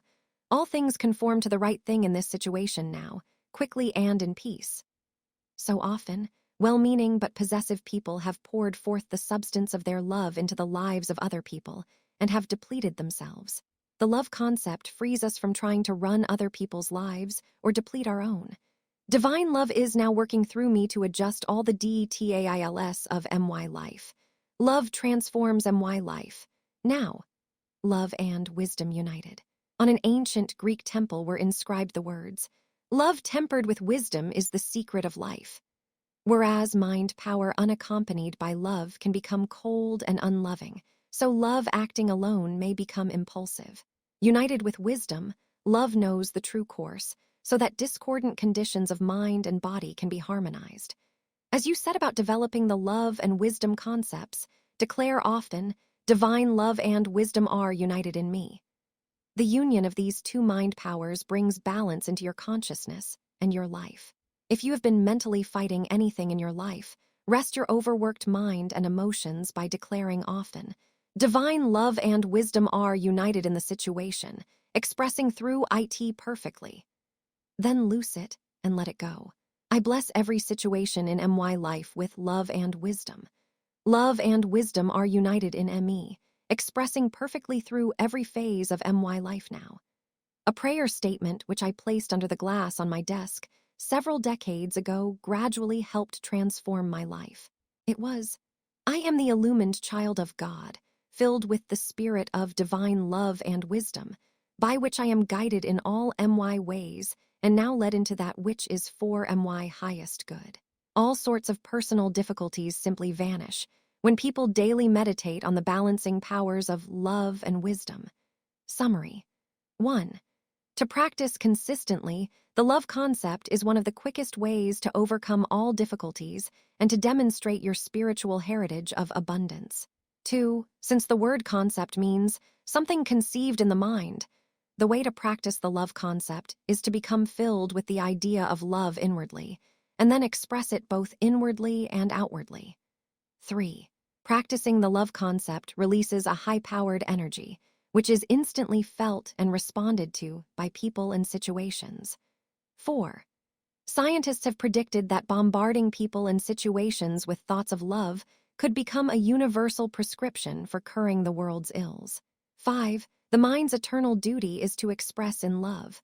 Mind power can become unbalanced when it is not used lovingly. 6. Practicing the love concept can do more to help you achieve your goals than all the hard mental effort in the world. If you get too tense about what you want out of life, you can actually repel the very good you are trying to manifest. 7. Use of the love concept magnetically draws your good to you and takes the strain out of demonstration. 8. You can begin invoking the love concept by reflecting often upon the statement, "God is love." This keeps you from becoming too cold and unloving. Dwelling on this statement opens the way for a marvelous transformation to take place in you and in your world. 9.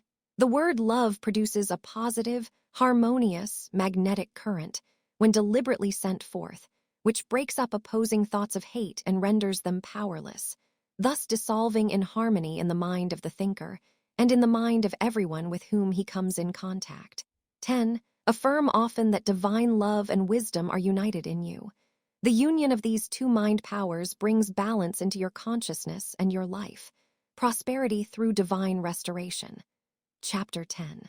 One of the least known ways of demonstrating prosperity is that of dwelling on the idea of divine restoration. If you could trace back in memory the cause of the unhappy experiences in your life, you would doubtless discover that most experiences of ill health, financial difficulties, and human relations problems were related to a belief in loss. All of us have felt that at certain times in our life we lost something, and that because of that loss we have had hard experiences. You often hear people say, "My problem began when I lost my husband or wife, when I lost my health, when I lost my business, when I lost my good reputation." Mail that comes to me from around the world reveals that the one writing usually feels his problems began because of some loss in his life. A former business executive, who now has financial and health problems, feels his troubles began when he lost his fiancée to another man many years ago. An unhappy woman feels that all her problems of ill health, financial lack, and personal unhappiness stem from the fact that she was born prematurely, 50 years ago. Her belief that the loss of another month in her mother's womb hurt her chances for a good life, has led her from one problem to another ever since. Loss of parents or loss of love in childhood causes many a problem-ridden person to cling to those problems years later. The thought of loss lodged in the conscious and subconscious phases of the mind causes many, perhaps most of life's difficulties. It's amazing how literally the thought of loss manifests itself in the little as well as the big experiences of life. I once knew a school teacher who was constantly losing things: items of clothing, personal effects, car and house keys, school books from which she taught, etc. She often said, "Everything has gone wrong in my life since I lost my husband." Years previously, her husband had divorced her, leaving her with small children to rear alone. This she had done successfully, but in the process, she had lost her health. Conversation with her quickly revealed that she still suffered the thought of severe loss, that she had never forgiven her husband for leaving her with children to rear alone. This thought of loss had reflected itself as loss of health, as lack of any attempt to establish a happy life in another marriage, and as the almost daily loss of various items in her workaday world. When she learned how to invoke the decree of divine restoration, she was gradually able to rid her mind of the belief in loss. She regained her health, moved to another part of the country, and began a new life, free from the daily agitation of losing household and personal items. A professional woman had lost her husband through death. From that time on, she frequently got lost when driving her car. Road maps and instructions did not seem to help. One day, she realized that she was losing her way on the highway because she still harbored the thought of loss emotionally.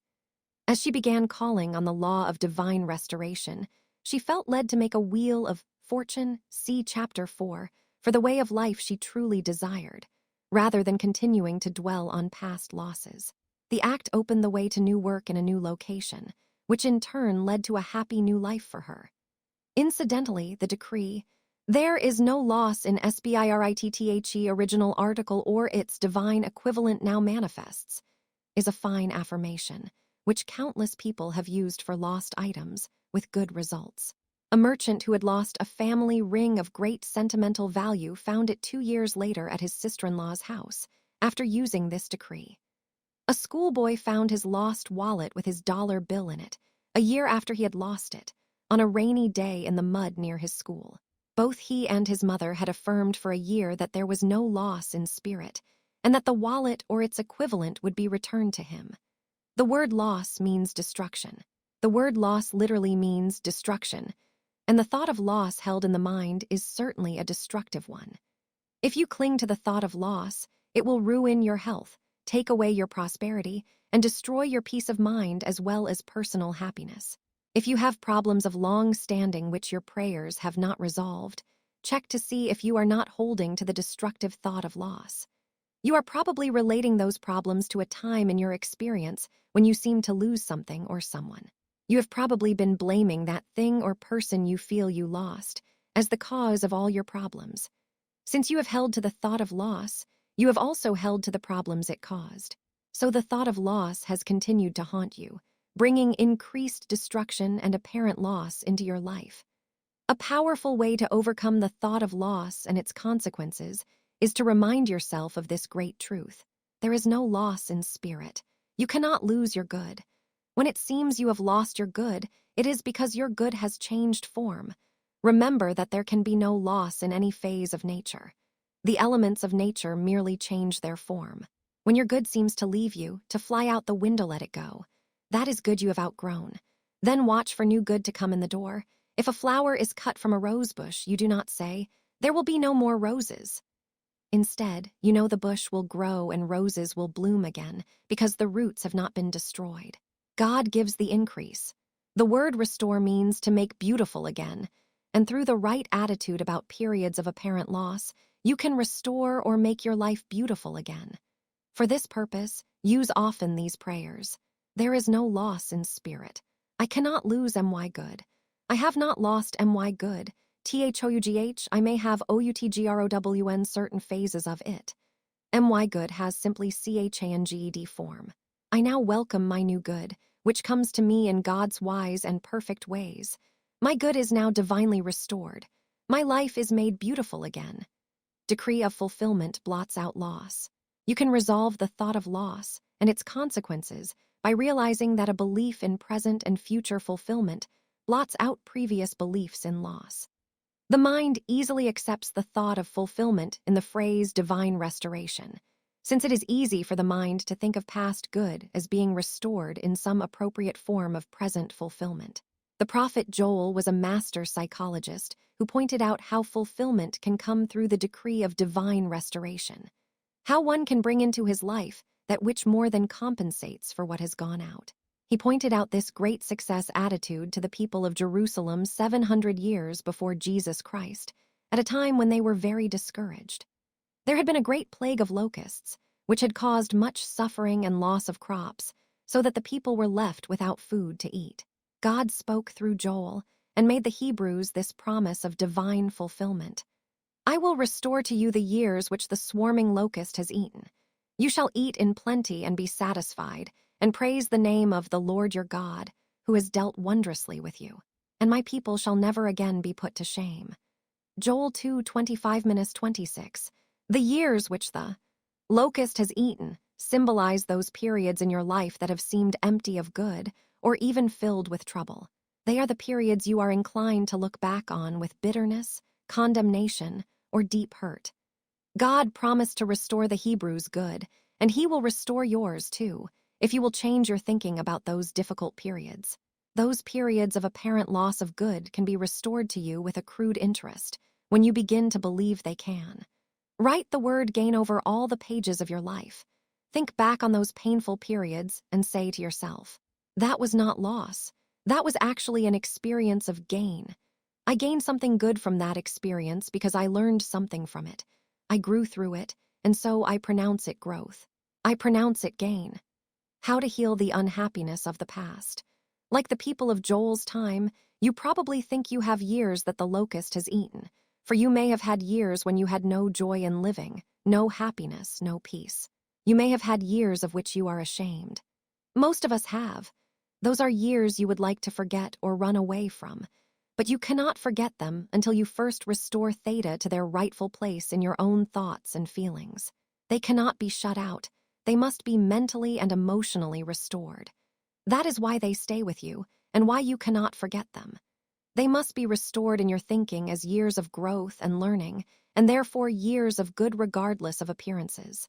In one sense, the past cannot be changed, but mentally and emotionally, the past can be lifted up and recognized as a time when you were growing into greater understanding and wisdom, a time that opened the way for you to experience greater good. You would not be the person you are today. You would not have the love, the understanding, the maturity, the depth, the compassion, the soul-searching desire for more of God's goodness in your life, if you had not had the past experiences you have been condemning. Out of the past you have grown, unfolded, and expanded your understanding and your world. So do not try to run away from the past. Not condemn it. Just try to put it in its rightful place in your own thinking. Those experiences were for good, because through them you came forth into a larger place in your understanding. Release all anxiety or condemnation of yourself or others about your past. As Joseph said about his own unhappy past and those who caused it, after he had come through it to a larger place in his understanding, as well as to glorious good in his world. You meant evil against me, but God meant it for good. Genesis 50:20, just as God is in your present, so was He in your past. He was with you when you were having the experiences you now feel were wasted. He was there, helping you grow, leading you through those experiences, whether He seemed to be or not, toward fulfillment. If He was with you, bringing you into greater good, how could the past have been evil, futile, or wasted? So let the years that the locust has eaten now be restored to you. They were the way your soul took to reach your present level of understanding as a child of God. A period of gain, not loss. According to the Metaphysical Bible Dictionary, Joel symbolizes an attitude or feeling of dominion. Through his promise of restoration to the people of Jerusalem, Joel was trying to help them gain a feeling of dominion over their desolate circumstances. He knew that when a man feels in control of desolate circumstances, he is then able to gain the blessing from them, so that they no longer control him. Those desolate years can be restored when you also begin to realize the great truth pointed out by Emerson in his essay Compensation, where he states that for everything you lose, you gain something. Remembering this, you can invoke the law of divine restoration. Stop dwelling on apparent losses in your life and start looking for the growth and gain that came through them. For every loss there has been a gain, so drop the loss and take the gain. When the thought of apparent loss seems to haunt you, instead of accepting it as loss, say to yourself, "This was not loss. This was gain. I now drop the loss and take the gain." Another way to restore the years the locusts help themselves to is by reminding yourself that God can give so much to the present moment that it seems even to fill the emptiness of the past. This is a wonderful form of divine restoration.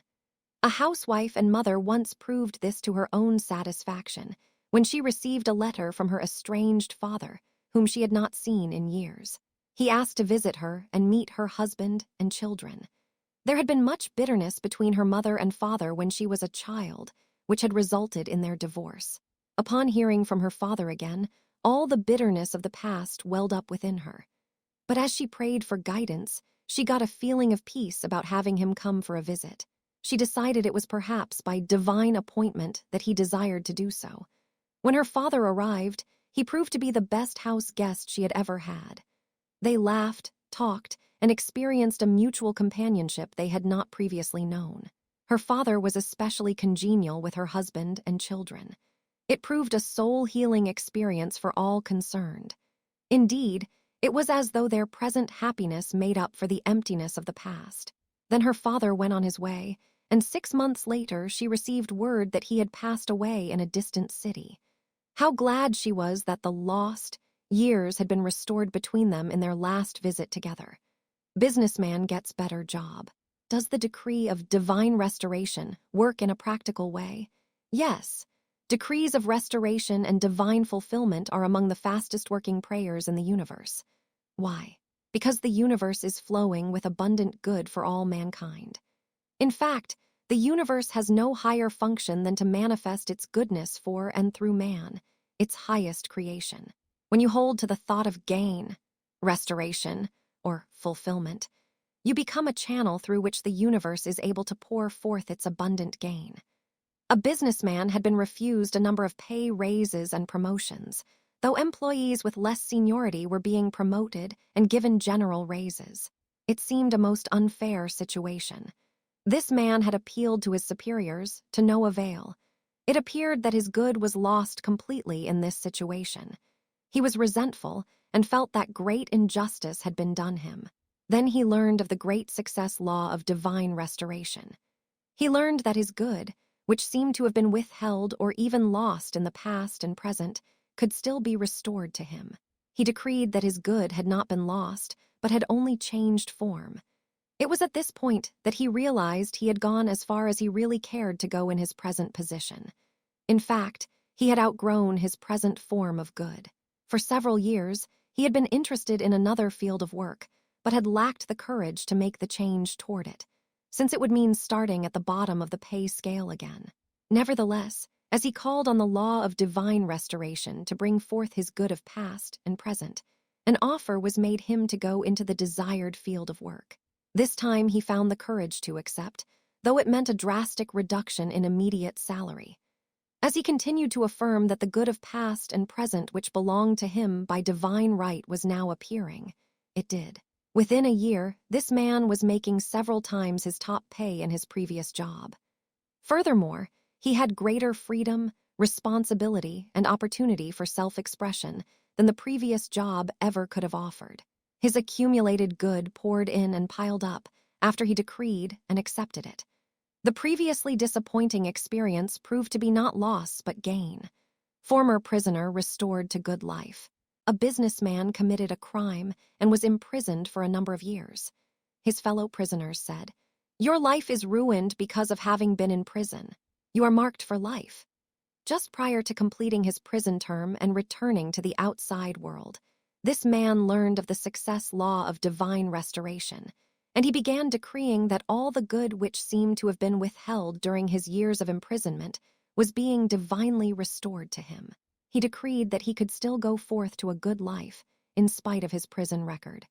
The forgiving love of Jesus Christ has set me free from the past and from the results of mistakes of the past. I face the future wise, free, and unafraid. Upon being released from prison, he was immediately offered work in which he was skilled. Soon he had accumulated enough money to go into business for himself. Within a year after getting on the outside again, he happily married.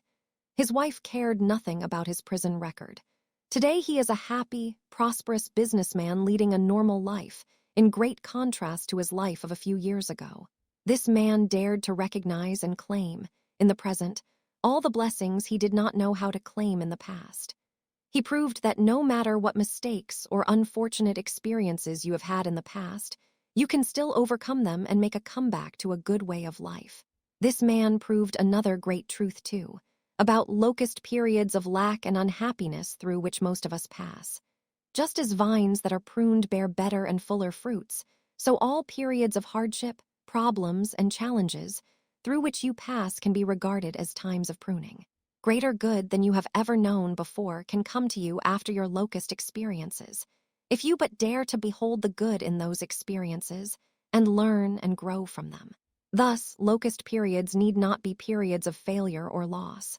A surface defeat may contain the germ of transcendent success, so there need be no defeat, though there may be postponement. Success often comes one step beyond failure.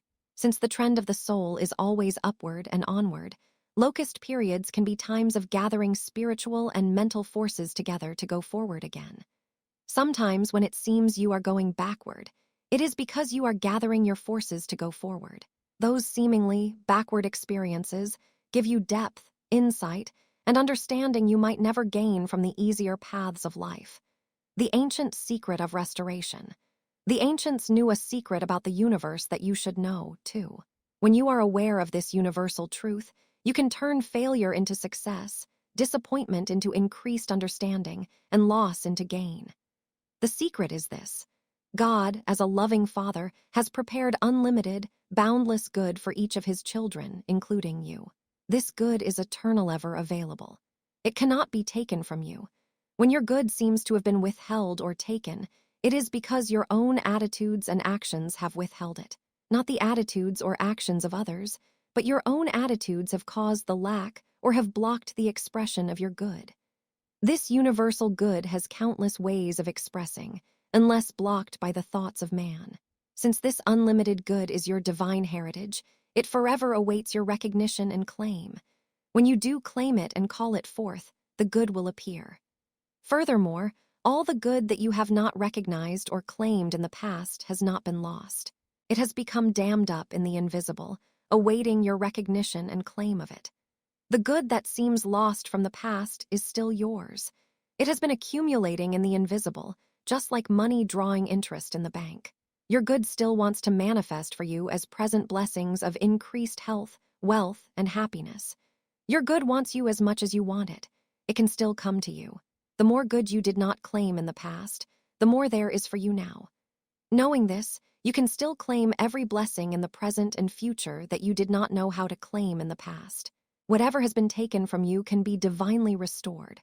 The first time I explained this ancient secret of restoration in a lecture, a housewife got so excited that she squealed with delight right in the midst of the lecture, and I had to stop speaking to an amused audience until she had calmed down. In the following months, she proved that her good from the past was not lost. So many new blessings came to her and her family that people asked, "What is her secret? What great power for good has she turned on in her life? Where is her Aladdin's lamp?" How divine restoration improved their lives. A widow in recent times had had a very troubled life. She was lonely, in debt, unhappy in her work, and dissatisfied with her life in general. While she had friends praying with her for freedom from all her problems, she neutralized their prayers as she continued moaning how harshly life had treated her. Finally, she realized that her own negative words were her worst enemy. She became silent about all the hard experiences she had had in life and began to decree divine restoration. As she daily dwelled on the biblical promise, "I will restore to you the years which the swarming locust has eaten." Joel 2:25, After she began praying the prayer of divine restoration, everything in her life changed. She received a promotion with a pay increase. A friend of long standing whom she had once aided decided to show appreciation by giving her $1,000. With this money, she paid off debts and began to feel financially freer. Soon she married, after having been alone for 20 years. Truly, the years which the locusts had consumed were restored to her.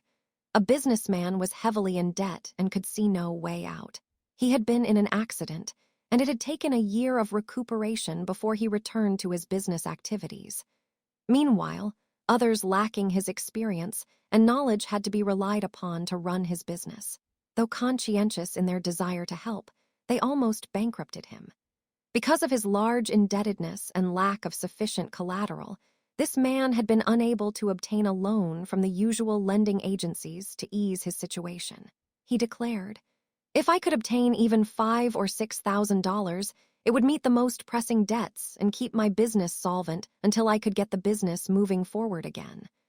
Two definite attitudes prevailed which were keeping a solution from appearing. First, this man had sunk into discouragement and despair. There seemed no way out, nowhere to turn. Second, he felt a sense of great loss about the year he had been ill. He kept telling himself, "If only I had not been in that accident, this would not have happened. I would still be prosperous." Such attitudes are normal for people in debt, but attitudes have to be changed before situations can change. It was suggested that this businessman affirm, "There is a divine solution to this situation. The divine solution is the sublime solution. I give thanks that the divine solution appears now." For his feeling of loss about the year away from work, these ideas were suggested. Although it seems dismal at the moment, begin knowing that there need be no permanent loss in this experience. That which seems to have been lost during this year's illness can be divinely restored to you, financially and otherwise. To help him establish and maintain this attitude, these words were typed on a card for him to carry in his wallet. Daily, when discouragement or a sense of loss began to envelop him, he was urged to read these words over and over. I give thanks for divine restoration in my business AFFAIRS. Divine restoration is now doing its perfect work for all involved, and the perfect results appear. I give thanks that every financial obligation is now being met in God's own wise and wonderful way. For a number of weeks, he daily decreed these ideas. No change seemed to be forthcoming at first, but he persisted in knowing that there was a solution. He persisted in claiming divine restoration. Then one day the picture changed. He and his wife attended a family reunion, where his deceased brother's wife called him aside and said, "Years ago, when you first began buying into my husband's business, which later became your own, I felt that he overcharged you for the initial down payment. Now that he is gone, I no longer wish to retain the building that houses your business. I also want to see financial restitution made to you for the large initial payment. An appraiser tells me that the building is worth $25,000 if I sell it outright. However, I will be happy to sell it to you for $10,000. Further appraisals revealed that this man could obtain a total loan of $16,000. After purchasing the building, he still had $6,000 to clear up pressing debts and have operating cash. As these affairs unfolded, he was filled with new hope and received increased business, which helped to bring order and prosperity out of previous chaos and failure. Divine restoration did take place for him after he began to believe that it could. Decree of restoration brings new love. A divorced woman proved the power of decrees of restoration for bringing new love into her life. Her husband had left her with small children. It seemed an unhappy and disappointing experience. Her family urged her to sue him for non-support, and they spoke of him harshly. However, she refused to condemn him and told her family she wanted to be free from all the bitter, unhappy, negative feelings that would be generated by further discussion of her unhappy marriage. She knew her husband had never found his true place in life, and that he was still confused and uncertain about many things. She also knew that what she fought to get from him, she would have to fight to keep. Instead of negatively discussing the situation, she began affirming, "My good cannot be withheld from me. Somewhere, somehow, Someday the good that seems lost in this experience will be restored to me and to my children. Our good will still come to us, at the right time, in the right way, through the right channels. The woman then returned to her career. Later, she heard from her former husband, saying that he had joined the armed forces. He advised that he had made an allotment to their children, that they would receive monthly support payments, which they did. Later, he helped to pay for their education, too. Meanwhile, this woman worked hard in her chosen career. Just as she reached the top, she met a fine man who gave her and her children the love, the emotional security, and the understanding that seemed to have been withheld from them in the past. Her decree had come true. The good that previously had seemed lost to her was now restored. Her good came with accrued interest at the right time, in the right way, through the right channels. A businessman lost his wife to another man. It seemed a bitter loss. One day this man read, "If the beloved were still thine, none could have removed the beloved. When the half-gods go, the gods arrive. I will restore." These words helped him to release the bitterness, disappointment, blame, and criticism he had felt about his wife's desertion. It helped him to gain peace of mind and to look forward to divine restoration. In due time, he happily married again. Then he literally knew what had been meant by the promise, "I will restore." How to call on divine restoration. There is a saying, "What God has given cannot be diminished." Dare to look back on those experiences in your life when it seems your good did not come forth, and boldly decree, "My good was not lost in that experience. The good can still reappear." A man looked back on an unhappy experience of 20 years before. He had always felt that his good was destroyed by other people in that experience. After learning of the prayer of divine restoration, he began decreeing for that troublesome memory. "My good was not lost in that experience. Somehow my good will reappear." Amazingly enough, it came through the very people who had acted badly toward him previously. They decided to do for him, in the present, what they had not done for him 2 decades before. Always there is a balancing, restoring power for good at work in every person and in every experience of loss. Your good of past and present can still appear when you adopt a new attitude and expect it to appear.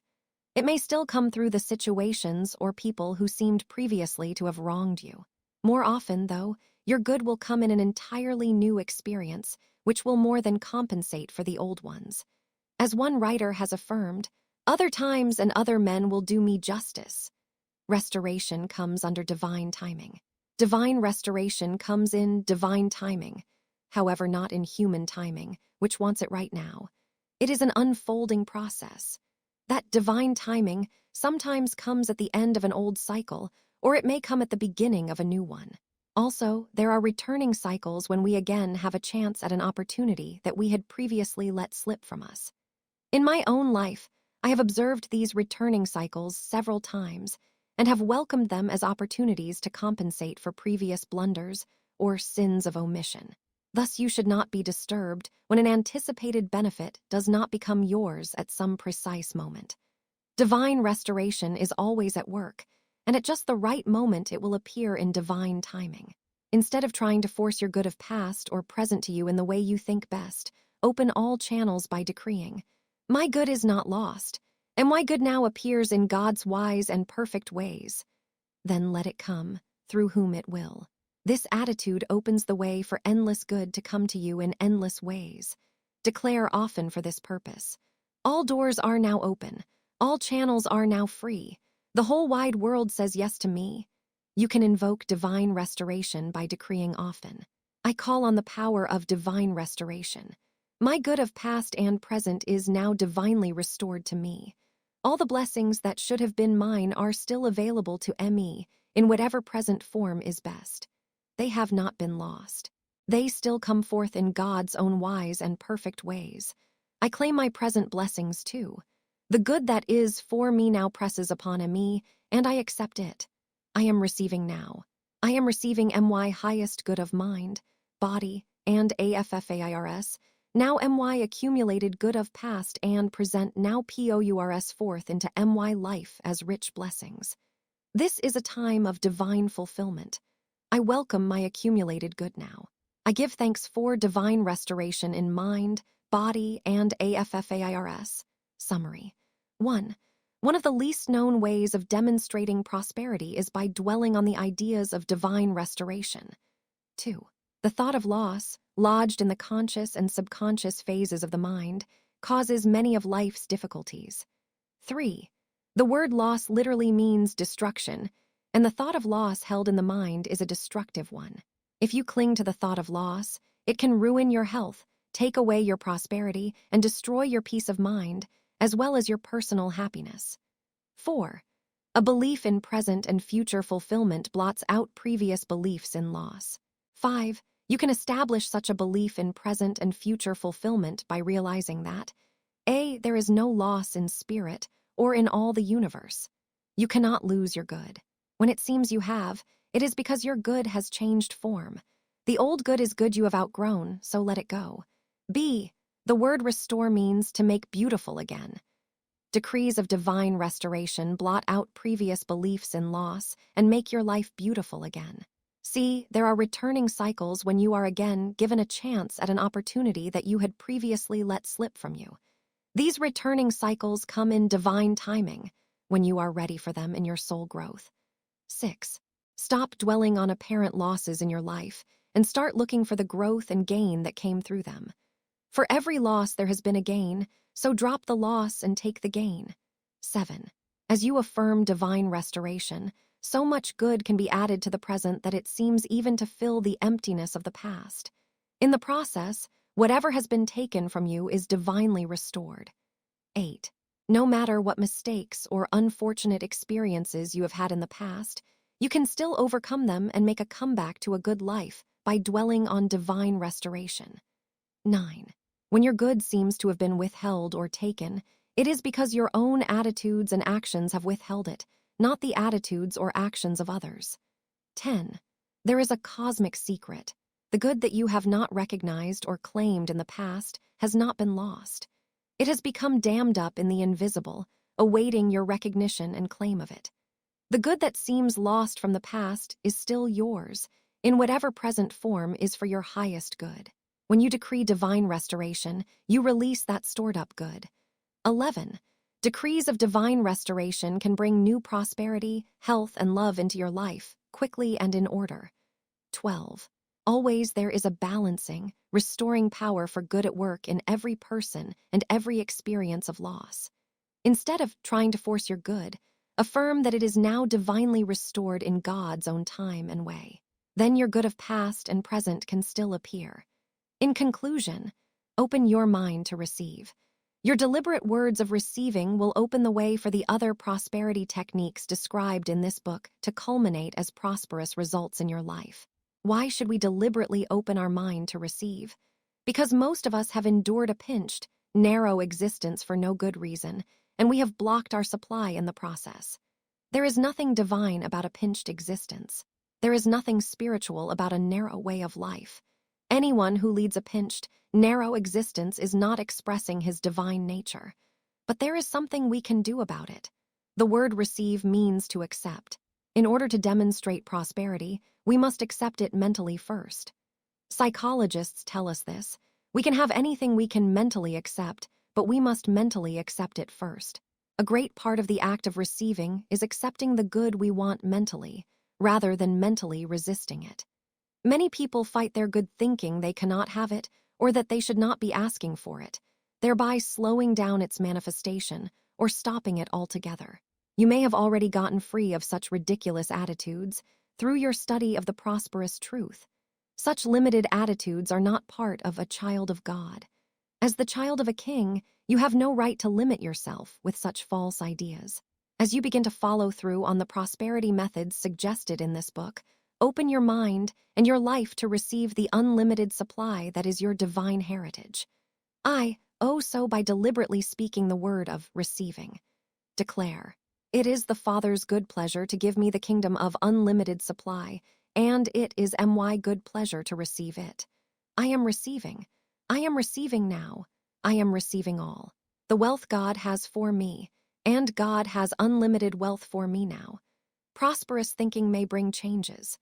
Prosperous thinking often demands changes in you and around you, changes that you are ready for and need, but tend to resist unless you know what is happening.